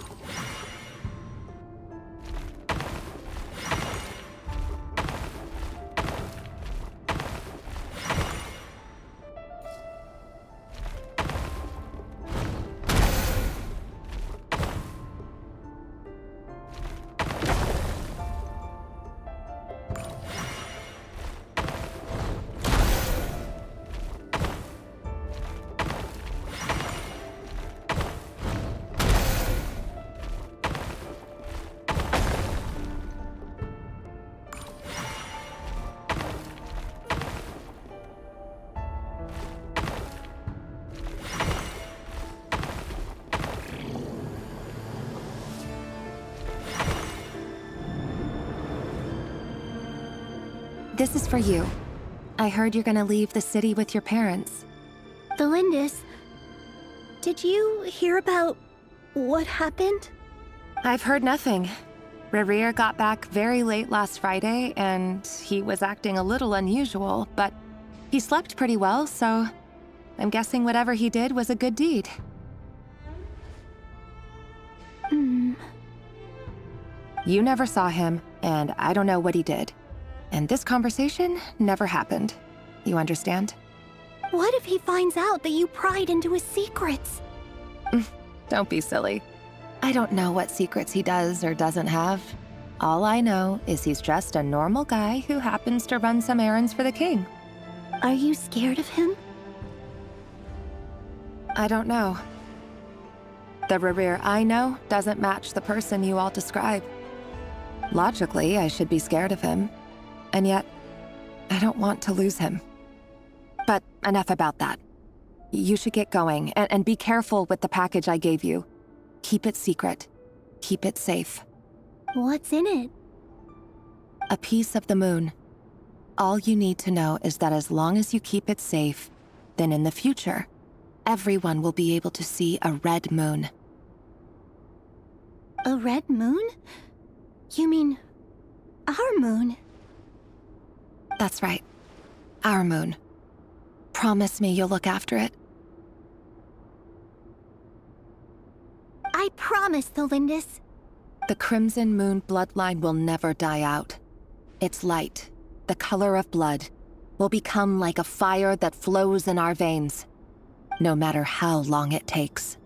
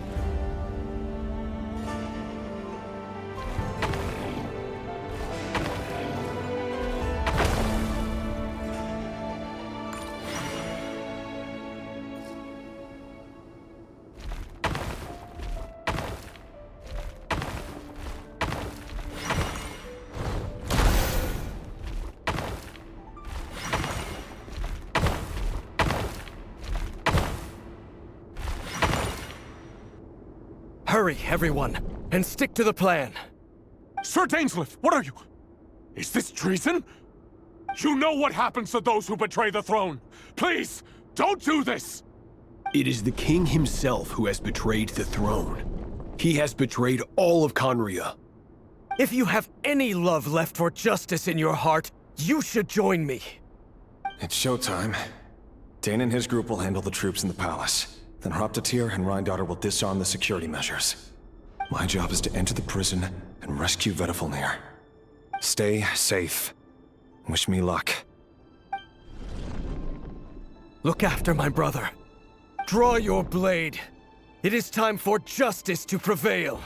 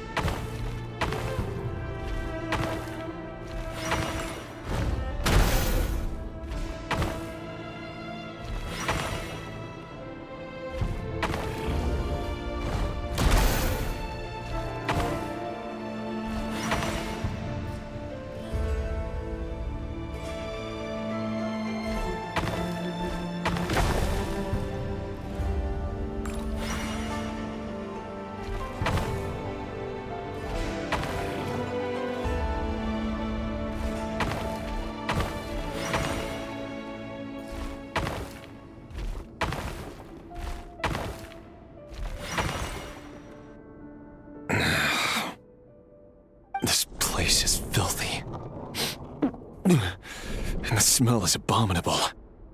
Clearly, the king doesn't allow his prisoners a single shred of dignity. This is dire. Found you.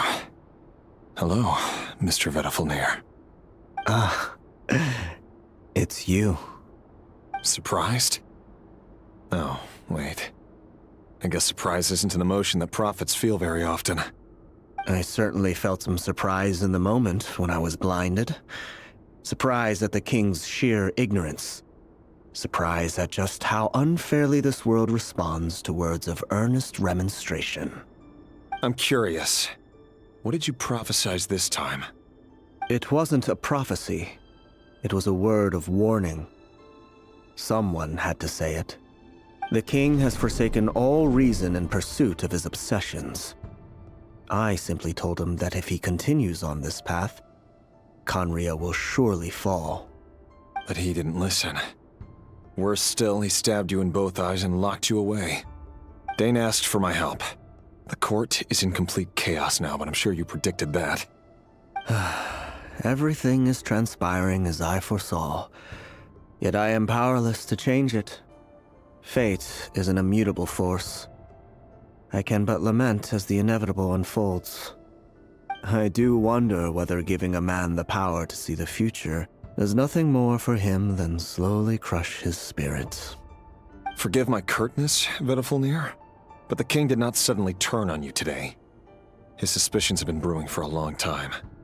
You can't have wisdom beyond the reach of your fellow man without attracting his fear and suspicion. There are things the king does not want to see. So, he doesn't want you having visions of them either. He blinded you because he thought this would make the visions stop. He wasn't entirely wrong. I did indeed lose my power to see the future. Right up until... Until what? Just now. I believe I saw something new. Well, tonight could go a lot of different ways. 5 of us banded together to storm the palace, also we could rescue you. This will go down as the most tumultuous day in Conrian history. I sense hatred in you, but also hope. A desperate hope that with the tyrant deposed, that will be the end of the story. But this is not the end. It is the beginning of a new chapter, in a whole new story. There are many men of honor and courage in this world, Rerir. But you are not one of them. You're not here for justice, are you? You're here for yourself. Is that a dagger? Interesting. Why not the polearm? It was always your weapon of choice. With your abilities, I don't doubt that you were able to recover some of your sight. But I also doubt that you want to make an enemy of me right now. Of course not. We're on the same side, aren't we? We could be. But I need you to be honest with me, Vedafilnir. At this point, you're my only hope for the future. You mean your future? With your beloved, Thelindis? Yes. And I know there are bigger things at stake here. A dynasty, a nation, maybe the entire world. But forgive me, I care first and foremost about myself. I can't abandon the one I love to save myself. I just can't do it. But you see a broader picture of the future than I. You see the solutions to the biggest problems of our age. So tell me, what is my solution? What's the answer? In matters of fate, answers are either right or wrong. What will be, and what will not. Maybe you are willing to pay a certain price in the pursuit of happiness, but unfortunately, fate does not negotiate. That is the cruelest thing about fate. It is unmoved by your sacrifices. That can't be true. I know it's your voice that I keep hearing in my head, urging me to see how the world is changing, to seek more power, so I can protect the things I love.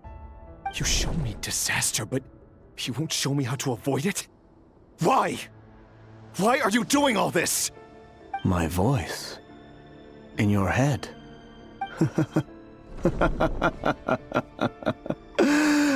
So, you hear it too? The voice that steals your mind, gains your trust, and drives you crazy. It turns out that we are not so different, you and I. Vedafilnir just broke into the strangest smile I've ever seen in my life, as if he'd discovered some monumental secret. But then he suddenly switched to looking extremely weary. Very well then. My advice to you is as follows. You must persevere.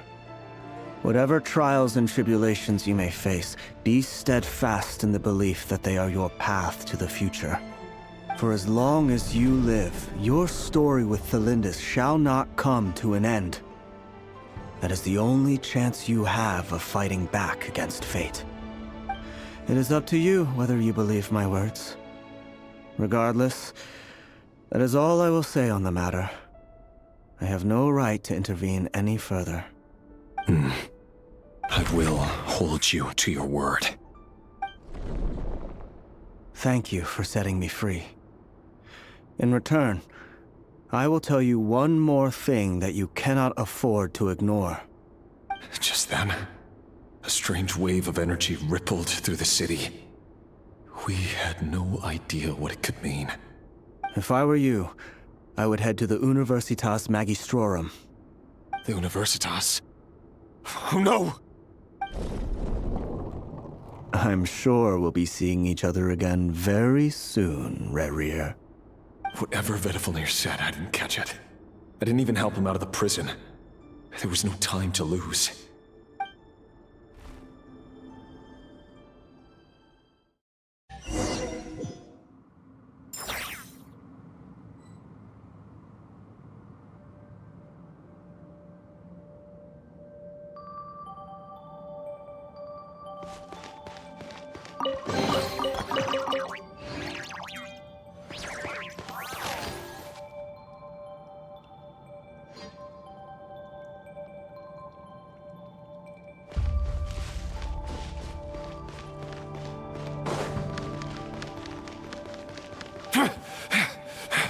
Monsters? Is this Rheindar's doing? Or the Universitas Magistrorum? Out of my way!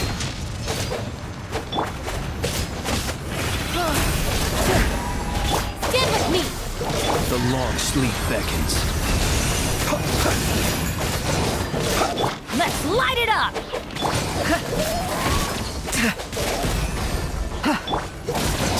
Out of my way! No more lies. The mystery unravels.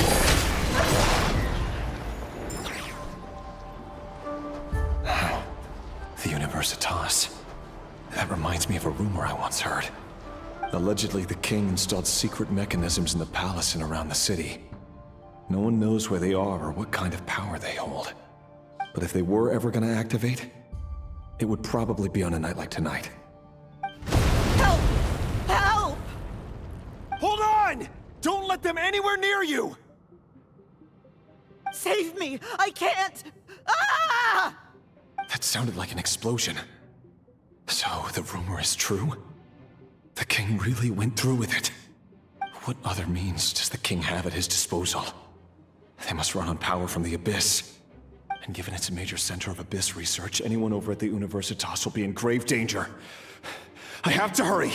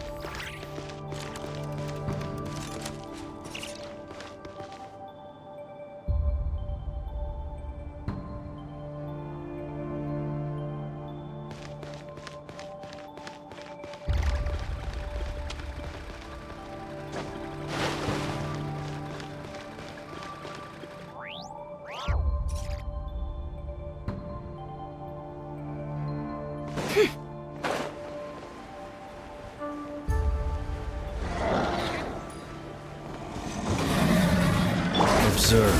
Be silent. Night falls. Our bond is strong!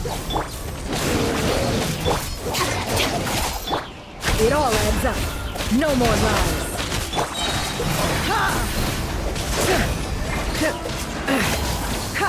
I'll settle this! Everybody stand back! Beware the creatures of the night. Close your eyes. Seek within. Can't hide the truth. No more lies.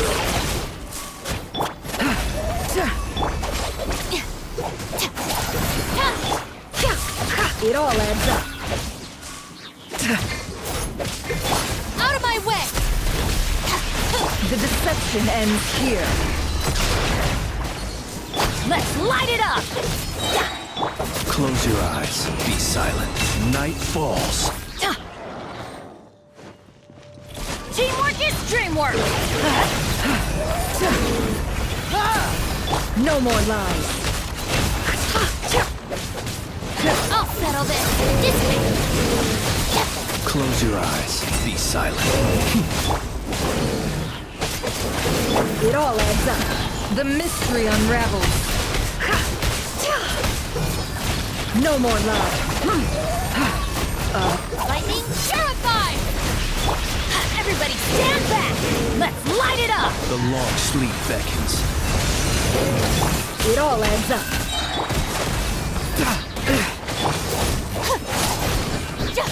I'll settle this!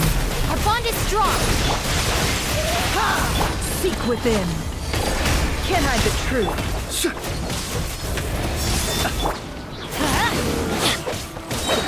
I'm going in! Let's light it up! No more lies. Can't hide the truth. Dissipate! Lightning purified! The night cometh. Close your eyes.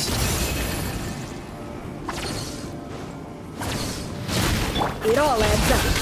No more lies. Stand with me! The deception ends here. Be silent. Observe. To dust. I'll settle this.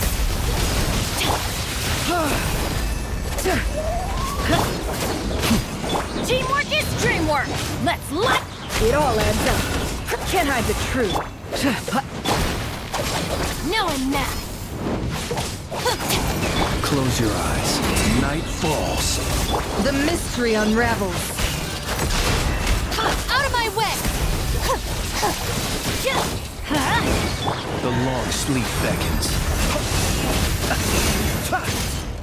Dissipate! I'm going in! Yeah! It all adds up. No more lies.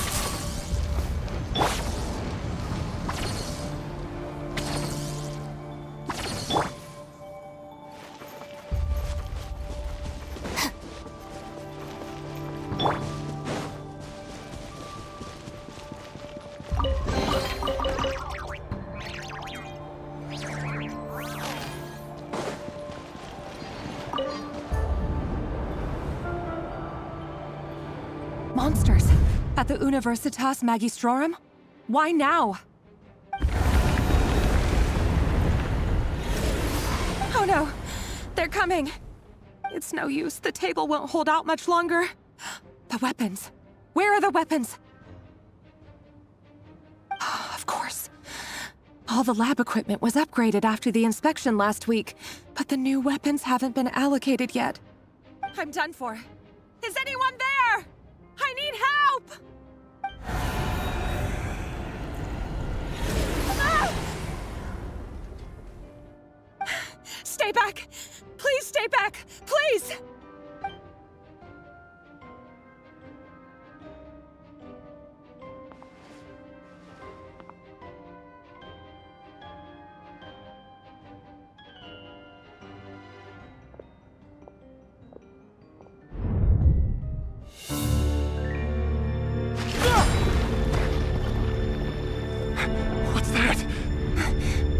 Rear. So the rumors about your work are true. What? No! Listen, something happened at the palace tonight. We have to leave! You don't need to lie to me anymore. What do you mean? I know why you're worried, and I will respect the decision you've made. But it's okay, because I found a solution. I know how to end all this. You can have it back. The normal life you so desire. But until then, I'm afraid our wedding will have to wait. Thalindis? No, don't do it! Thalindis! Thalindis!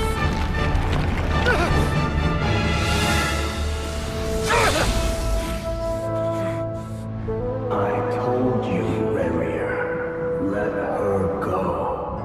You will find someone better. No! No, I won't do it! I have to save her! By what means exactly? A lowly pawn. You lack the power and the strength of will. Do you know a way? Tell me! Come to the palace. Join us.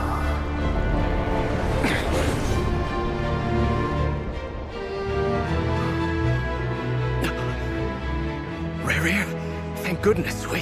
Step forth and take your share. You made it. Not you too.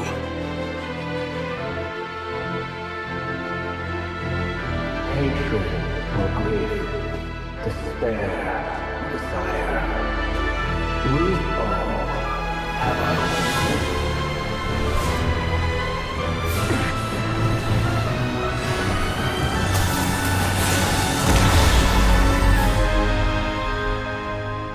Rerir. Rerir. Thalindis? Were you daydreaming?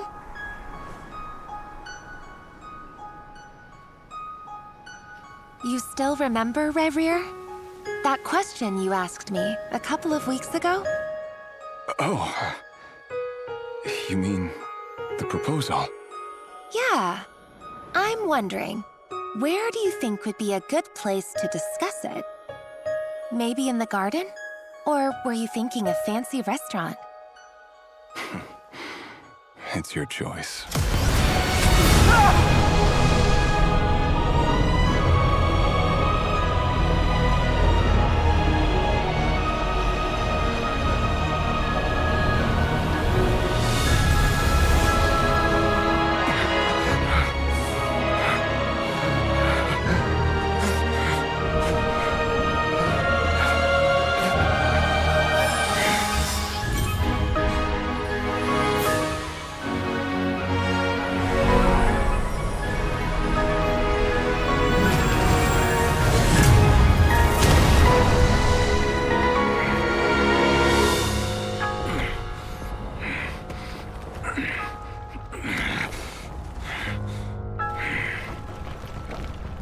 I will find you.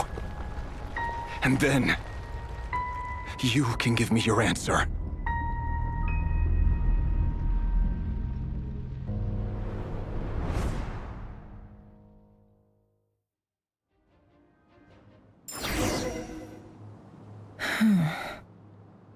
So that's how the Raker of Solnari was born.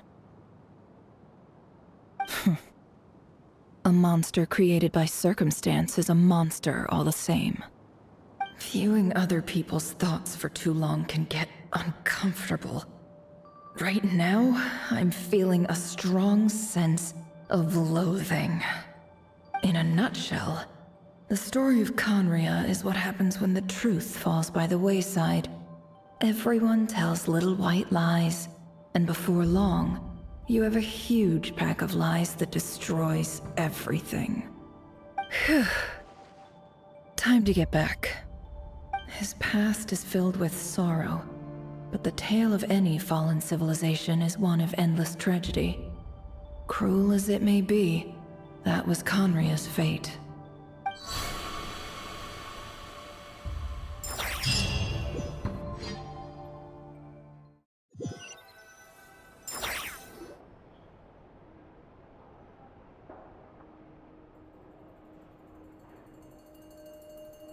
Everyone, I'm back.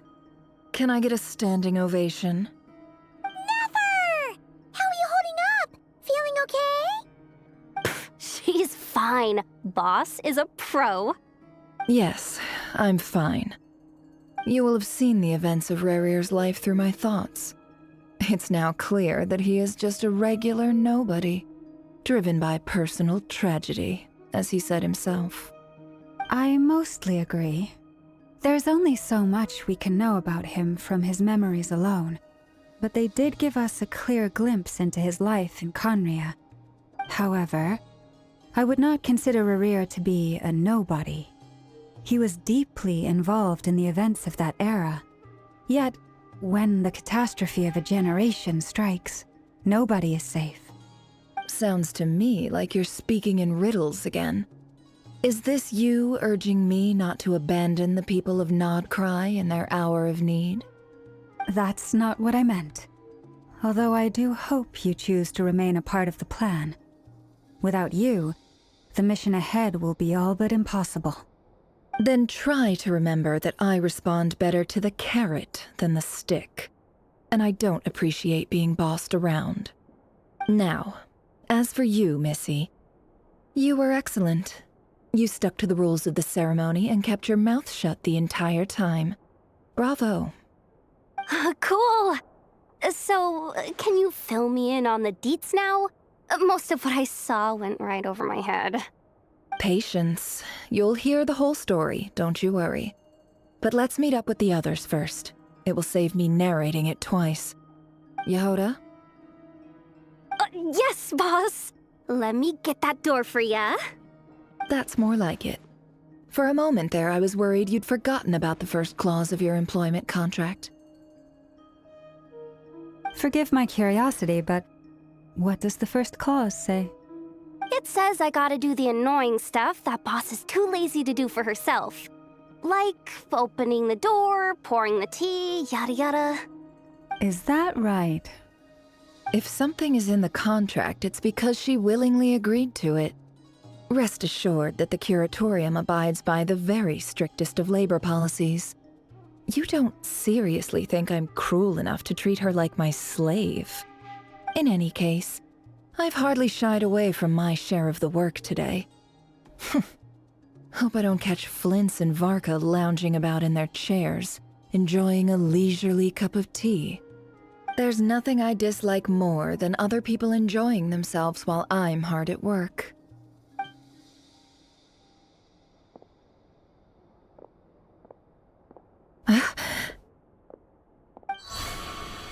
Oh no.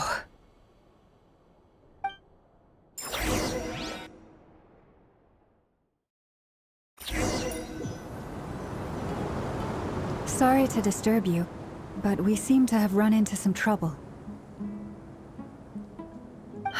Evidently so. Don't worry, I'm not about to leave you to fend for yourselves. I'm not that kind of boss. And it would go against the Curatorium's labor policy. I'm sorry? What did you hear me say?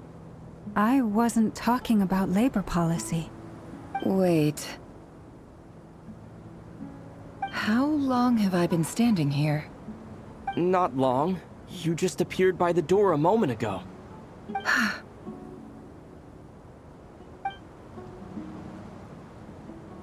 Boss, what's wrong? You look like you've seen a ghost. We've been tricked. We never left at all. Somehow I hallucinated that whole scene back inside the office. Hallucinated? But how? How indeed. This place should heed my will alone.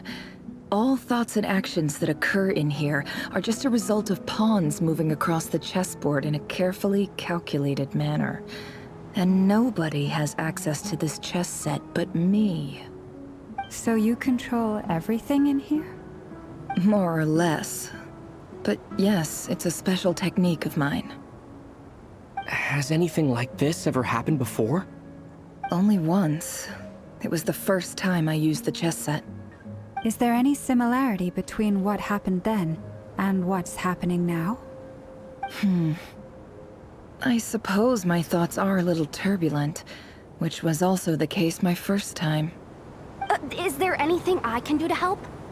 The first clause of your contract clearly states that I only need your help with things that I'm too lazy to do myself. Meaning, you're not feeling lazy right now? Meaning, this is not something Yehoda can help with. The chess set is a personal treasure that I alone understand. I must be the one to find our way out of here. Boss, it's fine. Really. Let me do something useful. Oh, listen to you. Whatever would I do without you, Yehoda? What? Really? Yes, really. Where would I ever find another employee as obedient and servile as you? God forbid anything ever happens to you. Oh, okay. Well, anyway, I was thinking of fetching some water. There's gotta be a source around here somewhere. I suggest everyone finds someplace comfortable to take a rest. We gotta conserve our energy. Even though all this chess malarkey doesn't exist in a physical sense, mentally speaking, it's all real.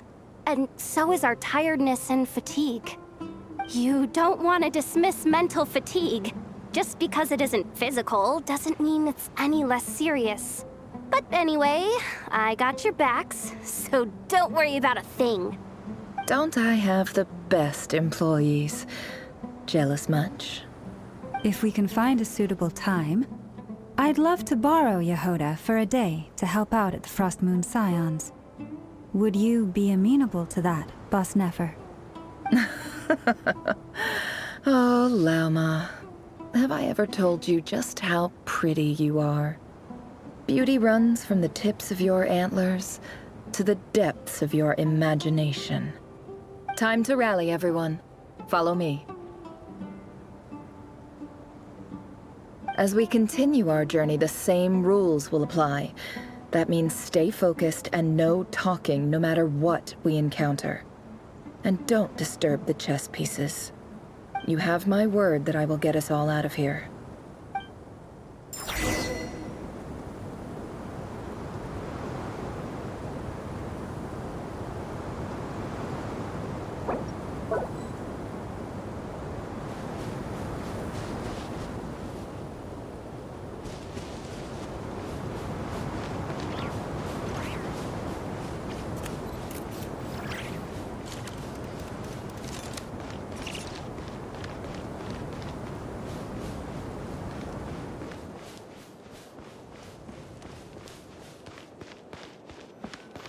This place looks familiar.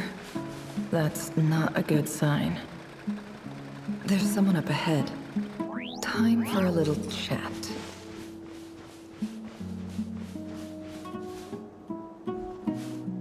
I wasn't expecting visitors at this hour. Wait, is that? Oh, it's him. There you are! Sinue's been looking for you all day.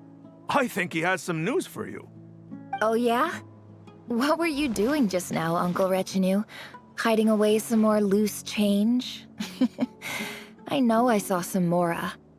What do you mean loose change? Oh, come on, I'm too old for this. Just pretend you saw nothing.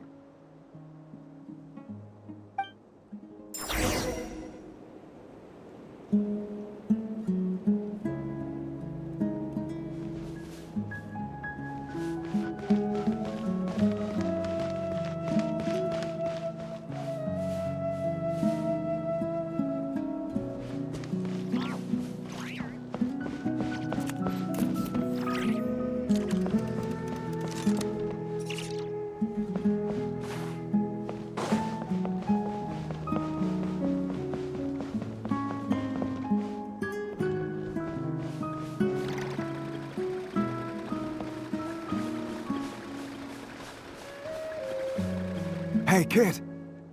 Mind telling me what Sinuhe's been up to recently? I'm trying to get in his good books and I need a way in.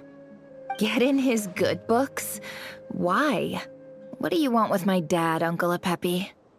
I've written a new song. I was hoping to showcase it at the next festival, but I'll need his approval. A new song, huh?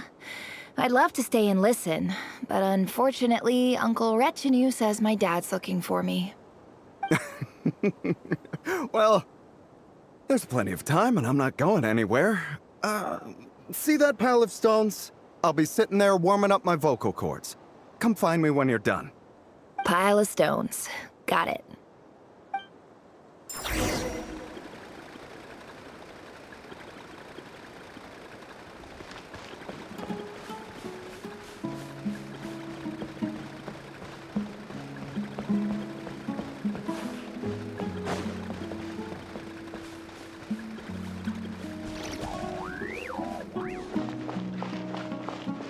Hi, Dad.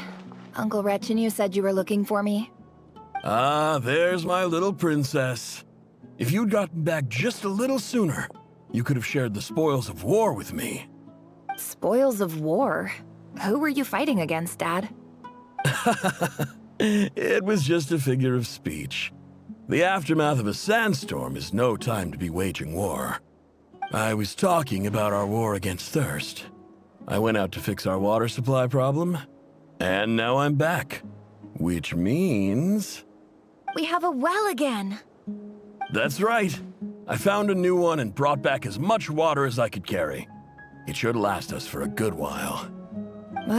If it wasn't for these blasted sandstorms, our wells wouldn't be caving in. You wouldn't be spending all your time out searching for new water sources. As the chief of our tribe, I'm supposed to be leading us out of hardship and poverty, onto better things. You know how prosperous our ancestors were. I've told you all the stories. And look at us now, squeezed into these hovels. No one would choose this, if it wasn't for the endless wars over the years. But things are looking up. I started working with some folks from the academia a few months back. They gave me some contacts in return for my assistance in the desert. So you're the Academia's helper now? Special ambassador, they call it. Think of it as a partnership. It's nothing bad, okay? We've been isolated here in the desert for too long. Seeking opportunities elsewhere is the best thing for us, and the fastest way to progress. So, do you get anything good out of being a special ambassador? Of course. My luck's improving all the time. One day, I swear I'm gonna lead us out of this place. We'll find somewhere new. Somewhere better.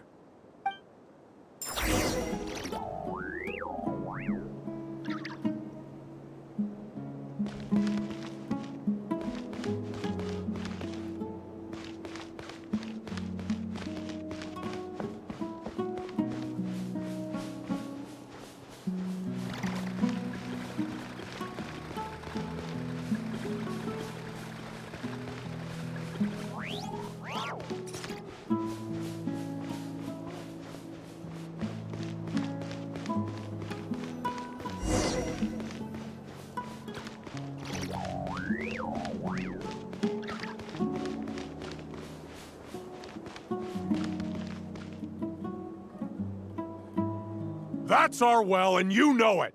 You stole from us! Well, you've gone from chief to thief, and now you have to face the consequences! Did you really think you could take our water without permission and get away with it? You're either brave, stupid, or both. And that Special Ambassador Act? Yeah, nice try! We spoke to the Academia. They said it was all news to them. You're a liar and a cheat!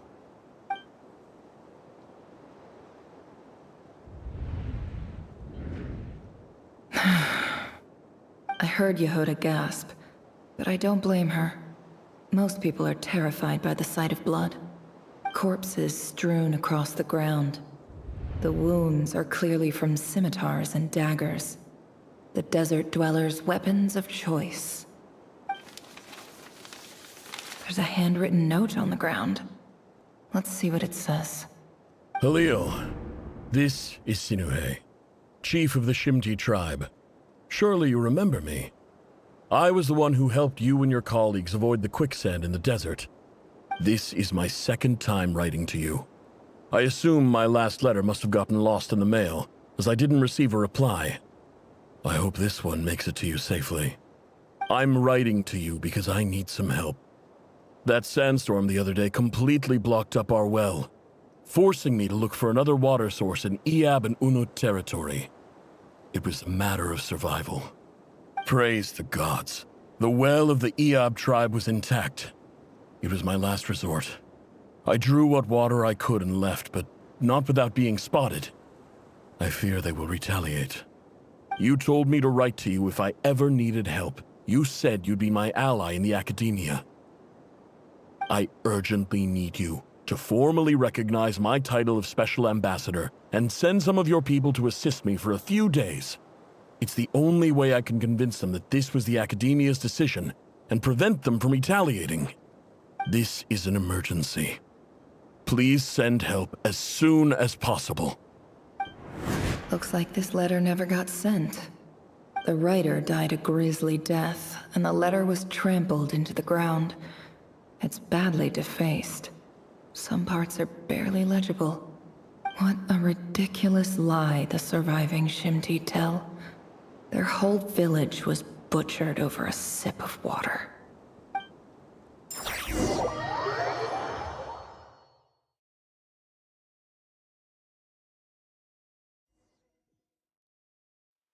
Ah, officer. Welcome. Welcome to our humble village. I thought you would at least have the courtesy to provide some respectable libations. This is the finest wine Aru village has to offer. I promise.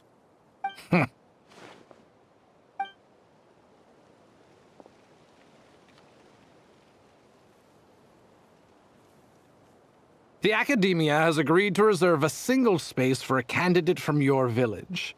But I remain skeptical of this entire endeavor. I highly doubt anyone in this desert possesses serious academic potential. Please, have faith. If not in us, then in our god. The child we found shows great promise. I beg you, take her away from this place. Give her a chance. Don't let her talent go to waste. I don't recognize her. New arrival? She showed up here a few days ago and we took her in. She's a really bright kid. Please help. I'm begging you.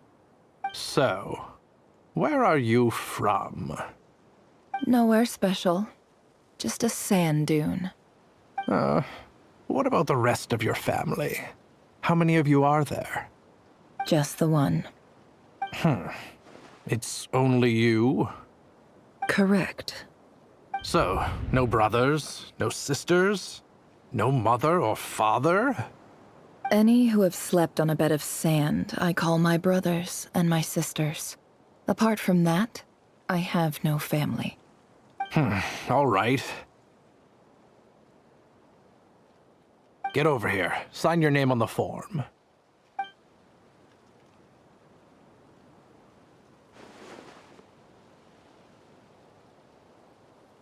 Never? You're rather fair-skinned for a desert dweller.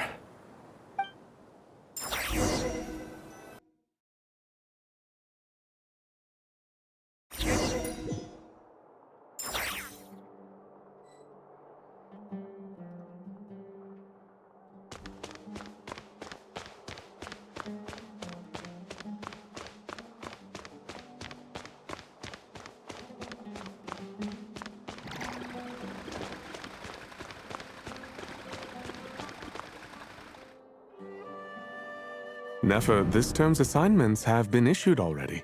Please read through the materials thoroughly, conduct your own additional research, and then write an essay on the topic. Yes, Professor, I'm aware. I just had a couple more questions I wanted to get your perspective on. Oh? Please ask away. Well, I saw the other students' problem sheets, and I couldn't help but notice that my assignment is much easier than theirs. Do you really think I'm a weak student? A weak student? Goodness, no. Quite the opposite. You have a sharp mind, almost too sharp. I think what you're saying is, a weak student wouldn't have noticed the discrepancy. And if they did, they certainly wouldn't complain about the lighter workload. You see, sharp as they come. You see things the way they are, and I'm sure you know why they're like that. Because of where I come from.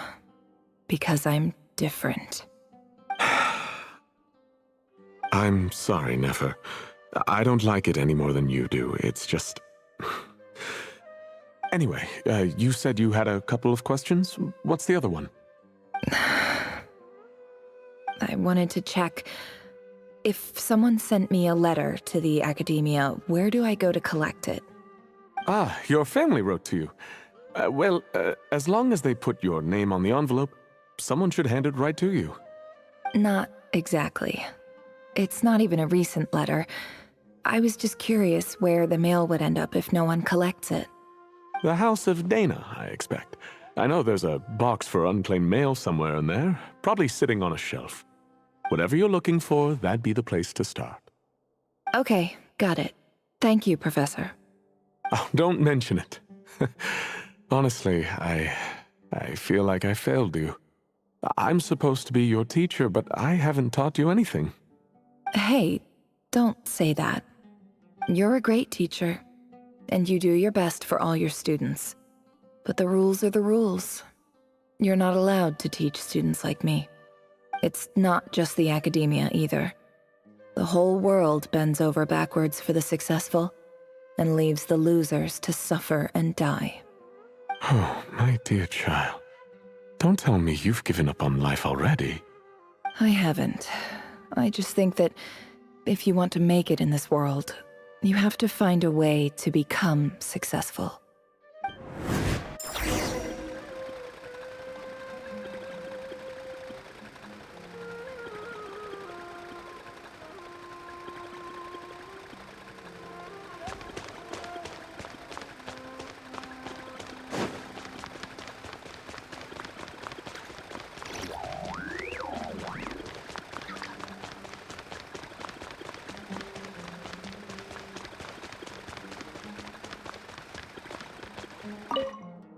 This must be it. A big cardboard box full of unclaimed mail. And probably some letters that ended up here by mistake, too. Let's take a look.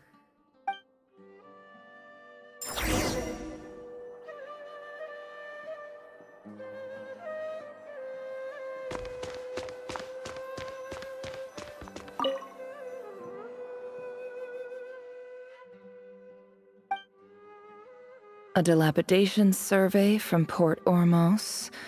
Looks like it's from a Corps of 30 representative. What a strange thought. A bunch of mercs losing sleep over rundown buildings.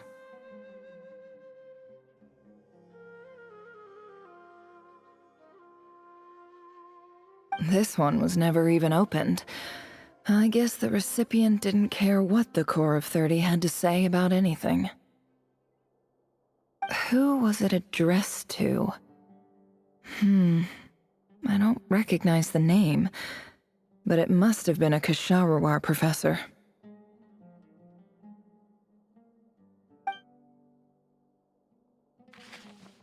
This one is addressed to the Immorta Sage. The title is Changes Observed in Satyavada Life Symptoms. Why do all these letters read like full-blown dissertations?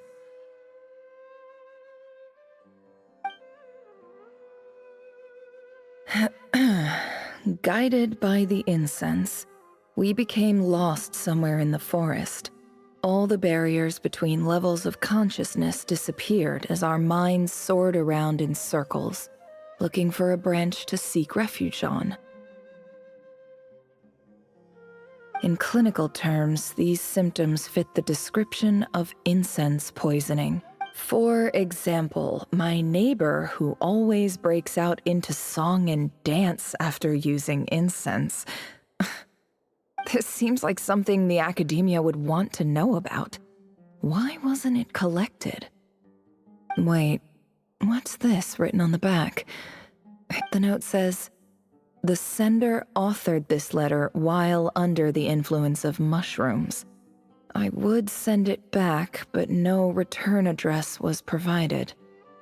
Stamped by the Grand Conservator of the House of Dana."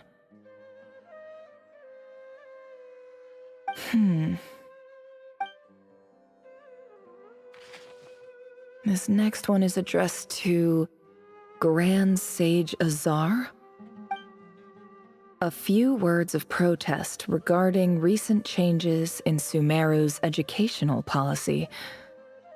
In recent years, the academia has taken on a small number of students from the desert region, as per the policy to this effect. However, it appears to me that these students have not, in fact, been provided with educational opportunities that are, in any meaningful sense, equal to those enjoyed by their peers. As well as receiving dumbed-down assignments and perfunctory tutoring, they do not even have full access to the Akasha system. Education is the fundamental purpose of this institution, which should go without saying in a nation whose founding virtues are knowledge and wisdom. I ask you, is the lip service we pay to the policy of education for desert students truly the standard of pedagogy to which the academia aspires?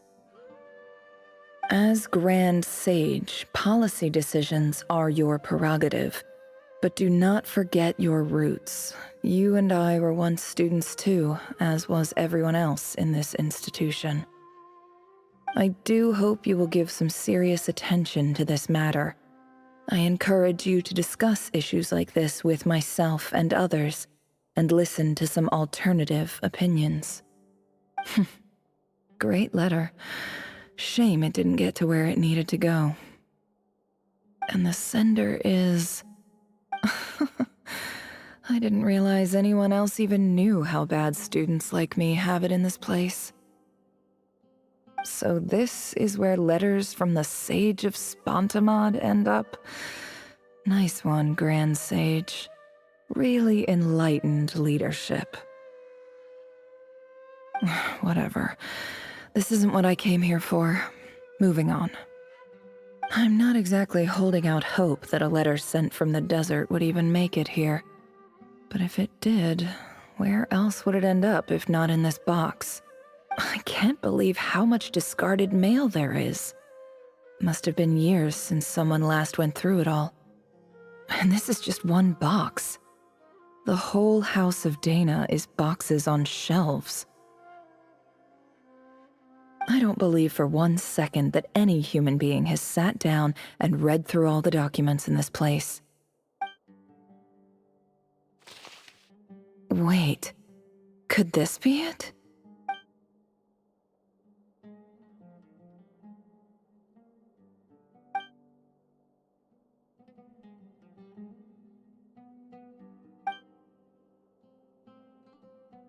Greetings, Halil. My name is Sinuhe, chief of the Shimti tribe. I was the one who came to you and your colleague's aid when you ran into trouble in the Great Red Sand. I don't know how well you remember it now, but I brought you to safety and gave you some water and other supplies. You seemed very pleased and told me your name. In my tribe, learning a person's true name is serious business, and I therefore see you all as friends. You were kind enough to leave your contact details, so we could stay in touch. The Shimti tribe lives a harsh, nomadic existence in the desert.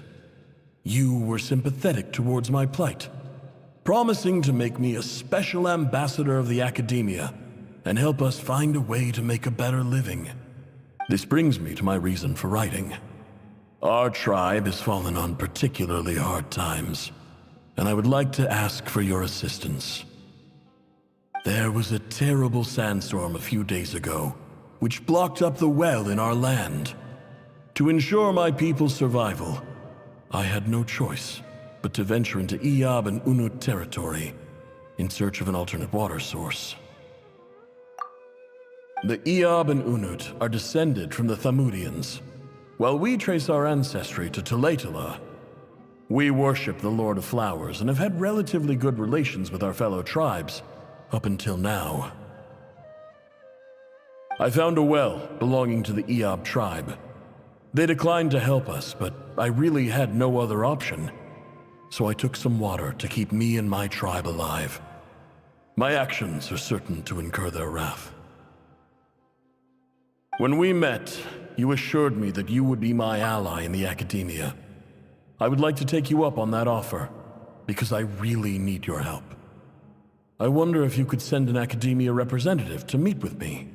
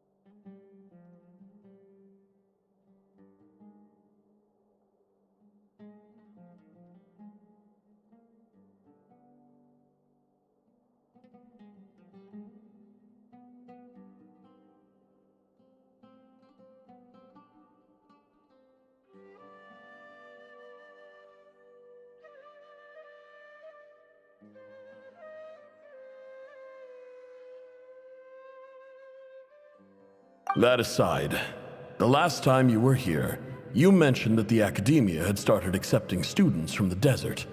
And I told you a little about my daughter, Nefer. We have next to no resources here in the desert, and my power and influence are limited. Would you consider enrolling my daughter at the Academia? She is a smart girl. I know she won't disappoint you. From the outset, the Academia never took you seriously. Those things they promised were just empty words. I doubt they even remember the name Sinuhe. And you were so emphatic that your luck had finally changed for the better. You swore you'd lead us to a better place one day. You spoke with such conviction, like you were the most powerful chief in the whole desert.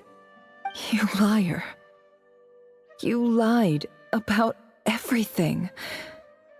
You promised the world and delivered on none of it.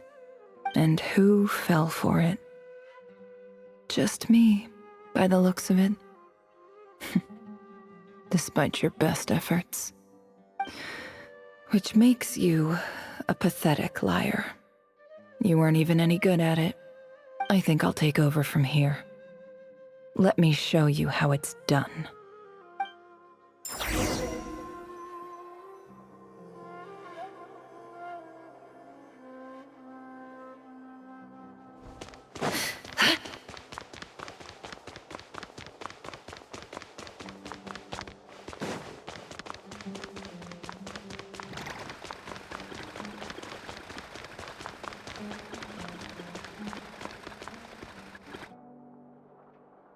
I just came to say goodbye. Thanks for everything you've done for me in my time here. Nefer? You packed your bags. Where are you going? I'm quitting. Something's come up in my hometown. Gonna head back and deal with it. Huh? But this was a hard-won opportunity for you. You know that better than I do. It was. But it doesn't matter. I have more important things to deal with, and they can't wait. Oh, and I didn't want to overfill my bags, so I left some incense on your desk.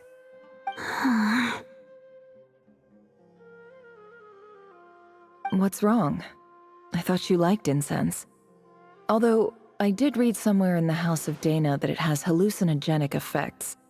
Don't use it all at once, all right? Isn't this the stuff you brought from your hometown? You're just letting me have it? But you said it's a rare and valuable commodity. Yeah, about that. I lied. It's not rare at all. There's this bunch of ruins near my hometown that are practically overgrown with this plant. It's not worth much. Keep it, it's fine. But Nefer... All right, that's all from me. You take care.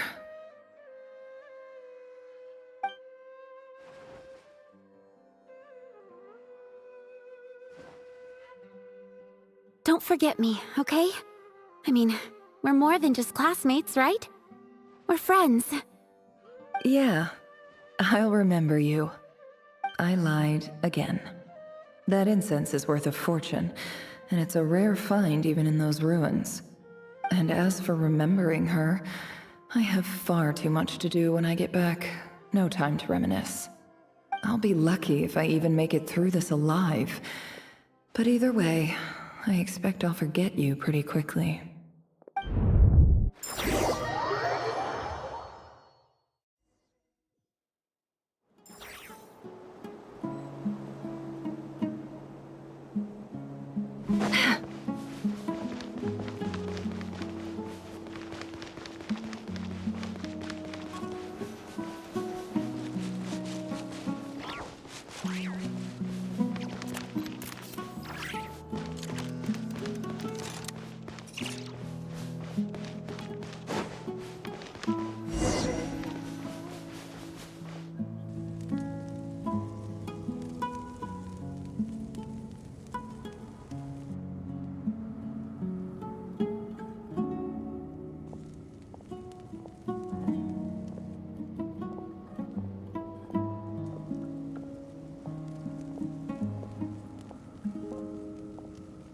It's a pleasure to meet you, Mr. Arif.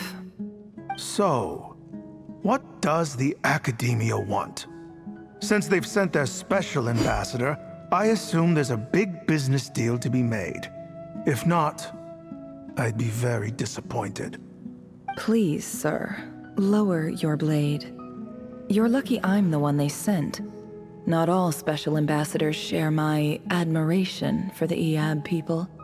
The ever-shifting balance of power in the desert reduced the once great civilizations of this region to rubble and sand. But the story of the Iab has a very different trajectory. Others grew weak, but you grew strong, beginning in obscurity and moving to prosperity. You're the only ones who defied the trend. Huh. So, you do know who you're dealing with? This well is the perfect symbol of your strength, is it not? It used to belong to the Unut, but it looks like you have control over it now. You're not wrong. But I'm sure you didn't come all this way just to flatter us. Of course not. I came to bring you some very good news. Some information that recently came to light, which might just be your ticket to freedom. Records uncovered by the Vahumana Darshan show that a certain well currently under Iab control is built on top of some ancient ruins. These ruins are of great archaeological interest to the Academia. I checked the map carefully on my way over here, and I'm confident that this is the well in question.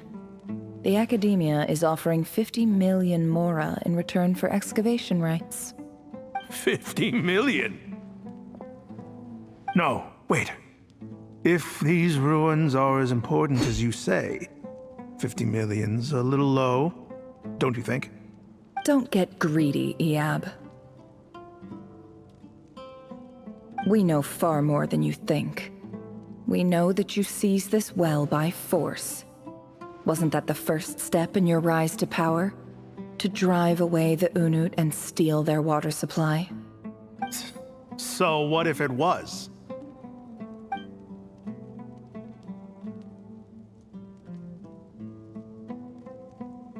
Don't worry. As unscrupulous as it was, it's something we're willing to overlook. The Academia is only interested in dealing with the de facto power holders in the region. I hope I am making myself clear. And I hope your words are the truth. If I find out the Academia is trying to play me, I'll hunt down every one of your people and make you watch as I cut their heads off one by one.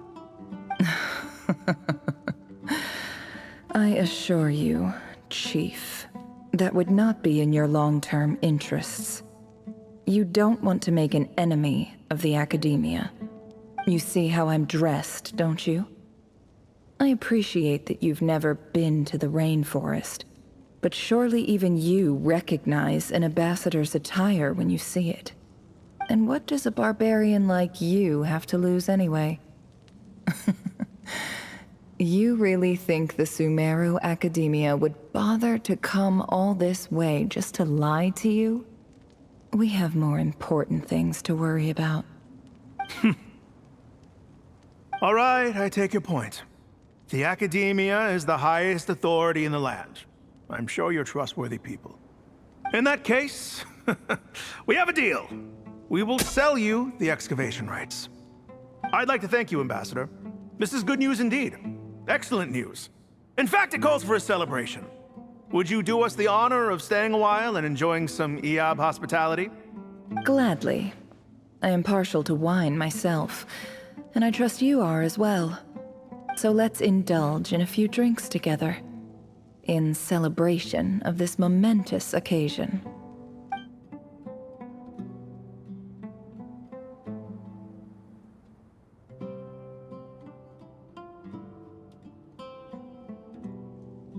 Chief! Chief, it's an emergency! It's the Unut. They've taken the well. What?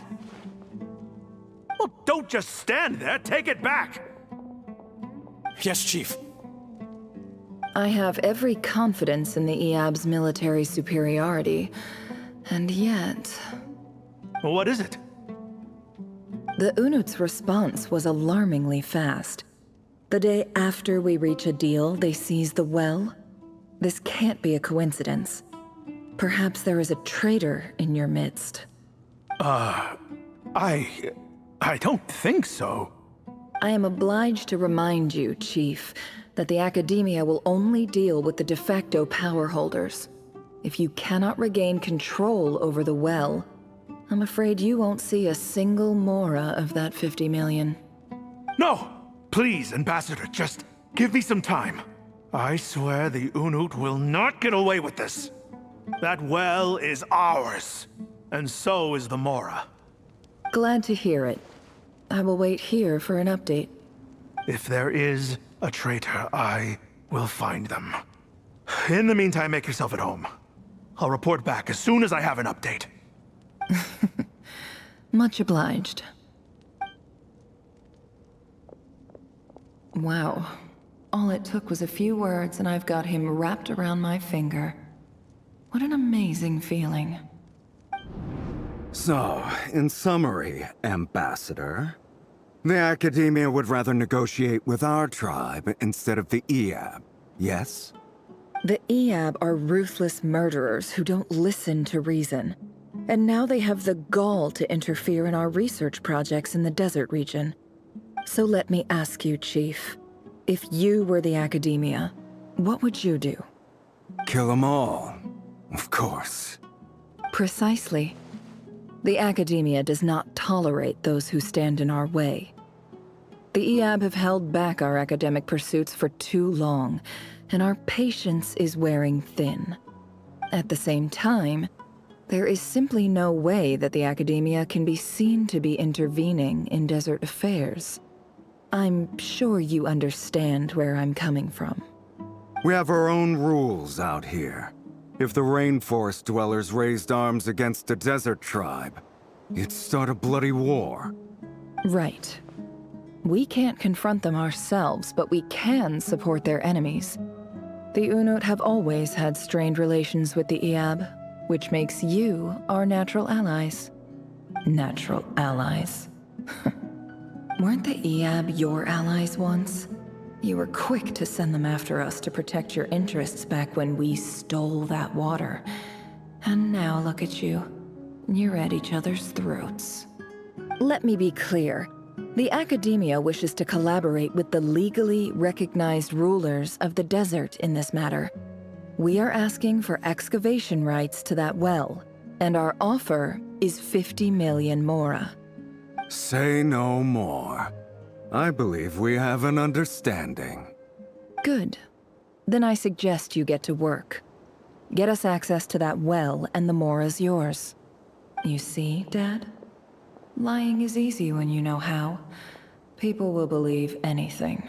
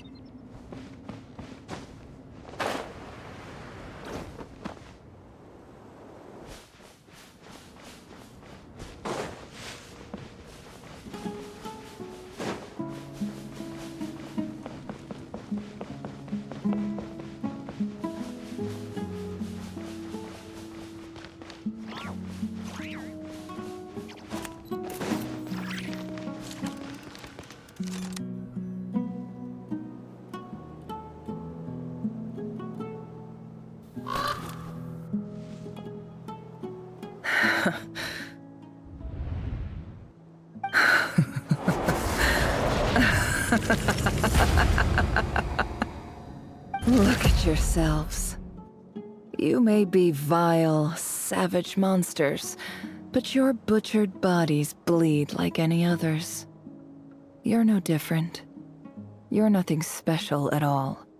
The monsters who destroyed my home, they're just ordinary, petty human beings. What a joke. I think we're even now. Maybe I've even done the desert a favor. It's a better place without all these people around. Oh, Sinuhe, my gullible fool of a father. Perhaps if you'd been as ruthless as I was today, our tribespeople would still be alive. In this dog-eat-dog world, a chief needs to be tough to survive. But you couldn't do what had to be done. So I did it for you. Nefer, it's okay. All of this is in the past now. I believe I remember you promising to remain silent. Yeah, but even so... Yehoda, is there anything you can do to ease the tension? Alright, time for a sharp turn onto a completely different topic. So, anyway, that's enough of that. When are we getting out of this place? Feels like we've been walking forever. I'm getting pretty tired. Oh, Alma, you tired? Yes. If we can find somewhere to sit down, I could certainly do with a rest. It's not far now. There should be a temple just up ahead. Yes. Really? A temple? That's where this story ends? I guess that's how things go in the desert. Desert dwellers can never escape their destiny. Or so everyone says. I never wanted to believe it, but looking back now, I'm as desert as they come. You mentioned a temple. What's waiting for us there? My biggest trade secret of all. Ah. Then I'm guessing it's where you got your power from. The power to peer into other people's minds. I didn't know you were clued up on any other religions. I'm no expert in the history of Sumeru, but since you come from the desert, I would imagine it has something to do with King Deshret. Sounds impressive. Ah, I know who you mean. General Mahamatra Sino. The spirit of Hermanubis dwells within him. That's Boss Neff for ya. She knows everything. Sino's hardly a figure of obscurity, but I know about Sethos too. What about him? Is he a big deal or something? Well, he's not a small deal, let's put it that way. Please, this is the bare-bone basics. Save the flattery. Thanks for your patience, everyone. I'm sure it's been a lot to take in. With any luck, that's our exit just up ahead.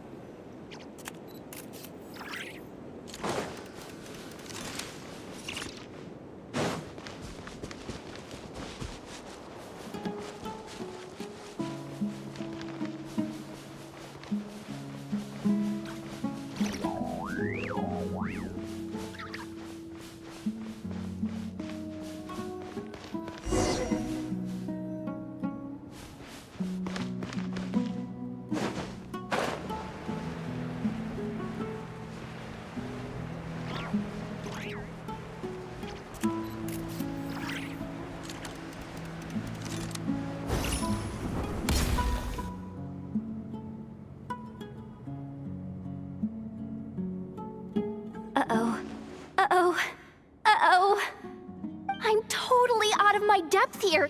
I don't have anything to add about any of this stuff. Like, look at that statue, for instance. I want to do the whole name-dropping, this girl knows her stuff thing too, but I've never seen anything like it before. A statue with the head of a bird. That's Thoth, the Ibis King, one of the 7 pillars of King Deshret. The legends say that he, the Crocodile King, and the Goat King were the 3 retainers of King Deshret. Let's take a look.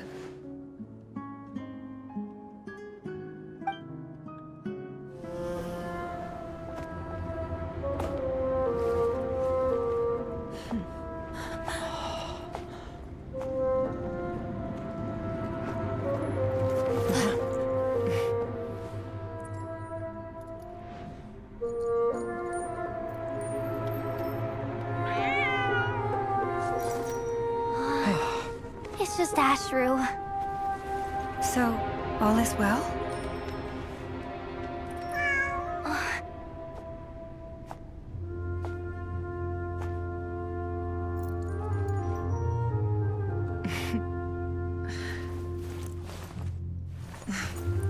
Typically speaking, at this point, the world disintegrates. Then we find ourselves back in the outside world. Besides, these are my memories. There's nothing to fear. You're sure? Of course. It's almost over.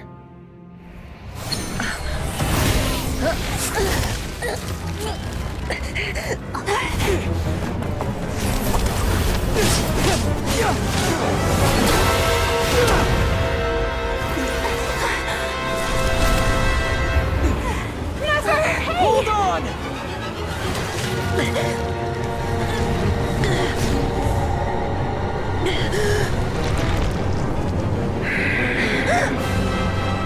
Knowing too much is always a death sentence. Speak for yourself.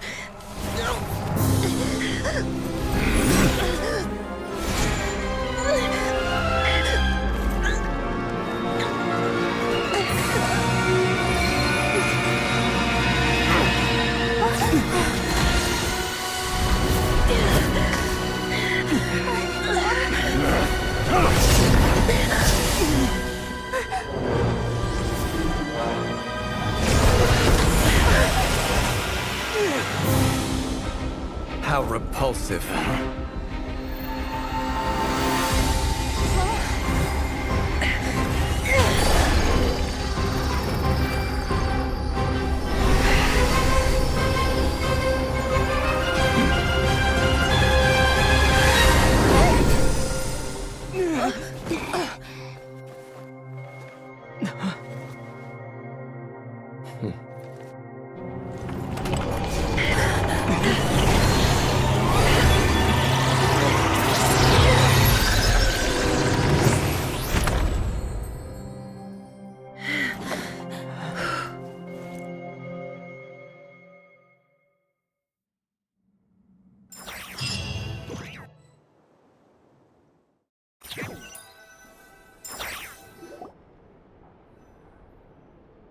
Timed that pretty well, didn't I?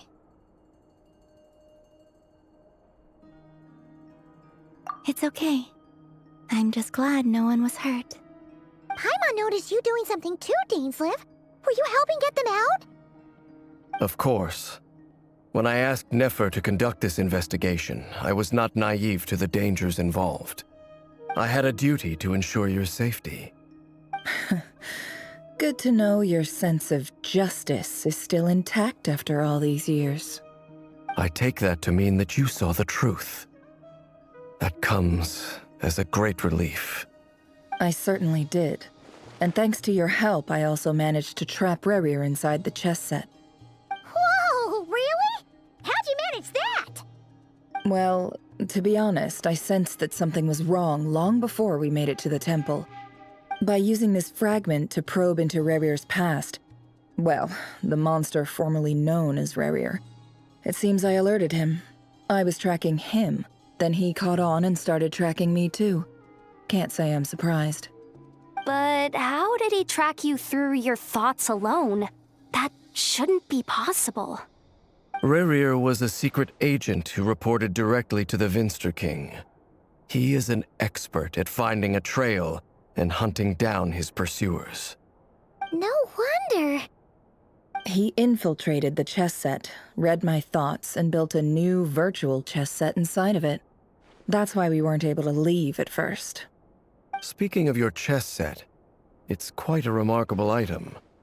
Would I be right in thinking you have some connection to King Deshret? You overestimate me. I only have a connection with one of his underlings, the Ibis King. You all saw how this came to be. A long time ago, the Iab massacred my tribe, the Shimti, in our home village. A few years later, I enrolled in the academia, where some new information came to light. The Unut and the Iab fought a bitter battle over the rights to a well, all for the sake of a non-existent 50 million Mora. The Eab ultimately won that confrontation, but their victory came at the cost of almost every warrior in the tribe. The final blow to the Eab came at the victory feast, when an Unut assassin beheaded their chief right before my eyes. The remaining Eab fled and have been scattered to the winds ever since. Having gotten my revenge, I returned to my hometown, where to my surprise, the nearby temple was still standing.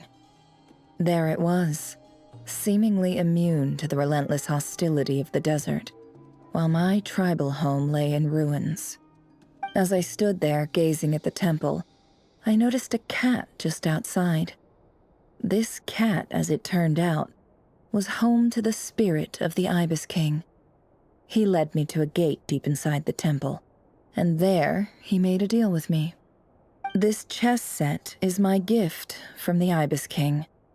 The chessboard within is made to the same specifications as the one in the mausoleum of King Deshret, and represents his power of piercing analysis.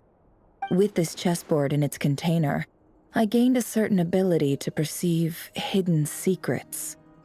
Now, you could conclude that the Ibis King simply wanted to give the people of this world the power to seek the truth, but I don't believe that's the full story. Every god plays favorites. Their hearts are as fickle as any human's, full of secrets, perversions, egotistical tendencies. But precious few gods are willing to admit this. It is the same with all powerful forces, including fate itself. Their gaze falls preferentially upon a select few. As you rightly point out, this is an act of favoritism. If you're alluding to the Abyss, then yes, I agree. Gather the others. It's time to share everything I've learned.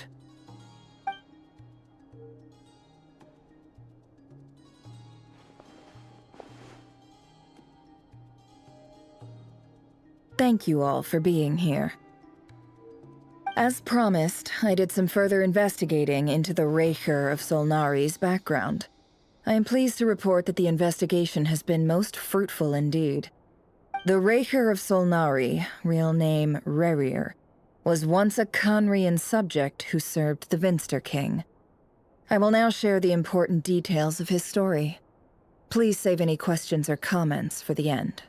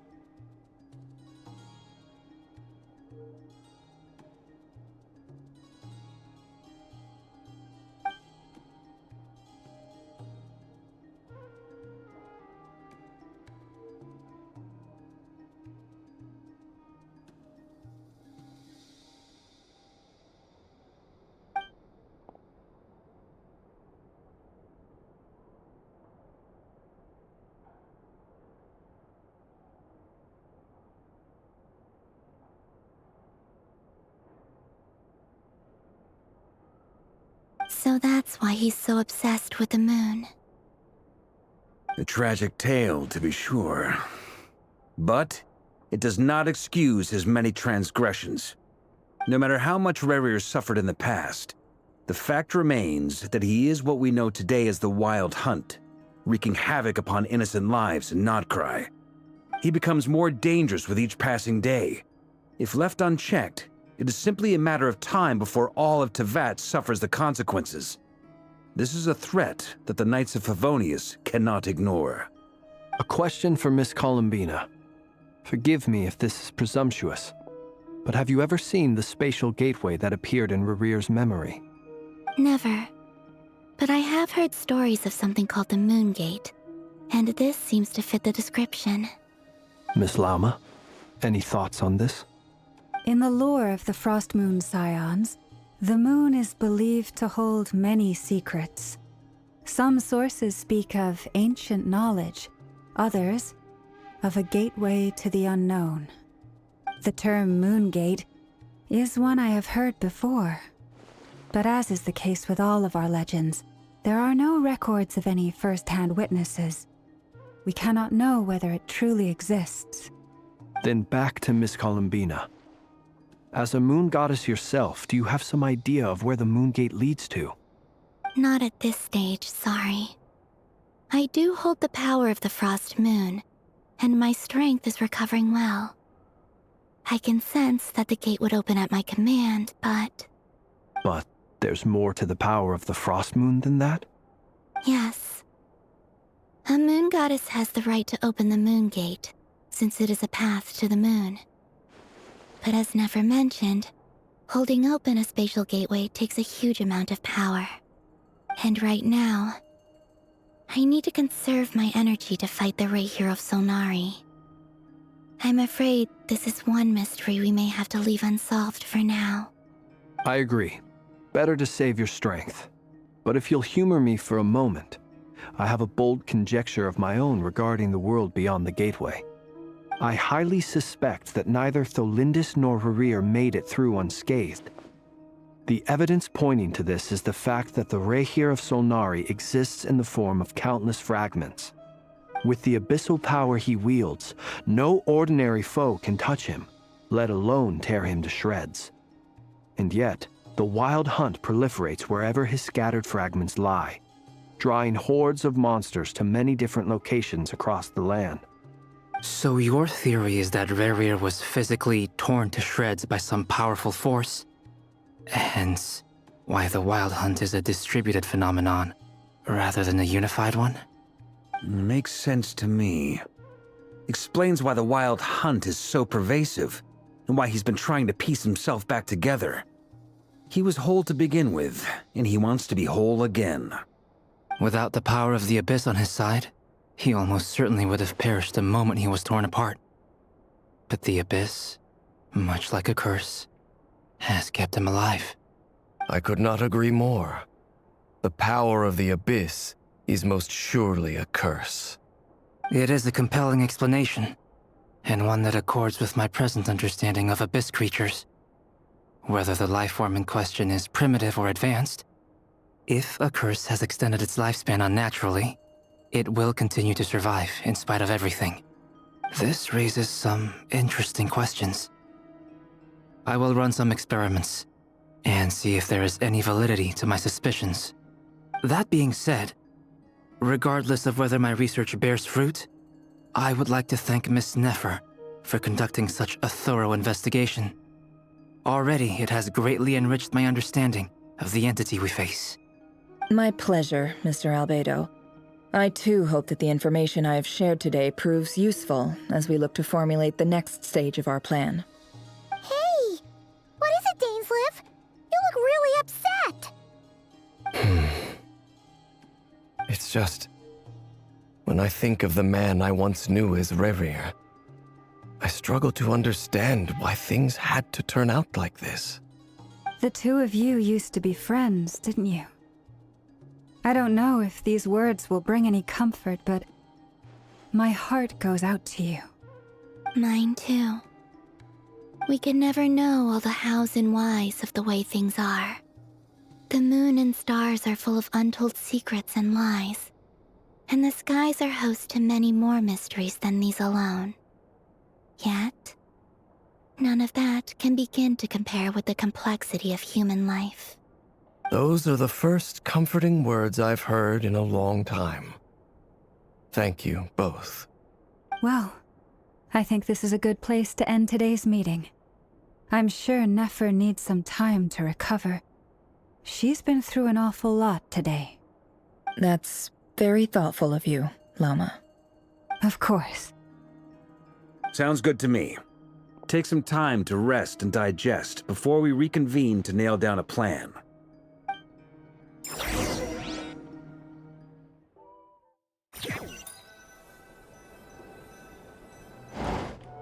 Hey, is this a bad time? Hope I didn't kill the conversation. No need. Come on, let's talk outside.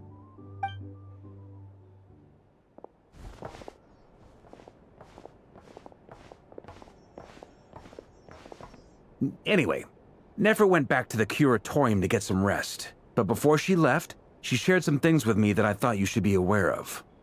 Firstly, although she managed to trap the Raker of Solnari inside her chess set, there's no guarantee that the power of the Ibis King is any match for one of the 5 sinners.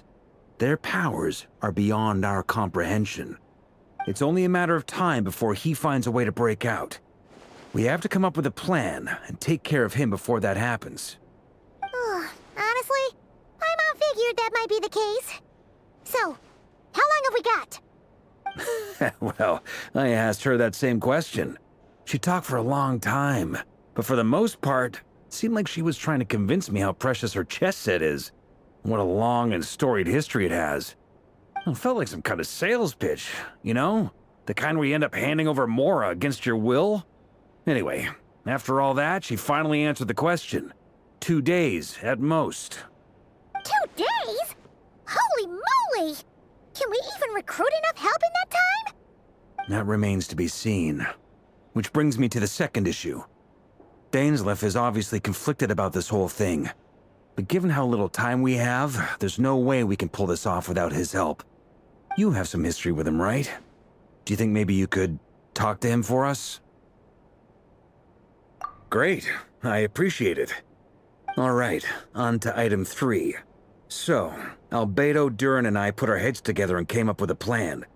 Can't promise it's gonna work yet, but at least it's a start. We figured we'd bounce the idea off you first. We'll explore it further once everyone's recovered. Oh, Paimon's dying to hear this. All right, so here's what we're thinking.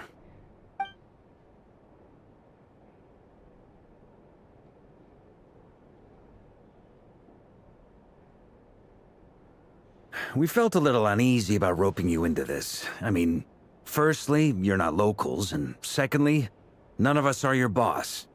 You're well within your rights to refuse if you so choose. Roping us in? Why would you even say that? We know the stakes here. It's all of us against the Rayher of Solnari, or none of us stand a chance. I choose my words very intentionally, I'll have you know. I like to think there's an art to striking a down-to-earth tone even when the stakes are through the roof. Sir Varka, I have a few thoughts about this plan. I'm all ears. I think we can be more flexible with how the roles are allocated. In my view, the most sensible lineup would be like this.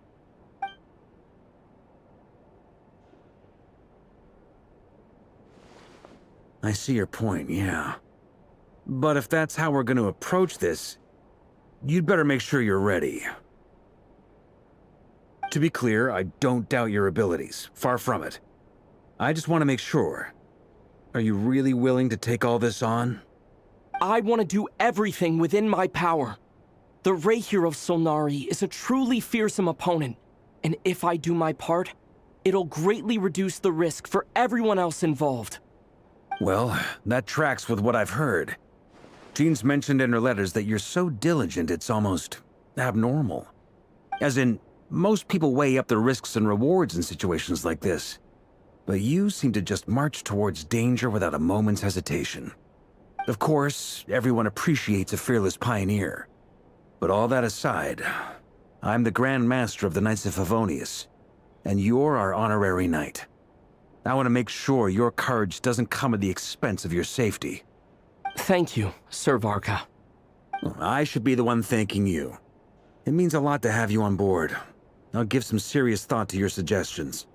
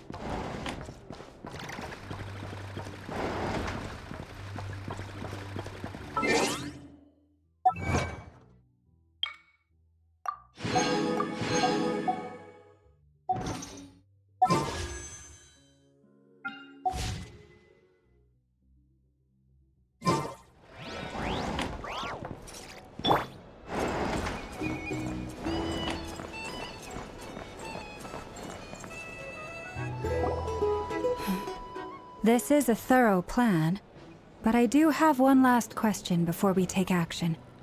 How can we be sure that our enemy won't leave the designated area? Great question. Albedo's been hard at work analyzing Rerir and the Wild Hunt's behavioral patterns. His conclusions are as follows. Firstly, from the earliest known confrontation until now, Rerir has never displayed any ability to manipulate the dimension of space. So it's unlikely he has any power in that domain.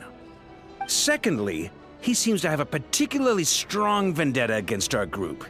If we put him in a fight-or-flight situation, he'll choose to fight every time. Thirdly, finally, and most importantly, he is consumed by hatred, both for the moon and for his enemies. Turns out, we tick both of those boxes. We have a reincarnated moon in our ranks, and a spy who accessed his private memories without permission. He'll be baying for blood, not looking to escape. As someone who's had their fair share of interactions with the Wild Hunt, those all seem like valid observations to me. Understood. Then I will defer to the verdict of the group. Well, everyone, that's the plan in full detail. Albedo and Durin are carrying out their part as we speak. Plan approved. Scheduling. Okay, any firepower you need, I got you covered. Let's light this baby up. The Frost Moon Scions are behind you as well. And the rest of you?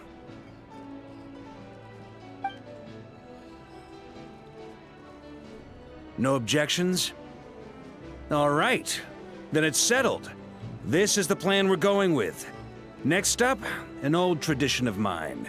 Anyone who wants to back out, now's your chance. Wait, we can still back out of this? Everyone says things they regret, right? I don't want anyone feeling trapped because their mouth said yes before their brain had time to think things through. A very people-first approach. I hear that's common practice in the Knights of Favonius. Heh. Who'd you hear it from? D-Luke? Shh. We don't use people's real names at work. This contact will be known only as Owl, please and thank you. This plan can only work if everyone does their part. Flint's and I will absolutely support it. We shall indeed. You'll be glad you accepted our help.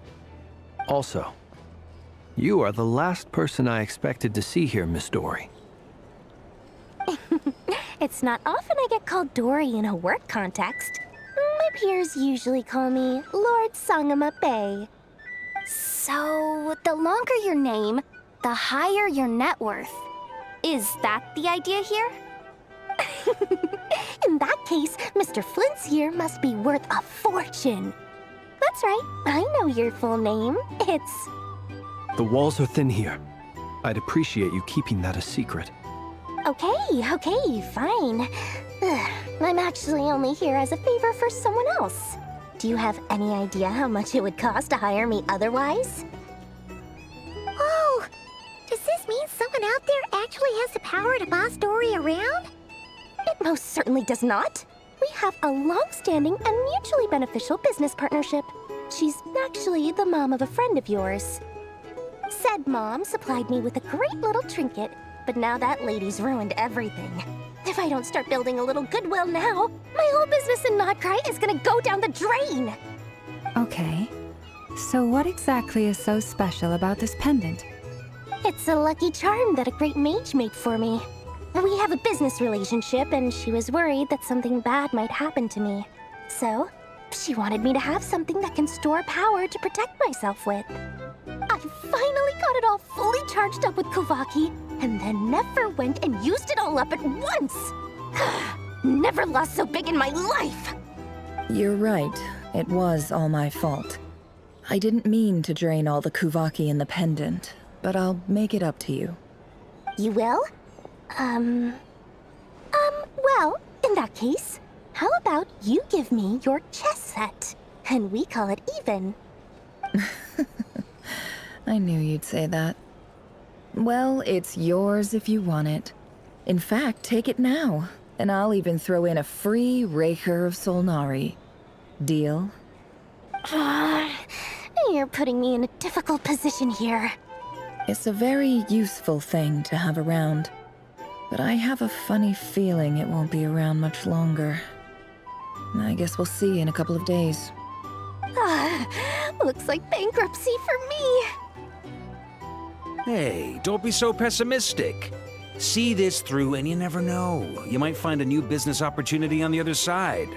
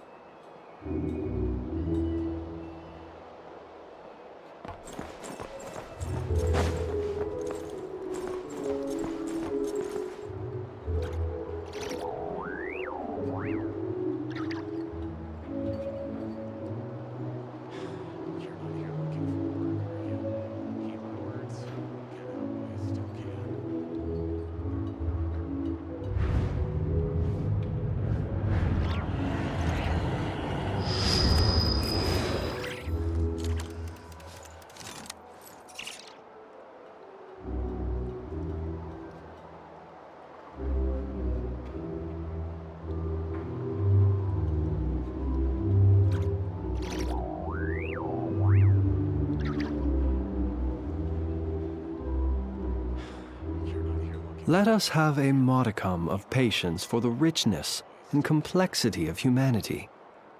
The wanton cruelty of the few is not worth our ire.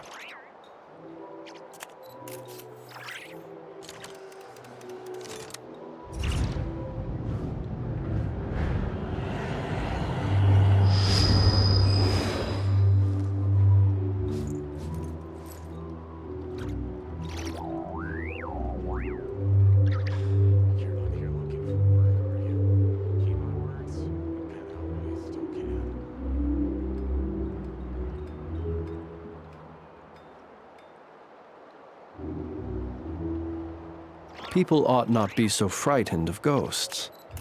They are merely talking shadows, chattering away endlessly about their past affairs.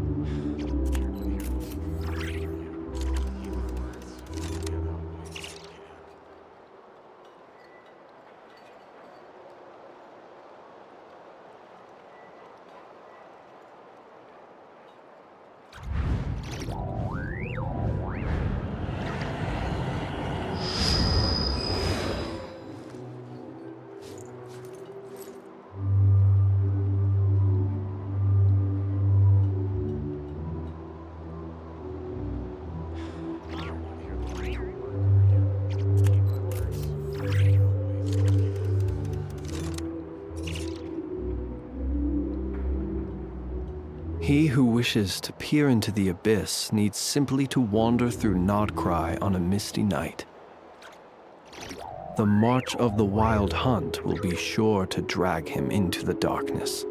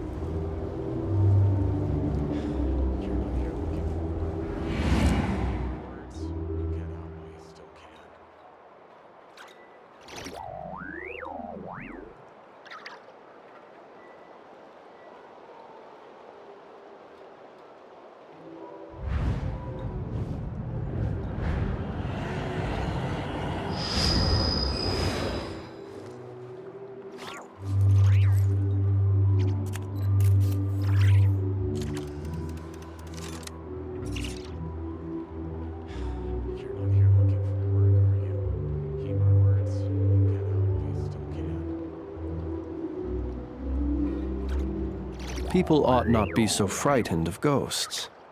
They are merely talking shadows, chattering away endlessly about their past affairs.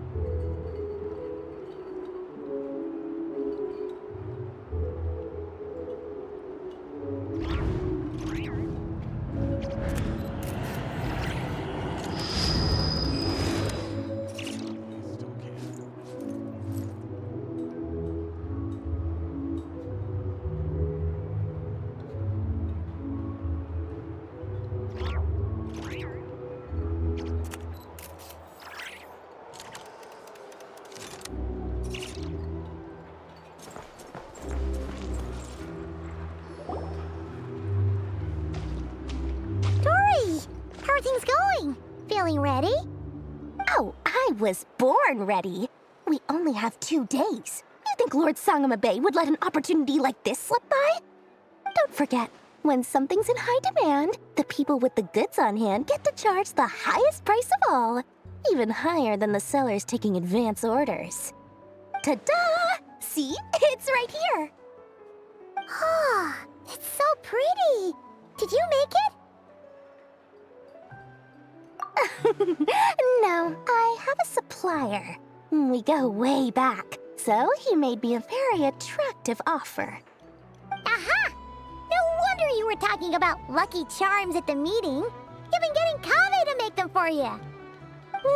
That's not the full story. It actually started a while back as a project between me and the Dendro Archon.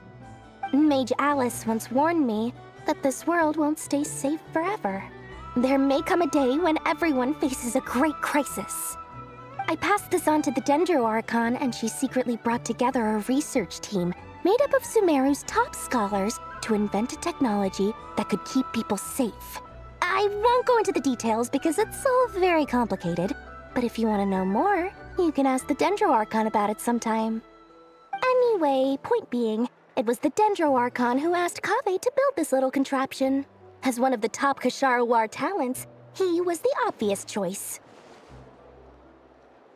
Took him long enough. He stressed over it for ages. Must have gone through at least a dozen designs before producing a final product. But that's Kave for you. Marak delivered it to me a couple of days ago, along with a letter from Kave. Could I ask why I'm sending this technology to you? And what's your proposed use case? Has it been approved by the relevant authorities? So nosy. My fault for sending him the research permit to begin with. Surely Nahida must have told him you were involved in this project. He was probably just nervous because you're always so secretive about your business. Could be. Anyway, I just replied, let's hope there never has to be a use case, because it would involve grave danger. Fair enough. But it sounds like he was just being cautious. He probably felt responsible as the one who made it. Or maybe he was asking as a favor for his housemate. He's done that before. Not sure why, though. His housemate doesn't seem to really care that much about this kind of stuff. Either way, all's well that ends well. I'm just glad to finally have my hands on the product. I wouldn't want to be without it, given the potential dangers that lie ahead. Huh? What does that look mean? Paimon's just super surprised. This must be the first time we've ever seen you actually get serious about something. Well, a long time ago, I made a promise to myself. I promised that I was gonna live every day of my life with a big beaming smile. Obviously, Mora plays a big part in that. But there are always gonna be times in life when you have to give something back. That could mean paying back a debt, returning a favor, or showing some kindness. Alice has been a huge help to me over the years. She was the first investor I ever had. And I want my investors to know that Lord Sangamabe is the best in the business. And more than that, no one knows what the future will bring. Whatever happens, I want to make sure the Dendro Archon and all of Sumeru is prepared to face whatever comes. Oh, that? I was just making sure Nefer and I are square. Don't be thinking it was some sort of benevolent act. I'm no saint, so don't treat me like something I'm not. My priority is doing the business that I want to do, so long as my conscience lets me, but it usually does. That's the Lord Sangamabe business model. All right, if you say so. I do say so, and that's the whole point. I'm a businesswoman. Don't go trying to figure out what kind of person I am. You'll exhaust yourself.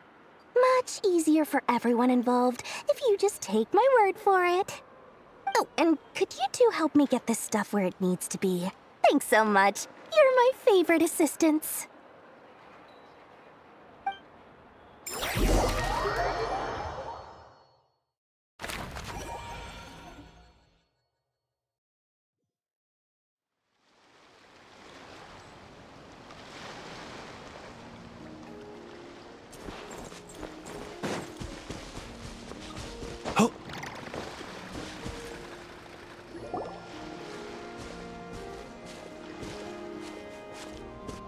Traveler, Paimon, it's good to see you. Everything going smoothly over here? Sort of. As you're probably aware, Varka, Diren, and I captured some abyssal creatures from the Wild Hunt. Per the plan, we dissected and analyzed some samples of these creatures. The process went very smoothly. The findings, however, come with some troubling implications.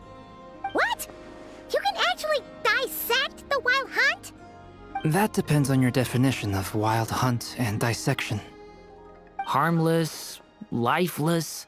These words are accurate descriptions. The Wild Hunt is an interesting phenomenon. In and of itself, it doesn't seem to possess anything akin to a human personality. But taken as a collective, the medium through which the Wild Hunt is summoned does appear to have a soul. Master griped a lot about the wise Horoptetyr, and seemed somewhat fascinated with the foul Certology. But she barely mentioned Rerir at all. I don't think that was because of his lower social standing, though. Anyway, it's a pity. I should like to hear her thoughts on the nature of the lifeform he has become today. It's a strange mix. The furious energy of an abyssal being channeled through a fractured physical existence. A consequence of being torn apart by an unknown power. Perhaps the only explanation for his survival in this state is that he sacrificed a degree of individuality in exchange for a continued existence. Oh, sorry. Once I get talking about interesting research, I have a tendency to go on indefinitely. Back to our research findings. Essentially, they confirm my hypothesis.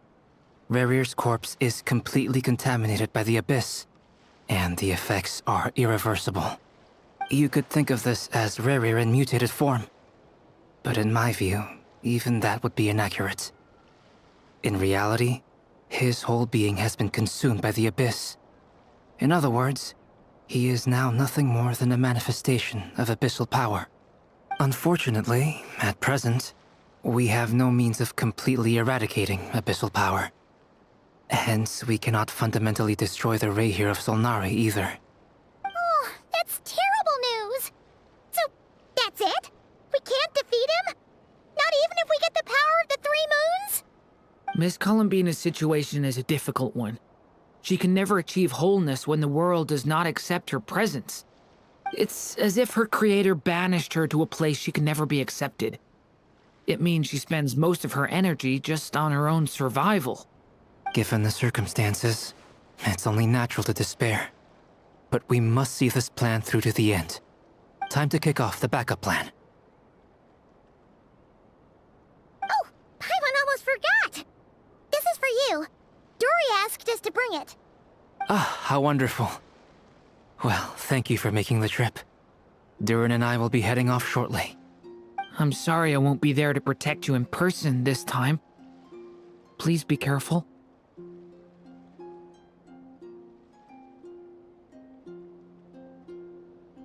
All right then. Stay safe.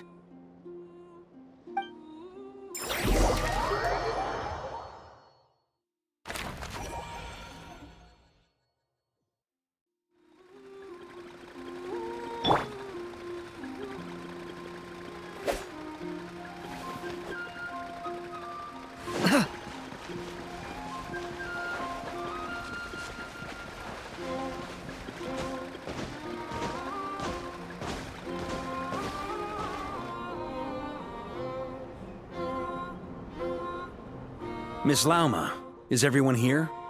Yes. The fate of my flock is in your hands, Grandmaster Varka. Please keep them safe. My lady, what are you saying? Within the next 24 hours, we will face the biggest crisis the world has ever seen.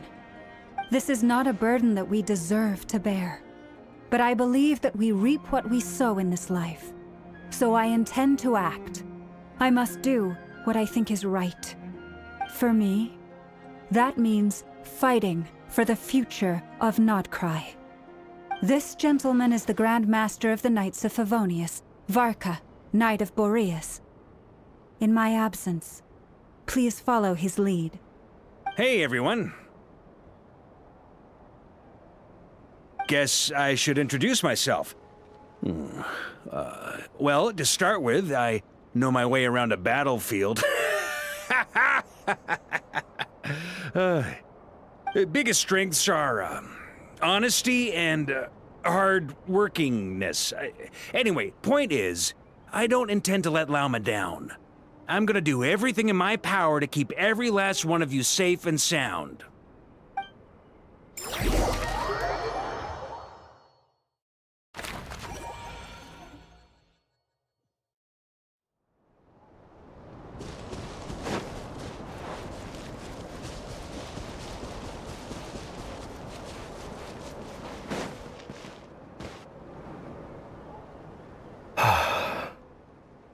Something on your mind?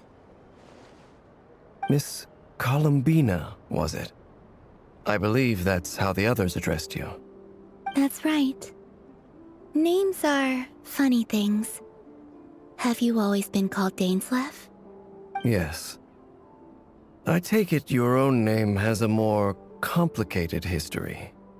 I have a different relationship with names than other people. To be honest, I'm not even sure that Columbina is my name. At least, not in the same way that Dainsleif is yours. But it's what everyone calls me, and I go along with it. A lot of my life has been that way. I get so used to things that I forget to question why they are so. I never used to think much about where names come from, or what they mean to people. Maybe something's wrong with me. You're different from other people. I sensed it the first time we met. You're more perceptive than most. I'm sure your long life and rich range of experience explains that. Do you ever find yourself missing Conria, Mr. Dainsleif? Difficult to answer. I have dreamed of the past many, many times. Sometimes I'm fighting tooth and nail. Other times I'm lying on the ground, defeated. I don't recall any happy moments from that time. It has been too long. Is that because hatred survives longer than love and affection? That would not be for me to say. I make no excuses for the grudges I bear. But whatever the reason, I remember little that was beautiful or sentimental. Thank you for your help with the Rerir situation. Without your efforts, I never could have learned the hidden truth of his story. You're welcome. I know he's your friend. Friend? He betrayed me. And I never really understood what he was going through in life. Some friendship, that is. Okay. So, do you plan to fight him with us? You see, you're torn. Now you know what really happened. You see the things he's done in a new light. I need some time. Of course. I completely understand. Anyone else in your position would feel conflicted too. Actually, I went through something similar myself recently. Something happened that changed my perspective on a situation. A situation I took for granted at the time, but now I feel very grateful for it. You mean the Harbingers who still support you, even though you've left the Fatui? Yes. I always thought they were only helping me because Harbingers are forced to work together. But then I abandoned them. A warrant was even put out for my arrest. And even now, they still support me. Which means I was wrong about them all along. Clearly, they view you as a friend. I feel a little guilty now. I regret not seeing her help for what it was, and not treasuring it. I see the guilt that you're feeling now, because I feel it too. Hopefully, talking about it will do us both some good. Have you noticed that the Traveler and Paimon are over there? I think they've been listening. Huh. Shall we say hello? Sure. Hello. Ah! They caught us!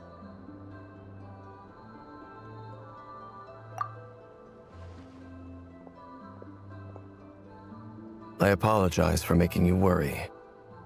No doubt you wish to know where I stand on the plan to take down the Reihir of Solnari. I'm afraid I need a little time, but I will seriously consider joining you. You will? Oh, thank you so much! Everyone will be so grateful to hear that! They needn't be. This was something that I was going to have to face up to eventually. That doesn't matter to them. They're grateful to you regardless. You can't control their gratitude, so just accept it. And then, have a think about whether you're willing to join us.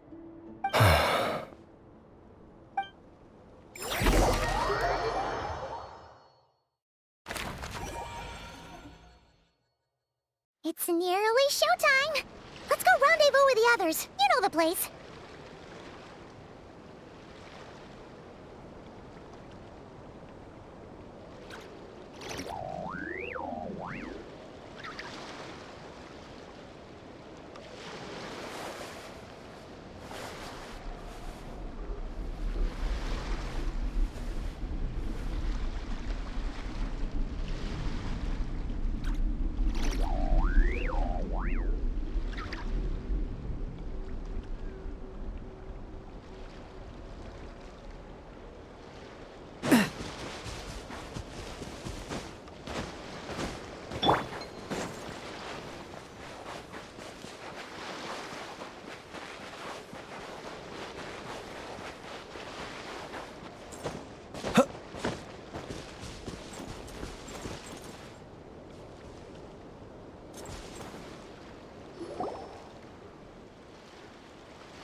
Ah, you're earlier than I expected. Hey, Flint's! Been waiting here long? Not too long. I came a little early so I'd have some time to think. Are you nervous about the battle? Quite the opposite. I'm reminiscing on my past battles. When I was awakened by the Ratniki, I had not touched a weapon in many years. I felt like the battlefield was not where I belonged. But after waging war against the Wild Hunt for so long, I came to realize something. A life of absolute peace is simply not a possibility for me. My restless flame indicates that somewhere inside of me, there is a deep yearning to root out the evil in this world. Oh, that doesn't sound like such a bad thing. Well, in the past, when I was a Fae whose primary concern was hibernation, it was hardly ideal. But it certainly serves me well here in the present. And I am delighted to be able to join forces with you in this endeavor. Looks like I'm not the first to arrive. Ah, Miss Lauma. Did you sleep okay last night? I struggled to settle down at first, because of the nerves. But don't worry. I got enough sleep in the end. I'll be just fine. Please, I'm just doing my part. Never! Over here! Aino asked me to relay a message. She said Anefa will be on high alert and keep a close watch over all secondary districts where defense is required, providing support as necessary. Meanwhile, Aino herself will provide range support to us directly, using her latest invention. Excellent. My thanks to all involved. The chess set's looking a little unstable. It won't hold him much longer. We should be prepared to engage at a moment's notice. No sense sitting around waiting. Let's make the first move while we still have the option. I agree. Paimon, find a safe hiding place. Got it! Be careful, Traveler! I will.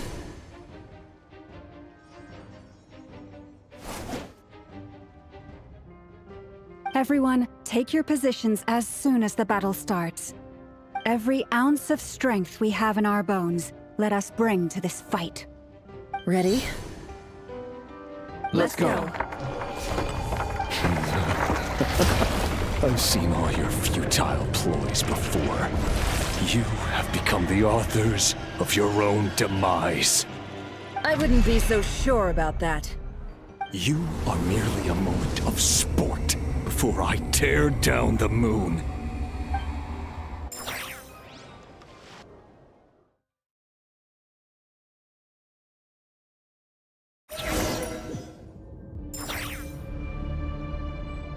Stay on your toes. Yep, you too. Me!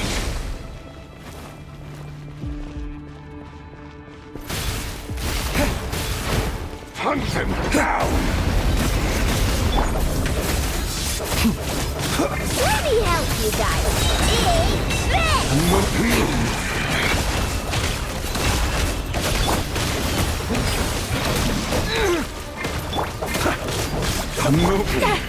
Pathetic! Horace, protect us.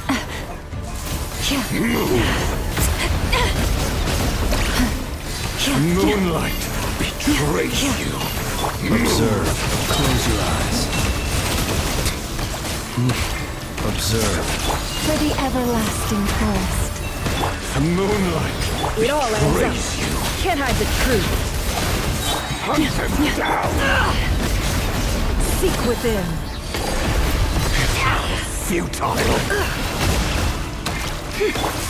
Your poor The lost... moonlight betrays you. Close your eyes. Are you quite finished? Observe. Close your eyes. Nightfall.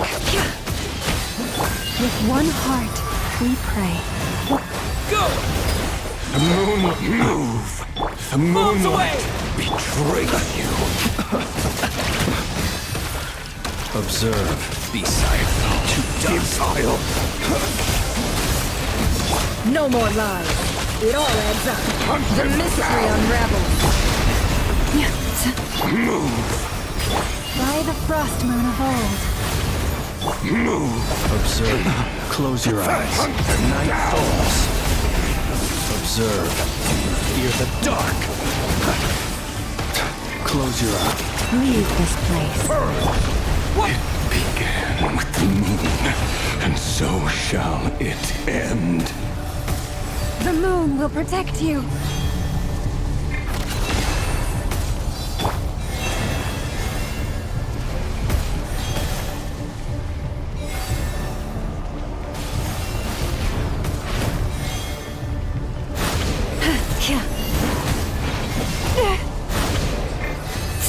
Forest, protect us.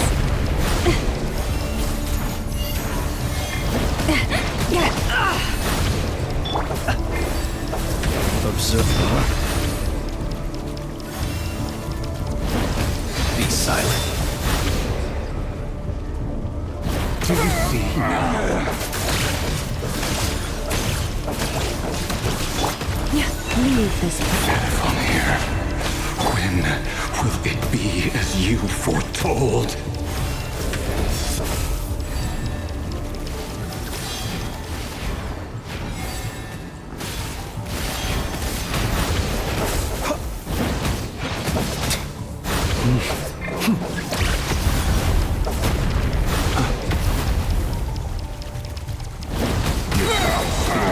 Welcome here.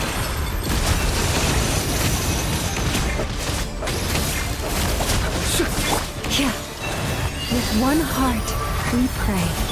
Wipe out! The deception ends here. Can't hide the truth. No more lies. Observe. Fear the dark. Can't hide the truth.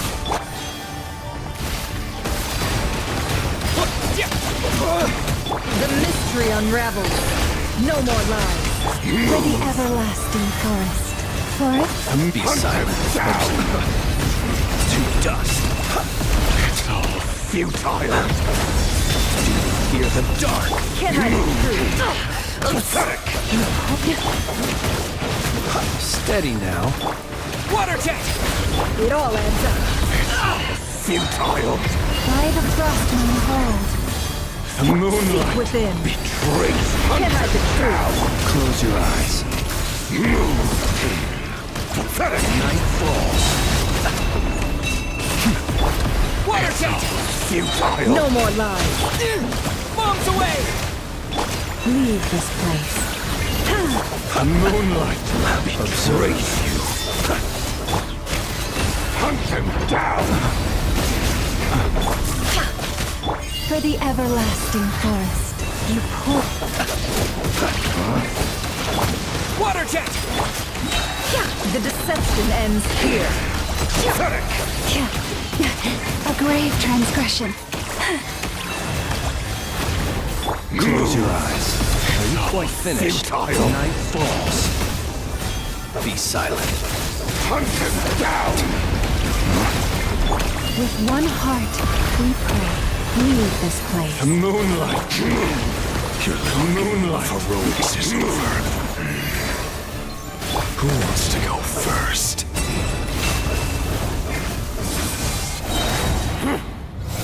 No. Get out of my sight! No! We've been separated! Will it take? You okay? Never! Where are the others? Stuck outside the barrier. I guess he really doesn't like us. I told you before. Knowing too much is always a death sentence. Be careful what you wish for.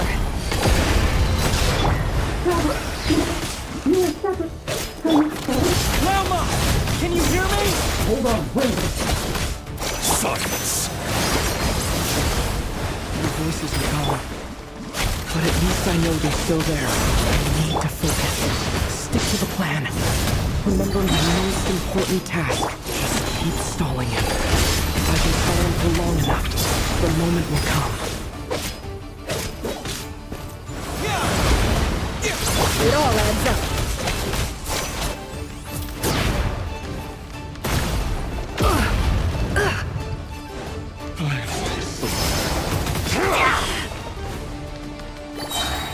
How much power will it take? The deception ends here. Bombs away! Can't hide the truth.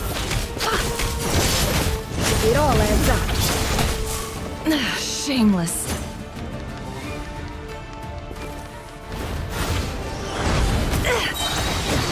The mystery unravels.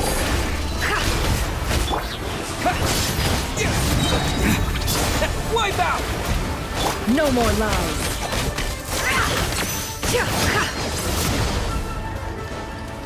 Nowhere to run, nowhere to hide.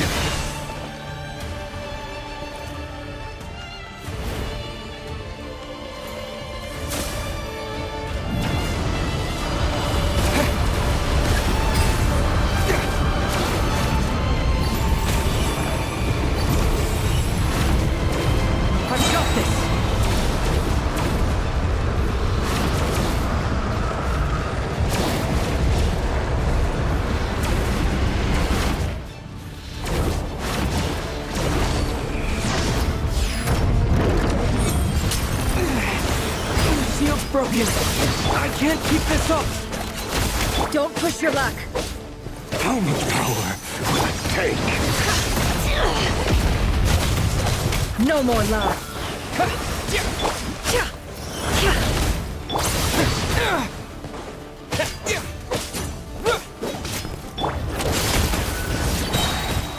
Destroyed and reborn.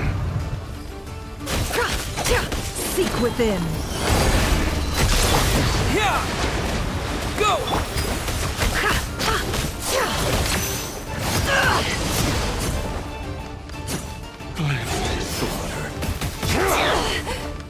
Can't hide the truth. The deception ends here. No more lies. Water jet! Wipe out! It all adds up.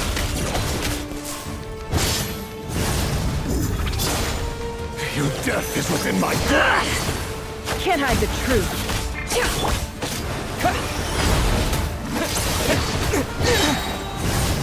Bombs away! Seek within. No more lies.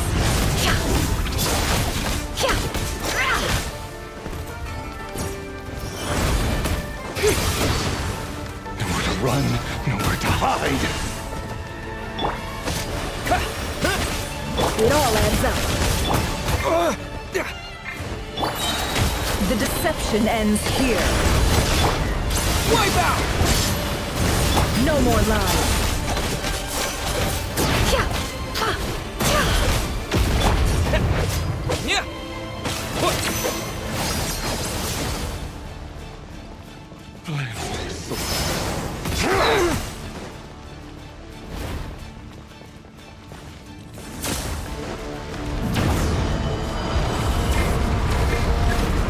It all adds up.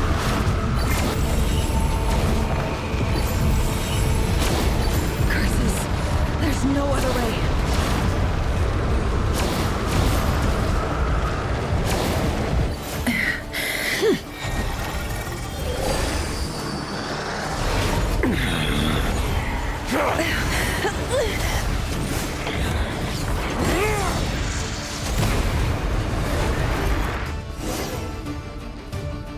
The only way to defeat Rarer is to borrow his own power. That means Columbina will have to disappear while you two bear the brunt of his attacks. You have to hold on. Find a way to keep him focused on killing the two of you.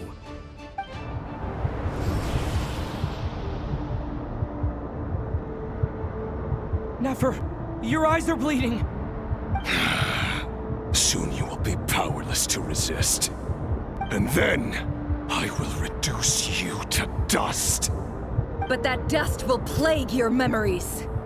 Come on, keep holding on. Any other tricks up your sleeve? Let's see them.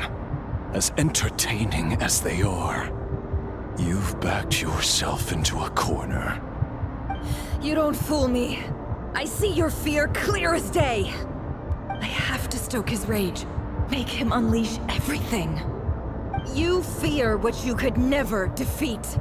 You fear the thought of never being able to save your beloved.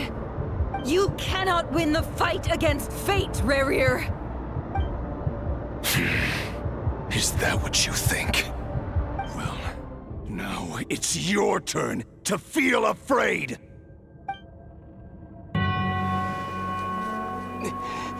You fear the sound of your own name? Is it us you hate? Or is it what you've become? Let's see what becomes of you!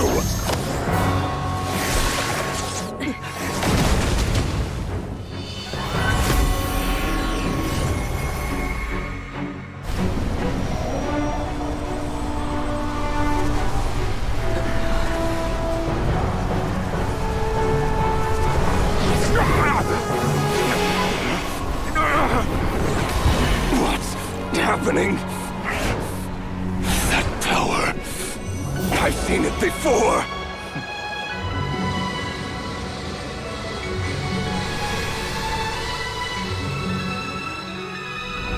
His power is on another level. We'll need to use an alchemical array to convert his power into a usable form. Then quickly channel it into Columbina, rendering her powerful enough to compete with him. I'll join you. I can help.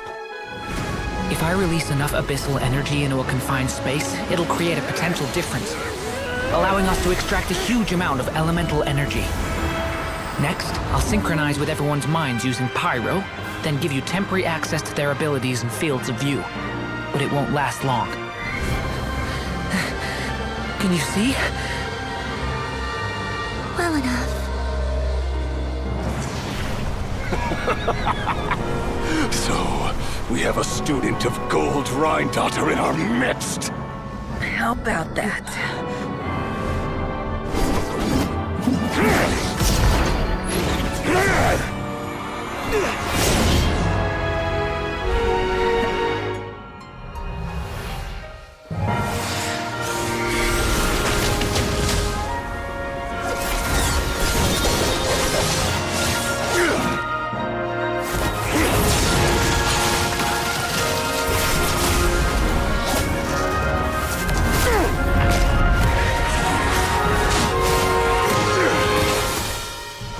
You use my own power against me?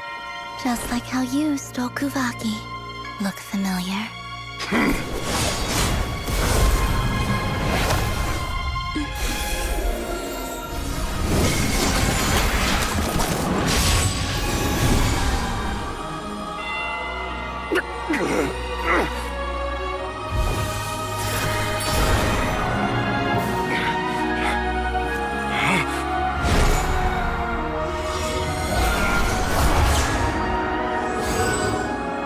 Don't you realize? You don't have the power to hold that gate open. I don't, but someone else does.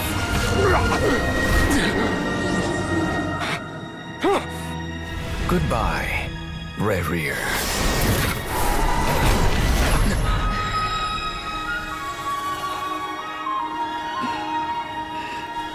We won.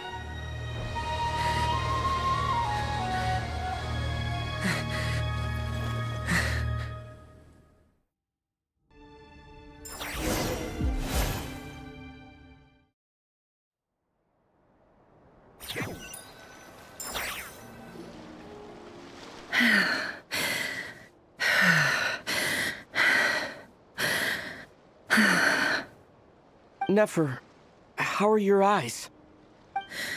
They're fine. Apart from the blindness, of course. It's not too late. Let me handle it.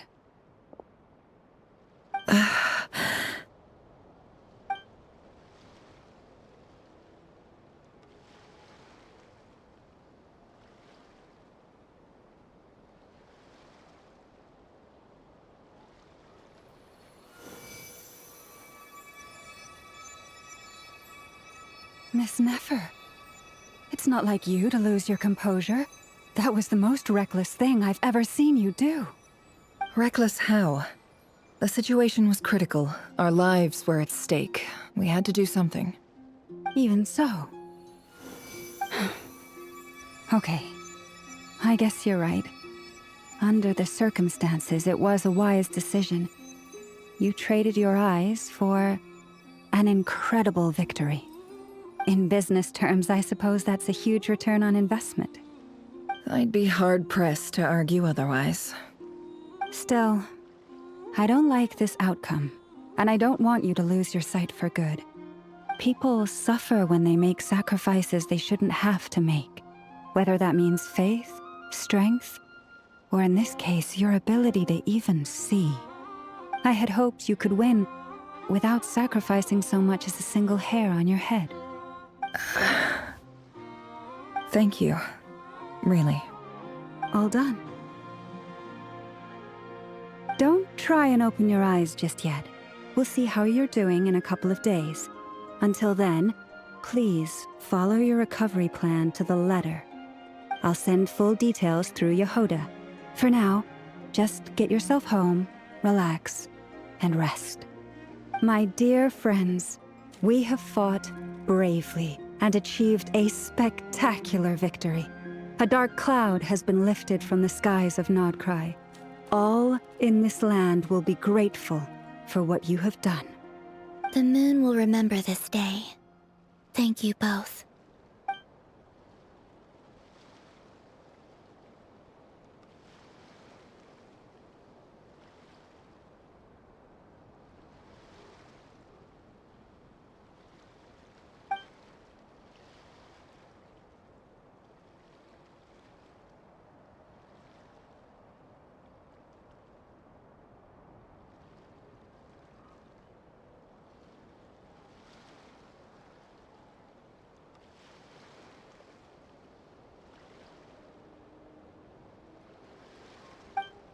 There's something I want to let you know.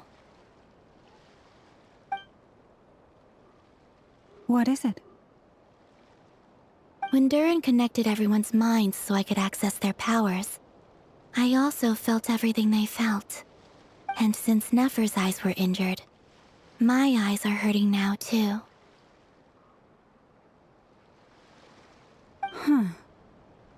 Hold on. Let me try. I only feel the pain. There's no actual damage. I just thought I should tell you. You're right. There's no damage. That's a relief. But I must say, I'm surprised to hear the Kutar share something like this with me. In the past, you never used to open up about yourself. Things are a little different now from how they were. I'm learning to share how I truly feel with my friends. Friends? You have no idea how glad I am to hear that.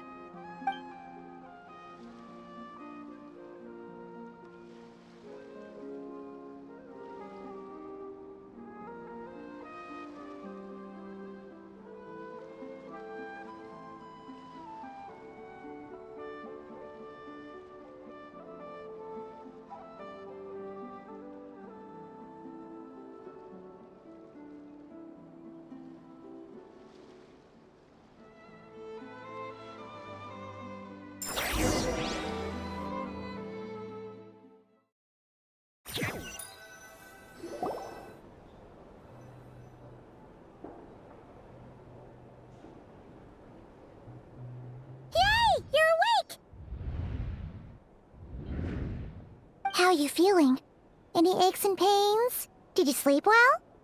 I'm doing all right, Paimon. No need to worry about me. Phew! Well, that's good. Paimon's been sitting on the edge of the bed worrying about you for ages. You slept a whole day and night. Poor Paimon had to eat all by her lonesome. Glad to hear you didn't starve. How was the food? Well, it wasn't the same without you there to share it. Honestly, Paimon just can't relax when you're not your usual self. She couldn't enjoy the food and settle down to sleep. Well, I'm back to normal now. Oh yeah, and Albedo swung by earlier. He said to tell you to head to the tavern when you woke up. Varker and the others are organizing a victory feast and they want to celebrate with you. He also dropped off some medical supplies, but you seem fit as a fiddle, so guess you won't be needing those. If you're feeling up to it, let's head over now. Wouldn't want to keep them waiting.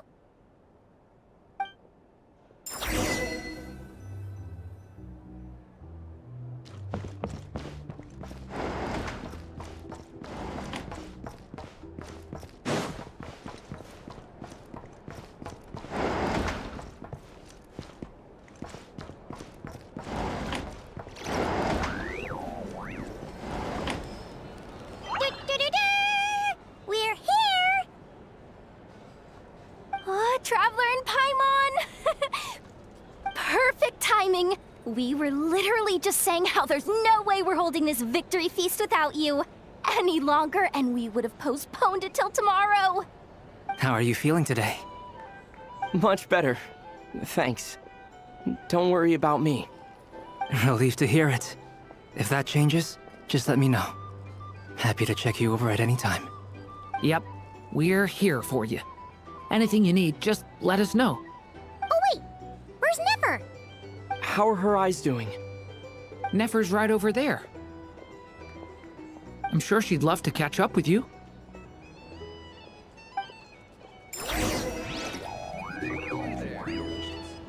Here to sign up with the Fatui.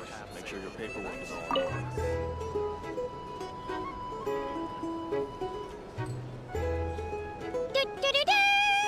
We're here! Oh, Traveler and Paimon! Perfect! How are you feeling? Much better.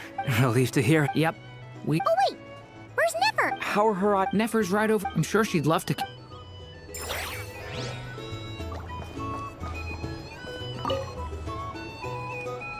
Hello, you. Recovered from the battle? Come on, what do you mean? Of course I'm gonna ask. I care about my friend's well-being. And we are friends, aren't we? Get yourself a drink. You've more than earned it. In fact, today, your drinks are on me. Lord Sangamabe's got you covered. Wow, really? What about Paimon? Has she earned it too? Has she? Please? Well, you haven't been through quite as much as the Traveler, but... what the heck, sure. Yay! Wow! Drinks on Dory! What a historic day. Hey, keep your voice down, or everyone else is gonna want in too. Have you heard anything I've been saying recently? Doing business in Nodcry has been an absolute nightmare. If I'm buying for everyone, oh... Okay. Paimon will speak more quietly. Jeez. That's more like it. Don't you forget, Lord Sangamabe doesn't just go around buying drinks for anyone and everyone.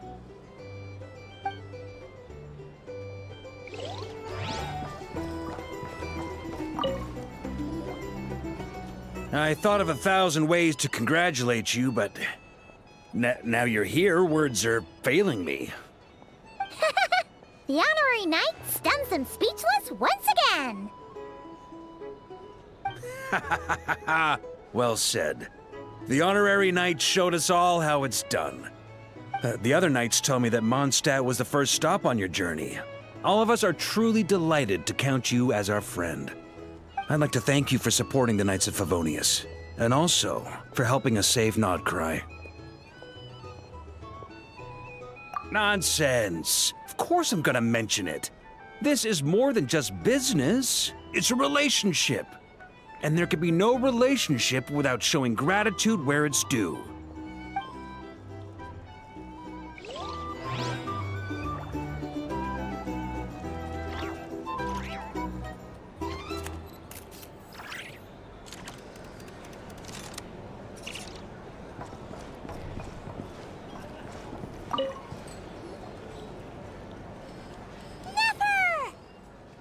Traveler, Paimon, are you recovering well?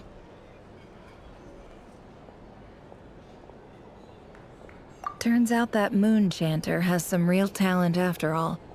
My eyes were mostly recovered after just a couple days rest. I can actually open them again now. Yeah, but you gotta be careful. Lauma says not to strain your eyes while they're still healing. Yes, thank you. I'm well aware. Yehoda, could I borrow you for a moment?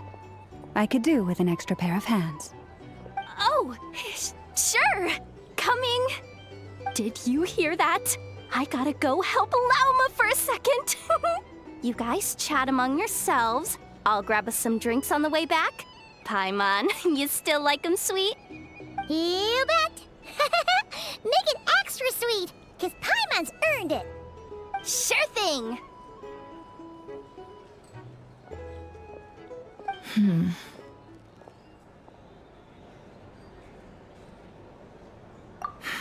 The Raker of Solnari. Kind of a snake, don't you think? No, definitely a snake. A poisonous one who spewed his venomous hatred everywhere. Anyone who seeks revenge out of hatred for other people has become a snake. That's something my dad used to say. Perhaps. I'm sure it sounds like a very wise and open-hearted perspective to your ears. But me?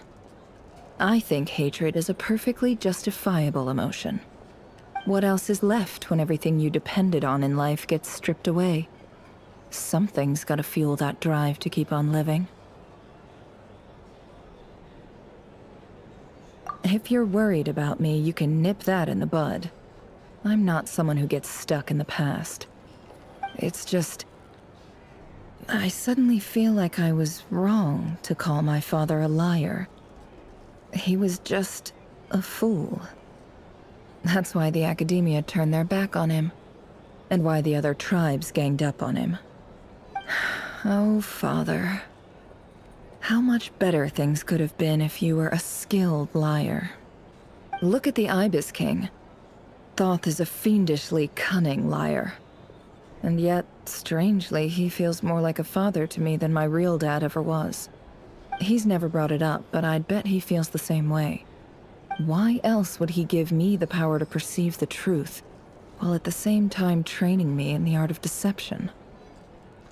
Well, King Deshret banished him to Aru, which is essentially a prison, and posed 3 questions to him.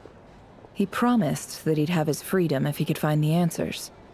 His response was to take on a physical form and approach me, hoping that I could become his envoy and search for one of the answers on his behalf. Did he really think I'd fall for that? He's stuck there. He can't make me return what he gave to me. So that's enough for you to decide he's nice, is it? He's a prisoner, and he was scared. So he decided to perform some good deeds to win people's approval. He lives in fear because he's a deceiver. How is Rerir any different? You can't work as a spy your whole life and expect a happy ending. It's preposterous. Yet I can't say I don't understand it. Liars live in the darkness of their own making, but it's still human nature to want to go on living. They say that a liar's soul is the most worthless thing in the world. What do you think? Good. If you understand that, it means you're smart, and you see things objectively. If you ask me, the soul of a liar really is worth nothing, because all they care about is themselves. For example, when something good falls into my lap, I don't go sharing the news around. Stops other people trying to steal it from me.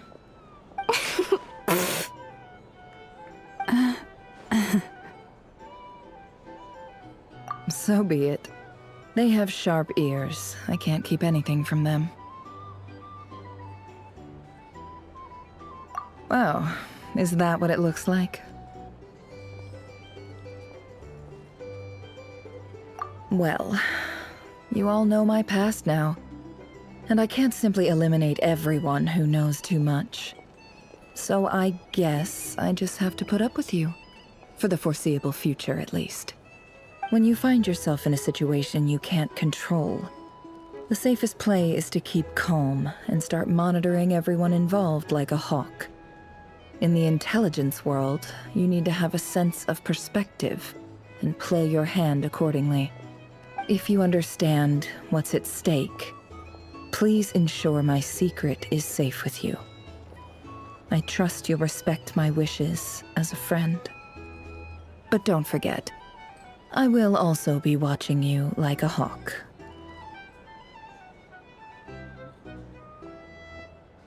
Very good. Oh wait! Now that the panic's over and we've all calmed down, Paimon suddenly remembered something. After all that build-up, our mystery ally never showed up even once!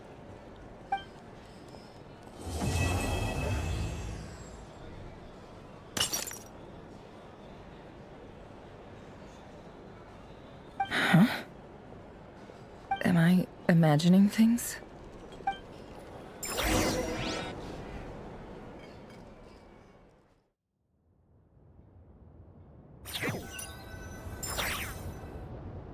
So, that close colleague who stayed behind with you? What's he been up to recently? Don't know, don't care. I get more normal human interaction from hanging out with Bosco too than him. Although, now you mention it, he hasn't bothered me in a while. I wonder if... If he's disappeared without a trace, it's the biggest gift he ever gave to the world.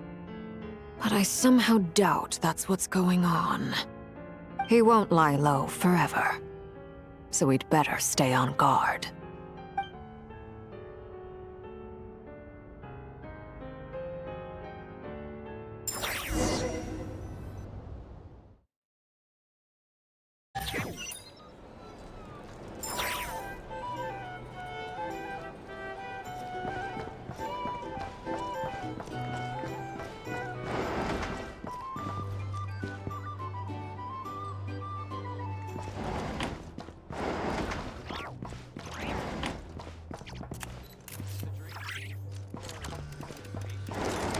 It's so noisy here. Back in my day.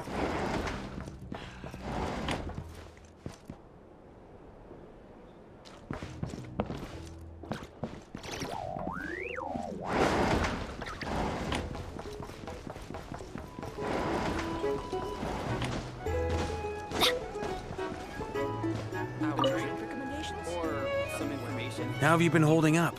Any adverse reactions? If you start to take a turn for the worse, make sure you tell me right away. You don't need to worry about me, Grandmaster. I'm fine.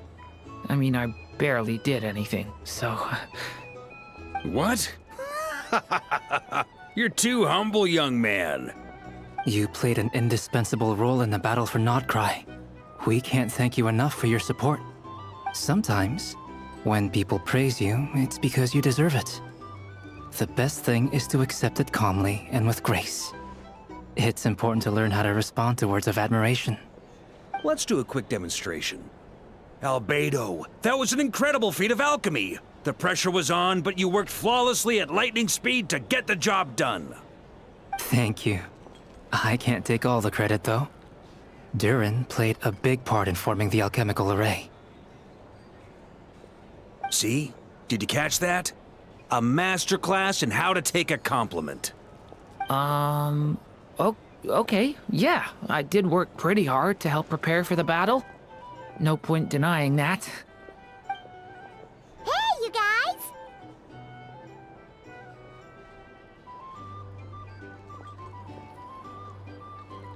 Hey, look who's bounced back. Looking good, Traveler. Seems like you've recovered. You won't need to take any more medication. Can I get you a drink? Huh? You know how to order at a bar now? You've sure learned a lot recently. Handling a drinks order is ridiculously simple compared to alchemy. Don't worry, I'll blend into society yet. Paimon believes it! You're clearly a fast learner, just like your brother. To be totally honest though, Paimon didn't quite follow all the details when you first explained the plan to us. Don't worry, that's completely understandable. Unless you're a student of alchemy, it's hard to grasp the principle and how the process works. To put it in the simplest terms, we saw how our enemy stole the power of Kuvaki. And that gave us the idea of stealing his power to turn it against him. When facing an enemy you have no hope of defeating, it's best not to engage them in battle. So, instead of looking for a way to overpower him, we decided to help Columbina get strong enough to at least stand up to him in a fight. For this to work, we had to analyze his modes of attack, confirm who his main target was, and make sure that he wouldn't go beyond the range of the alchemical array. For added security, we prepared a total of 4 arrays. But to mitigate the impact of the battle, we identified one location in particular as the ideal spot, which is where the confrontation took place. The alchemical array absorbed his abyssal power. Then Durin processed it to render it usable by Columbina. That power enabled her to do what would otherwise have been nigh on impossible. What surprised me was that Dainsleif actually agreed to join us. Given his history with Rerir, he had every right to sit this one out. but we're extremely grateful for the decision he made. It must have been a painful choice to make. But I'm sure that making a decision was far better for him than staying in limbo. Absolutely. He was torn between two paths, but in the end, he made his choice and stuck to it resolutely. He doesn't strike me as the sort of person who'd stay trapped in limbo for long. Anyway, however you cut it, everyone gave a stellar performance. And now, it's time to kick back and celebrate.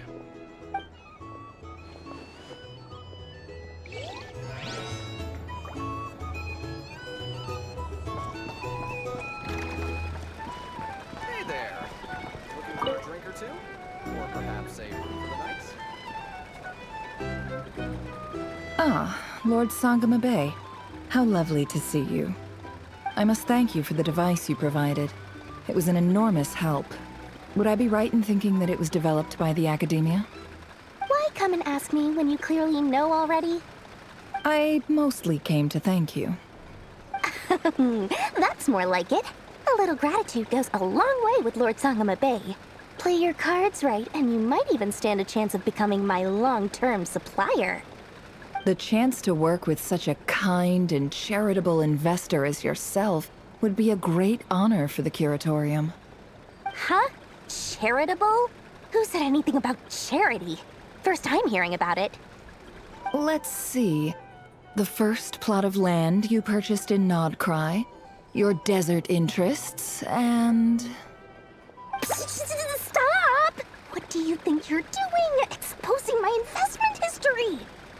It's nothing to hide from. They're all perfectly legitimate investments.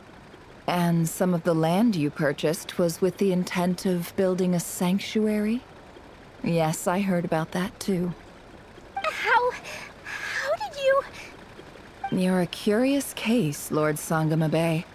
You don't like people finding out about your good deeds, do you? But I'm afraid no matter how hard you try to keep things under wraps, where there's a will, there's a way. You did it for Sumeru, didn't you? It was empty land that was gonna go to waste otherwise. I figured if I built something there, it might at least get some use in an emergency. Disasters are capricious things. They strike without any warning. I've lost family to a disaster before, and I don't want to lose any friends or business partners if I can help it. My elder sister used to dream of finding a sanctuary. Somewhere with plenty of food, water, and medicine. Where everyone could live happy lives. It was something I looked into, but after discussing things with the Dendro Archon, I decided on a more effective strategy. The tech people handled the tech, and Moneybags provided the Mora. It just made the most sense. It's a pity that so few people know the truth about you. Everyone says that you view everything in terms of Mora, and all you care about is growing your own wealth. So, what's the problem with that? Everyone wants to be rich. It's human nature. So yes, I love Mora, and it's nothing to be ashamed of. But surely you have dreams of your own beyond just making Mora. You don't get it, do you? My dream is to invest in other people's dreams. And, you know, make a nice little slice for myself along the way. Just thinking about it makes me happy. That sweet, sweet sound of Mora. Thank you. For the device? And the pendant. Oh, that. I was just returning a favor. Don't worry about it. Seems like we've both been away from home for a very long time. Yeah. So long that I barely remember what my family even looked like. That would be your mother, father, and sister? Yeah, though it's been years since my sister passed away. It's not like I want to forget them, obviously, but memory can be even more ruthless than the most calculating business person. Beyond a certain point, if something isn't helping you, it just gets rid of it. My sister can't help me now. Slowly but surely, her face is fading from my mind's eye. It's become a vague impression. Not everything will fade. When loved ones pass away, The beautiful memories are the ones that last the longest. Yeah, that's true. If you ask me, that's the one silver lining in all of it. Well, that, plus, I'm sure that life is much better now than it was back then. Oh, absolutely. I have tons of Mora, a big beautiful house, business is booming, and I'm as happy as can be. You've got a lot going for you too. Boss of the Curatorium of Secrets? I'm sure there's plenty of Mora to be made in that line of work. I appreciate the vote of confidence.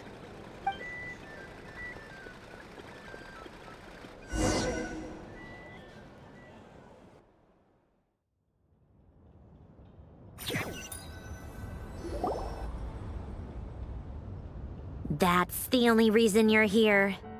Yes. I've thought a lot about it.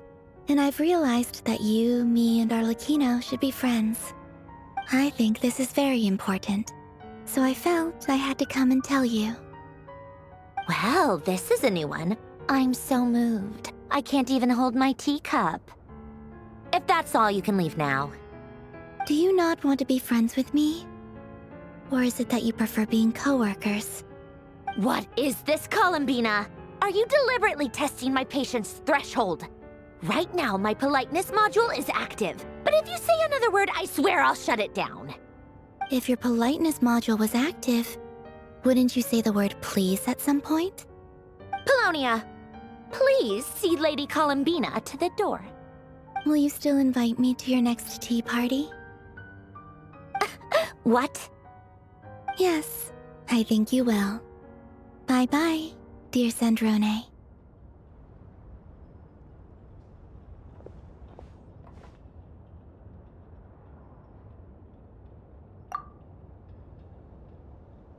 Last time, the Wild Hunt escorted you out. Would you rather I handled it myself this time? We just wanted to, see how you were doing now that it's all over. Why? Out of concern for my safety? I hope you didn't seriously think that the Rayhir of Solnari would be able to lay so much as a finger upon me, given how prepared I was. Mostly because you kind of helped us out, so we just wanted to check you were okay. Looks like all your robots are fixed, huh?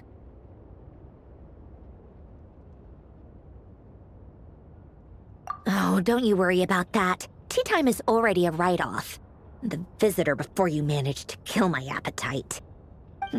If you're in the mood for tea, go ahead and help yourself. Otherwise, it's going to waste. My coasters are still missing in action, though. Use this notebook instead. Whoa! Pretty hefty notebook. Look at all those calculations. You can ignore those. They're just dumb scribblings. I doodle and write in my free time. Sometimes I remember the distant dreamlike past. Sometimes I imagine the far-flung future. And other times, I grit my teeth and note down all the crazy nonsense going on in the present. Some people do the crosswords in the newspaper. This is my equivalent of that. Trying to predict the future is like daydreaming. And writing about the present just makes me furious. The past is my favorite.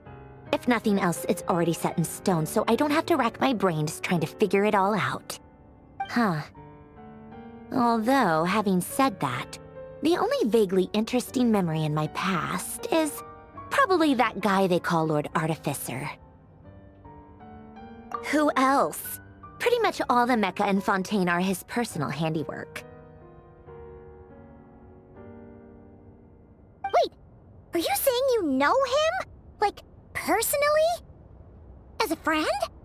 I mean, I guess we were friendly enough.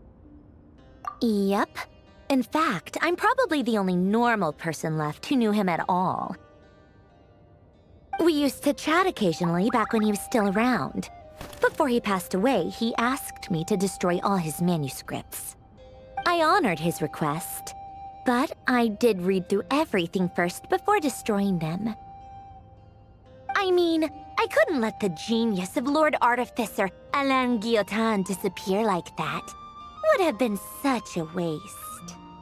So, that's where the formulas in your notebook are from?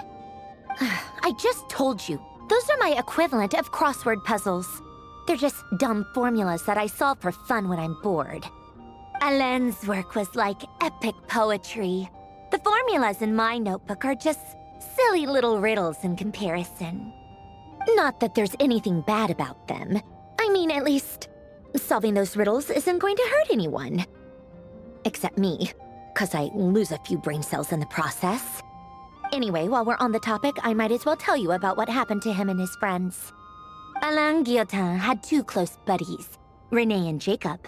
They spent their childhood years together in the Narzissenkreuz Institute.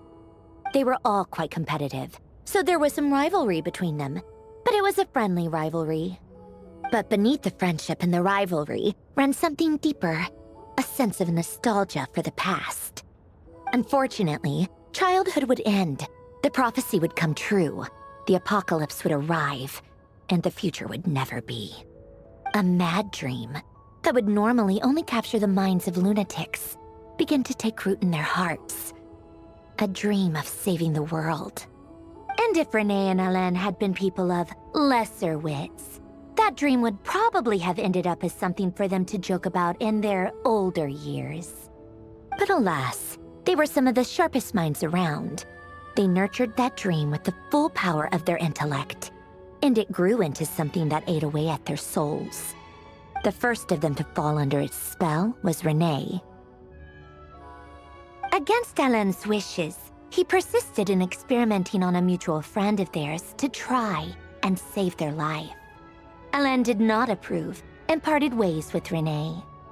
It's complicated. Alain wanted to believe that René only did what he did for the sake of their friendship. But when he told me about what happened, I could tell he still had some suspicions about René's motives. Perhaps the seed that would grow into a nightmare had already sprouted in René's mind. Even then, the next time they met, René's soul had been completely engulfed by the dream of salvation. His futile attempt to change the tide of fate only resulted in a wave that swallowed up the world, even before the apocalypse came. And although that wave died down eventually, I hear that it just recently came back with a vengeance. As I understand, René wanted to live out his dream of salvation once more. But I'm told that the attempted resurgence finally died out for good. At long last, René awoke from his deluded dream. Though of course by then it was far too late. What do you think of René? Do you admire his transcendent genius? His view that any price was worth paying to achieve the lofty goal of saving the world? Or do you despise him? Dismiss him as an evil madman who wrought havoc on the lives of everyone around him as he pursued his delusional dream? Same difference, really. Just a matter of perspective. Really? I can't tell whether that's because you disapprove of his deeds or because he failed.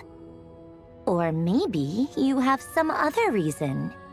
René no longer exists in this world, and the dream he started went on to be realized by someone else. I don't like fanatics who give up their whole lives for their ideology, nor do I like fools who let their delusions take control. Maybe I could understand if René had just been an ordinary person, but he had a sage-like intellect, and still managed to get himself lost in the labyrinth of his own desires. Anyway, that's enough about René. Now, moving on to Alain Guillotin, the Lord Artificer. He managed to put a stop to the first storm whipped up by René. But after that, Alain lost his friends and family. To his credit, I suppose, the loss of his family and friends was purely a tragic accident. It's not like Alain sacrificed them for his cause or anything. After that, the only thing supporting his work was the same dream that had dragged his closest friend down to the abyss. But although the desire to save Fontaine drove him to found the Fontaine Research Institute, Alain continued to reject any form of transcendental knowledge or power. He was suspicious and fearful of it, having seen the way it had affected his closest friend.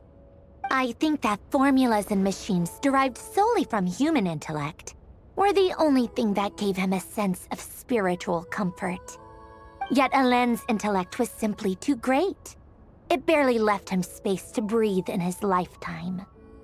Once he realized that the end of his life was approaching, he finally accepted the truth. The Nazissenkreuz Institute needed someone, and a human being, to see its story through to the end. He quit working on his formulas, trading them in for the fairy tales that had played such a formative role in his childhood, but which he barely touched in his adult life. He told me that the director of the Nazissenkreuz Institute used to read those fairy tales to the children as bedtime stories. Apparently, they worked wonders at sending kids off to sleep. I think that all he wanted at that time in his life was to be able to sleep deeply without being plagued by depression.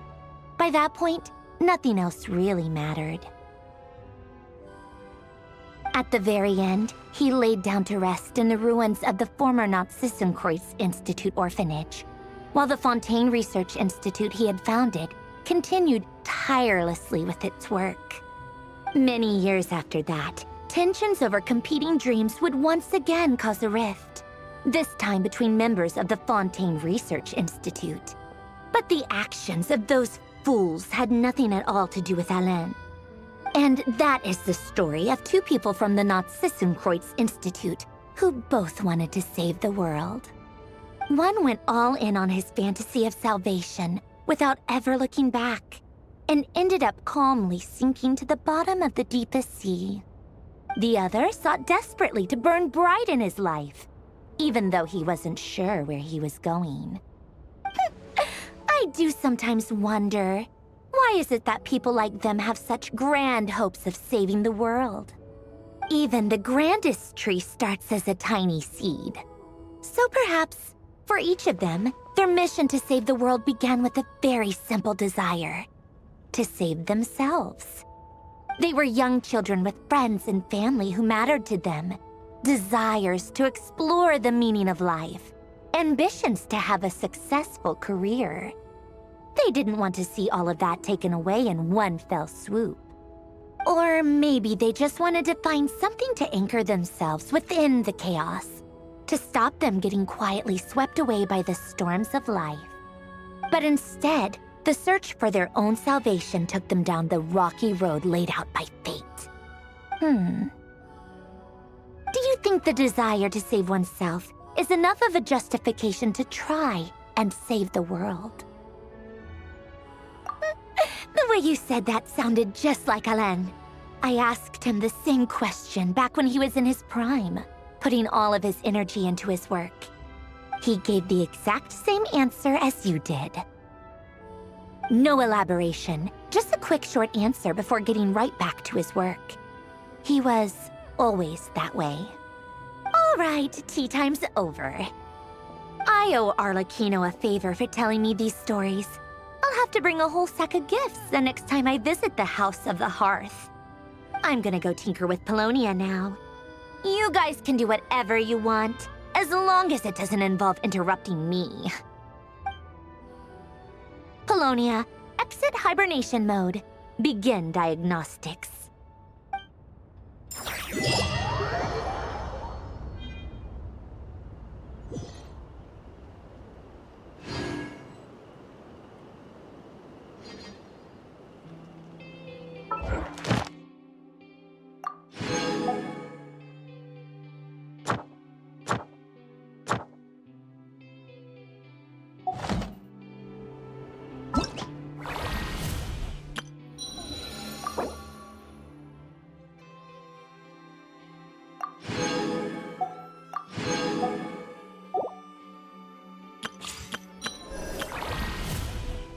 Oh, ow! Where did that come from?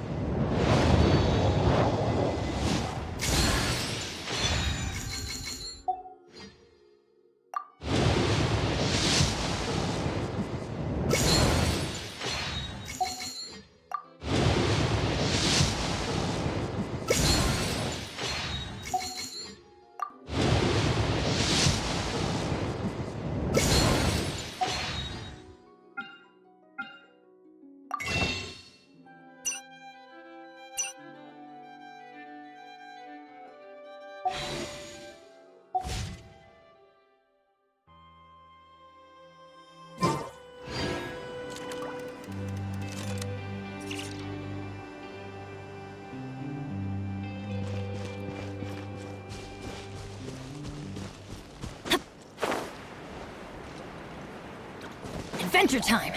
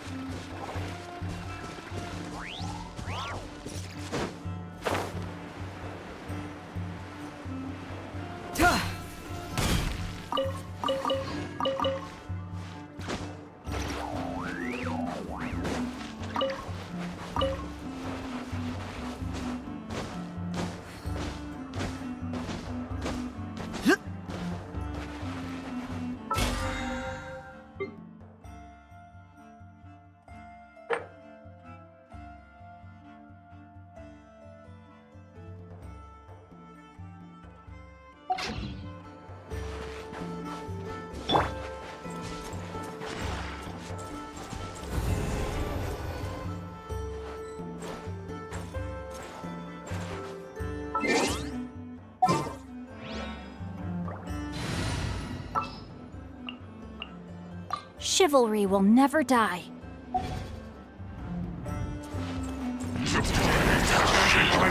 Get with me! I'll settle this!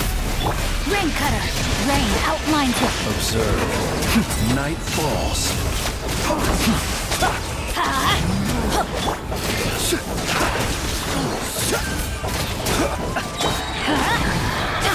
Teamwork is dreamwork! The night cometh. Close your eyes. Lightning terrified! Our bond is strong!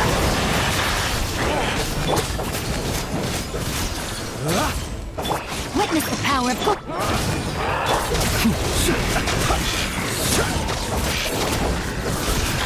Observe. Night falls. Be silent. Out of my way! Get with me! The long sleep beckons. Everybody stand back! Observe.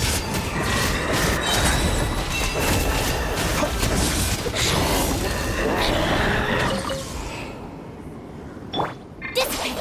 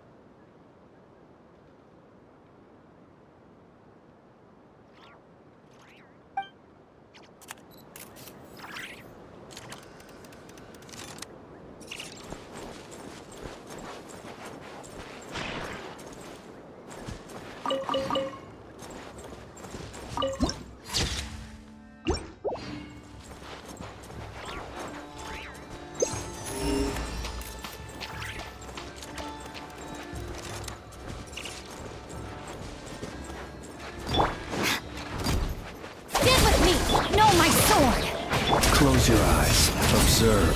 To dust. I'll settle this. Let's light it up. Teamwork is dreamwork. Let's light. Close your eyes. Dissipate. Rain outlines your fate. Rain Cutter. Beware the creatures of the night.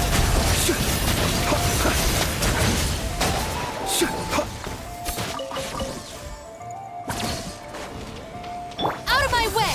Stand with me! Observe. Night falls.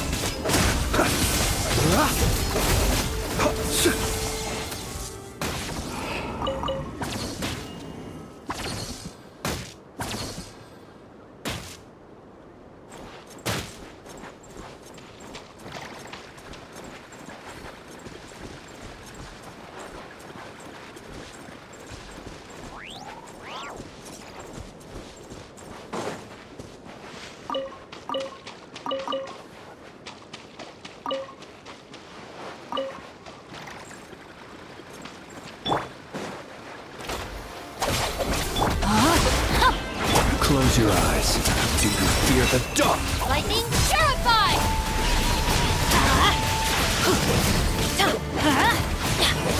Witness the power of Guwa! Our bond is strong! Let's light it up! The night cometh. Be silent. I'll settle this! I'm going in! No, my sword! Let's light it up! Dissipate! Observe. Close your eyes. To dust. Out of my way! Rain Cutter! Let's light it up! Teamwork is dreamwork!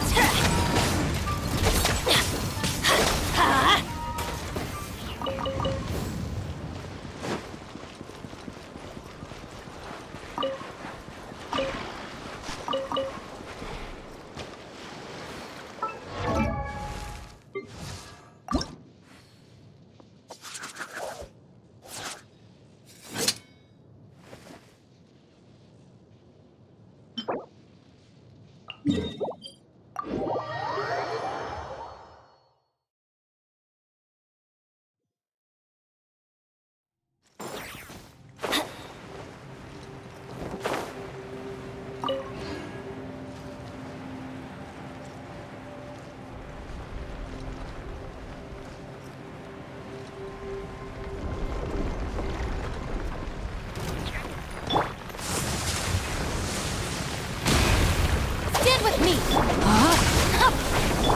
Be silent. Do you fear the dark? Let's light it up!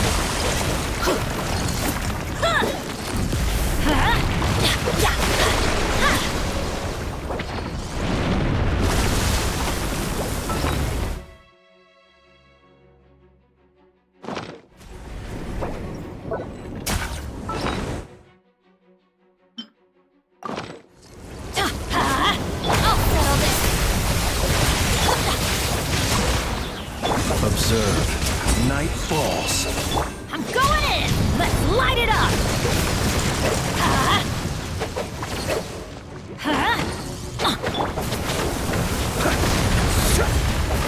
Dissipate! Close your eyes. Be silent.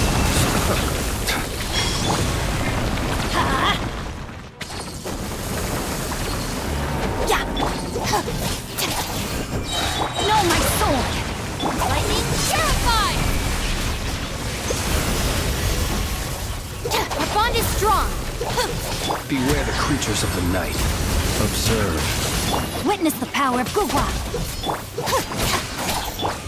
Everybody stand back! Out of my way!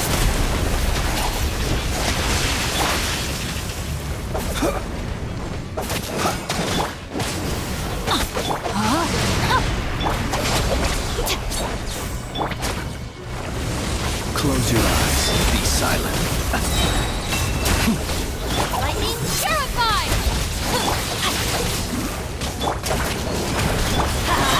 Teamwork is strict! Ring cutter! Observe. Be silent. Fear the... Out of my way! Stand with me!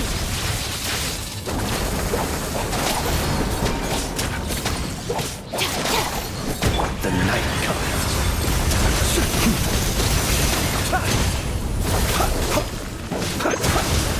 Close your eyes. Dissipate! No, my sword! I'm going in! I'll settle this!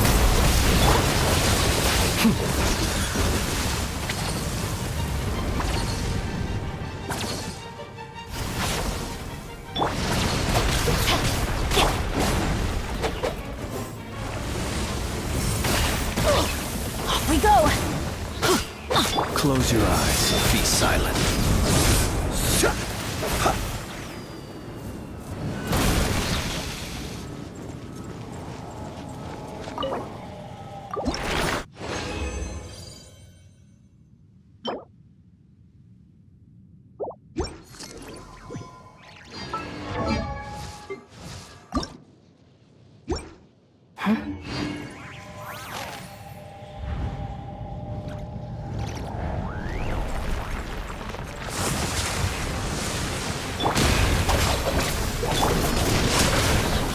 Observe. Beware the creatures of the night. Teamwork is dreamwork! Let's light it up! Let me weave you a verse. Adventure time! Out of my way! Stand with me! Be silent. Close your eyes.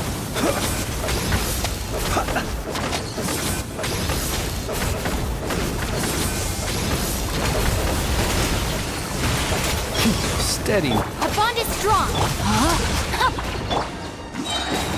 I'm going in!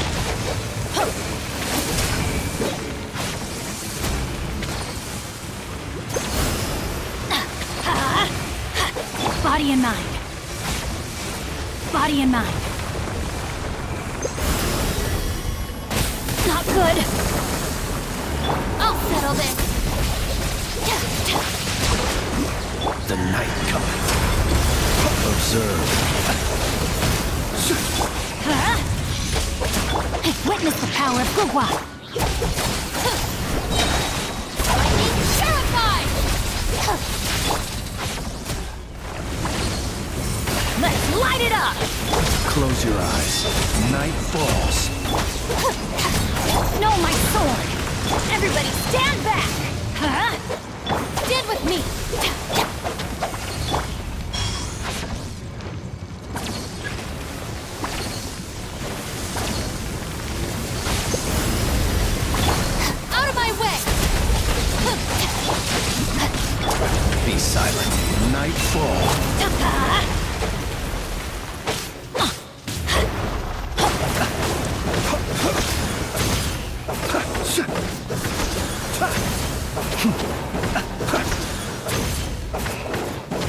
Observe.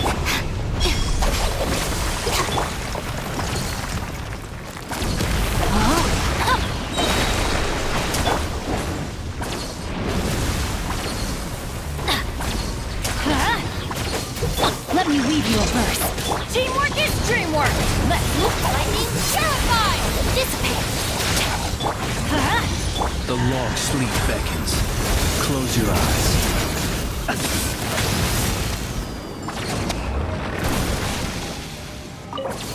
As you...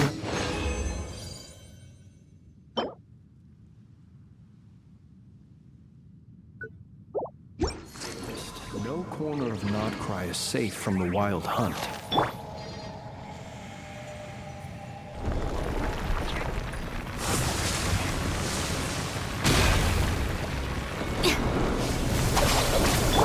Rain outlines your... Observe. Be silent. To dust.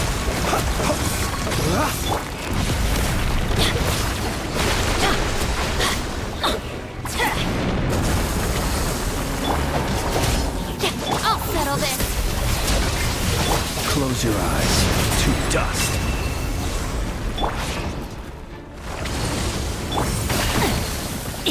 No, my sword.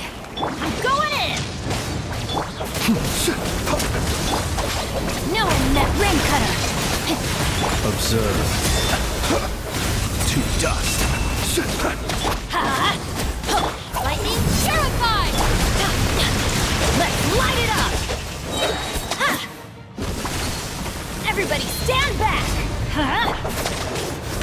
Rain outlines your face. Our bond is strong.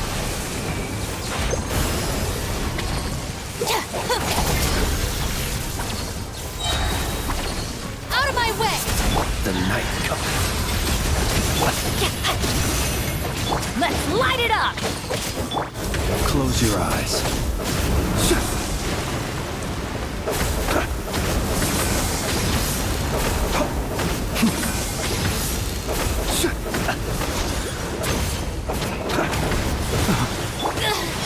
Dissipate. Be silent. To dust.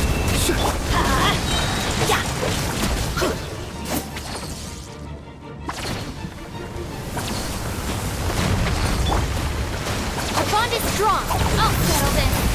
Witness the power of the wild. Observe. To dust. I'm going in. Let's light it up.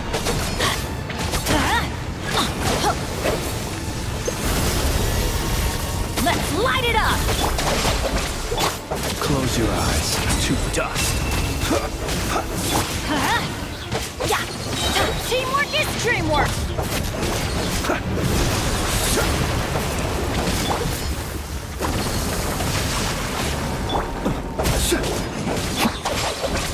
Observe. Close your eyes.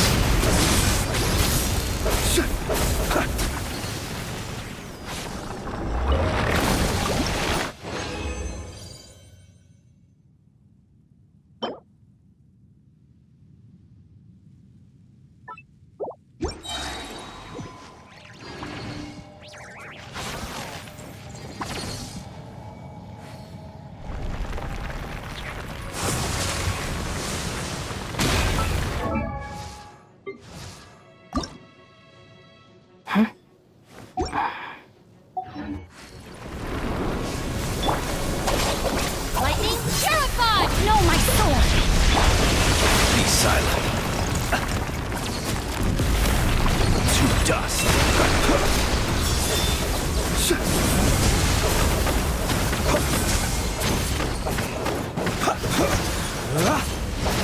Are you quite finished?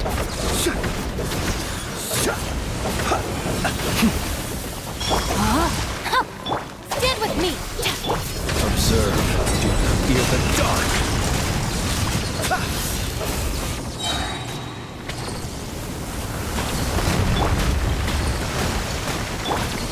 Rain cutter. I'll settle this. Be silent. Do not fear the dark. I'm going in. Off we go.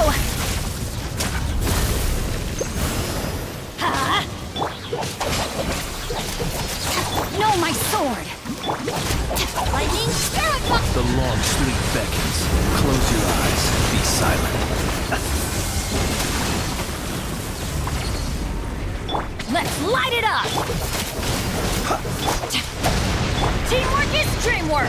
Huh? Time to act. Dissipate! Close your eyes. Night falls.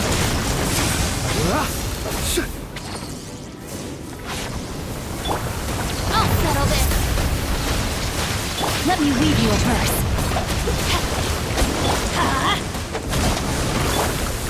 Observe.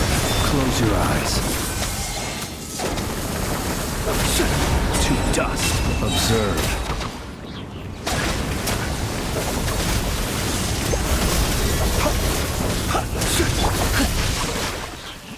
Stand with me! Close your eyes. To dust. Be silent.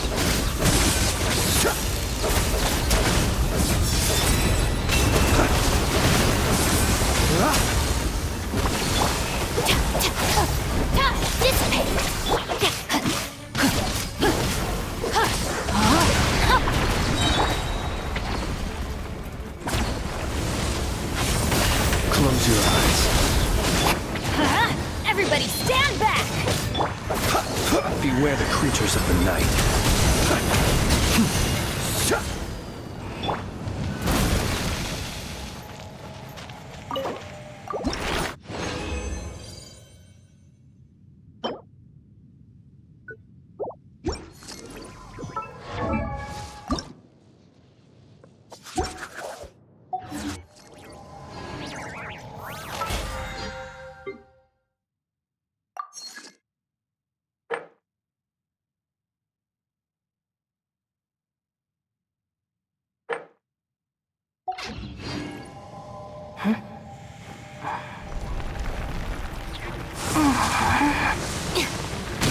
Our bond is strong! Observe. Close your eyes. To dust.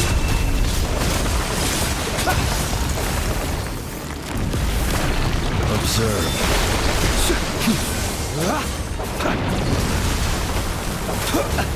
Out of my way! Dissipate! Witness the power of Gua! Close your eyes. Be silent. I'm going in!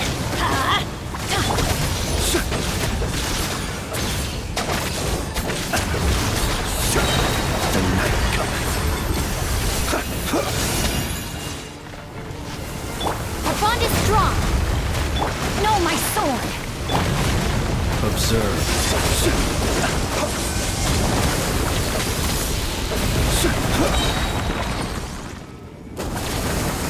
Lightning terrified! Stand with...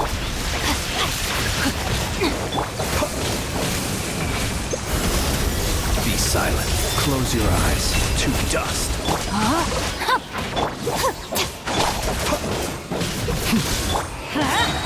I'll settle this! Everybody stand back!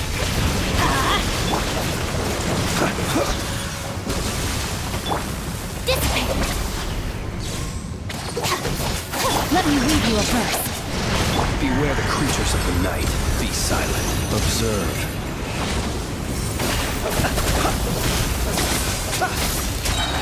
Night falls.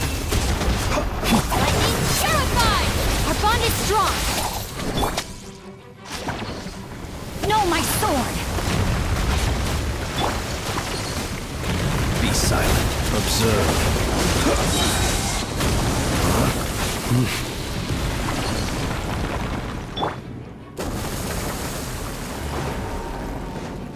Dissipate!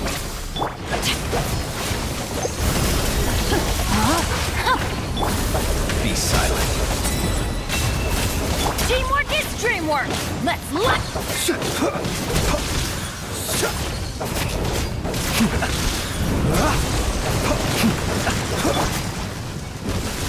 Our bond is strong!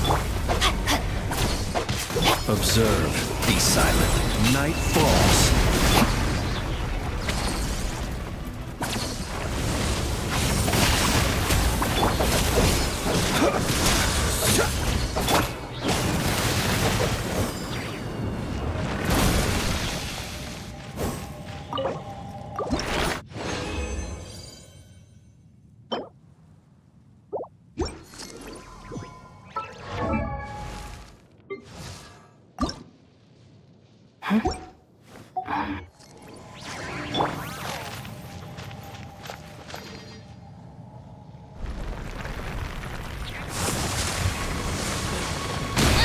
Dissipate!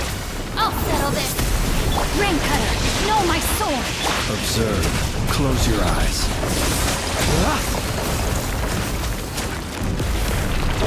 Fear the dark! Observe. Everybody stand back! Lightning, Sheriff! Be silent. Close your eyes.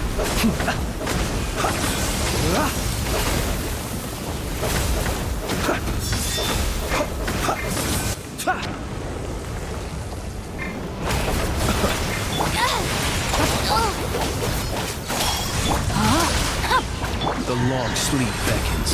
Be silent. Close your eyes. Let me weave you a verse. Out of my way!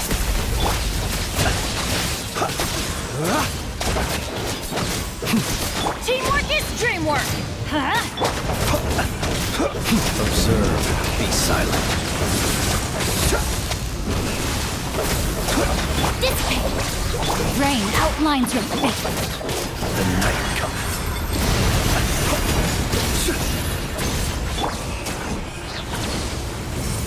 I'll settle this. Ring cutter. Observe. Be silent. Do you fear the dark? Everybody stand back!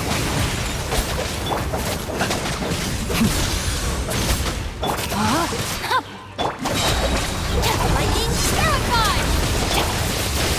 Close your eyes. Be silent.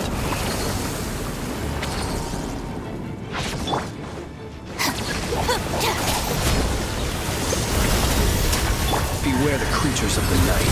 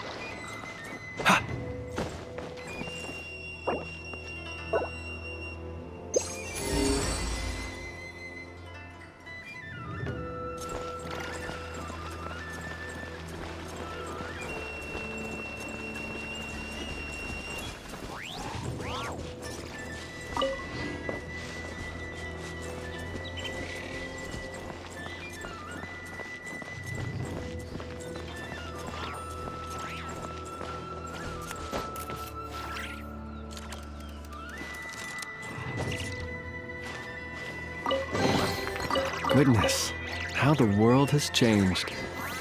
Might I ask, when did the custom of placing treasure chests in every nook and cranny come into fashion?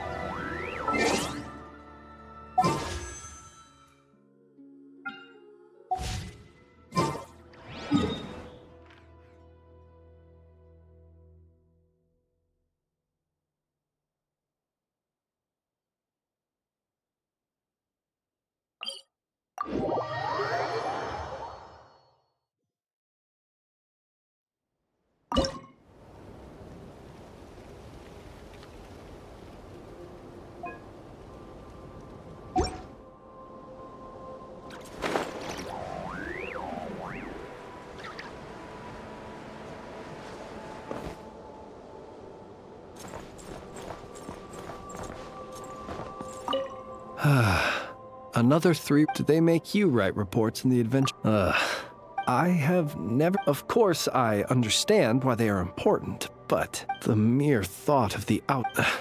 No, a little longer here and.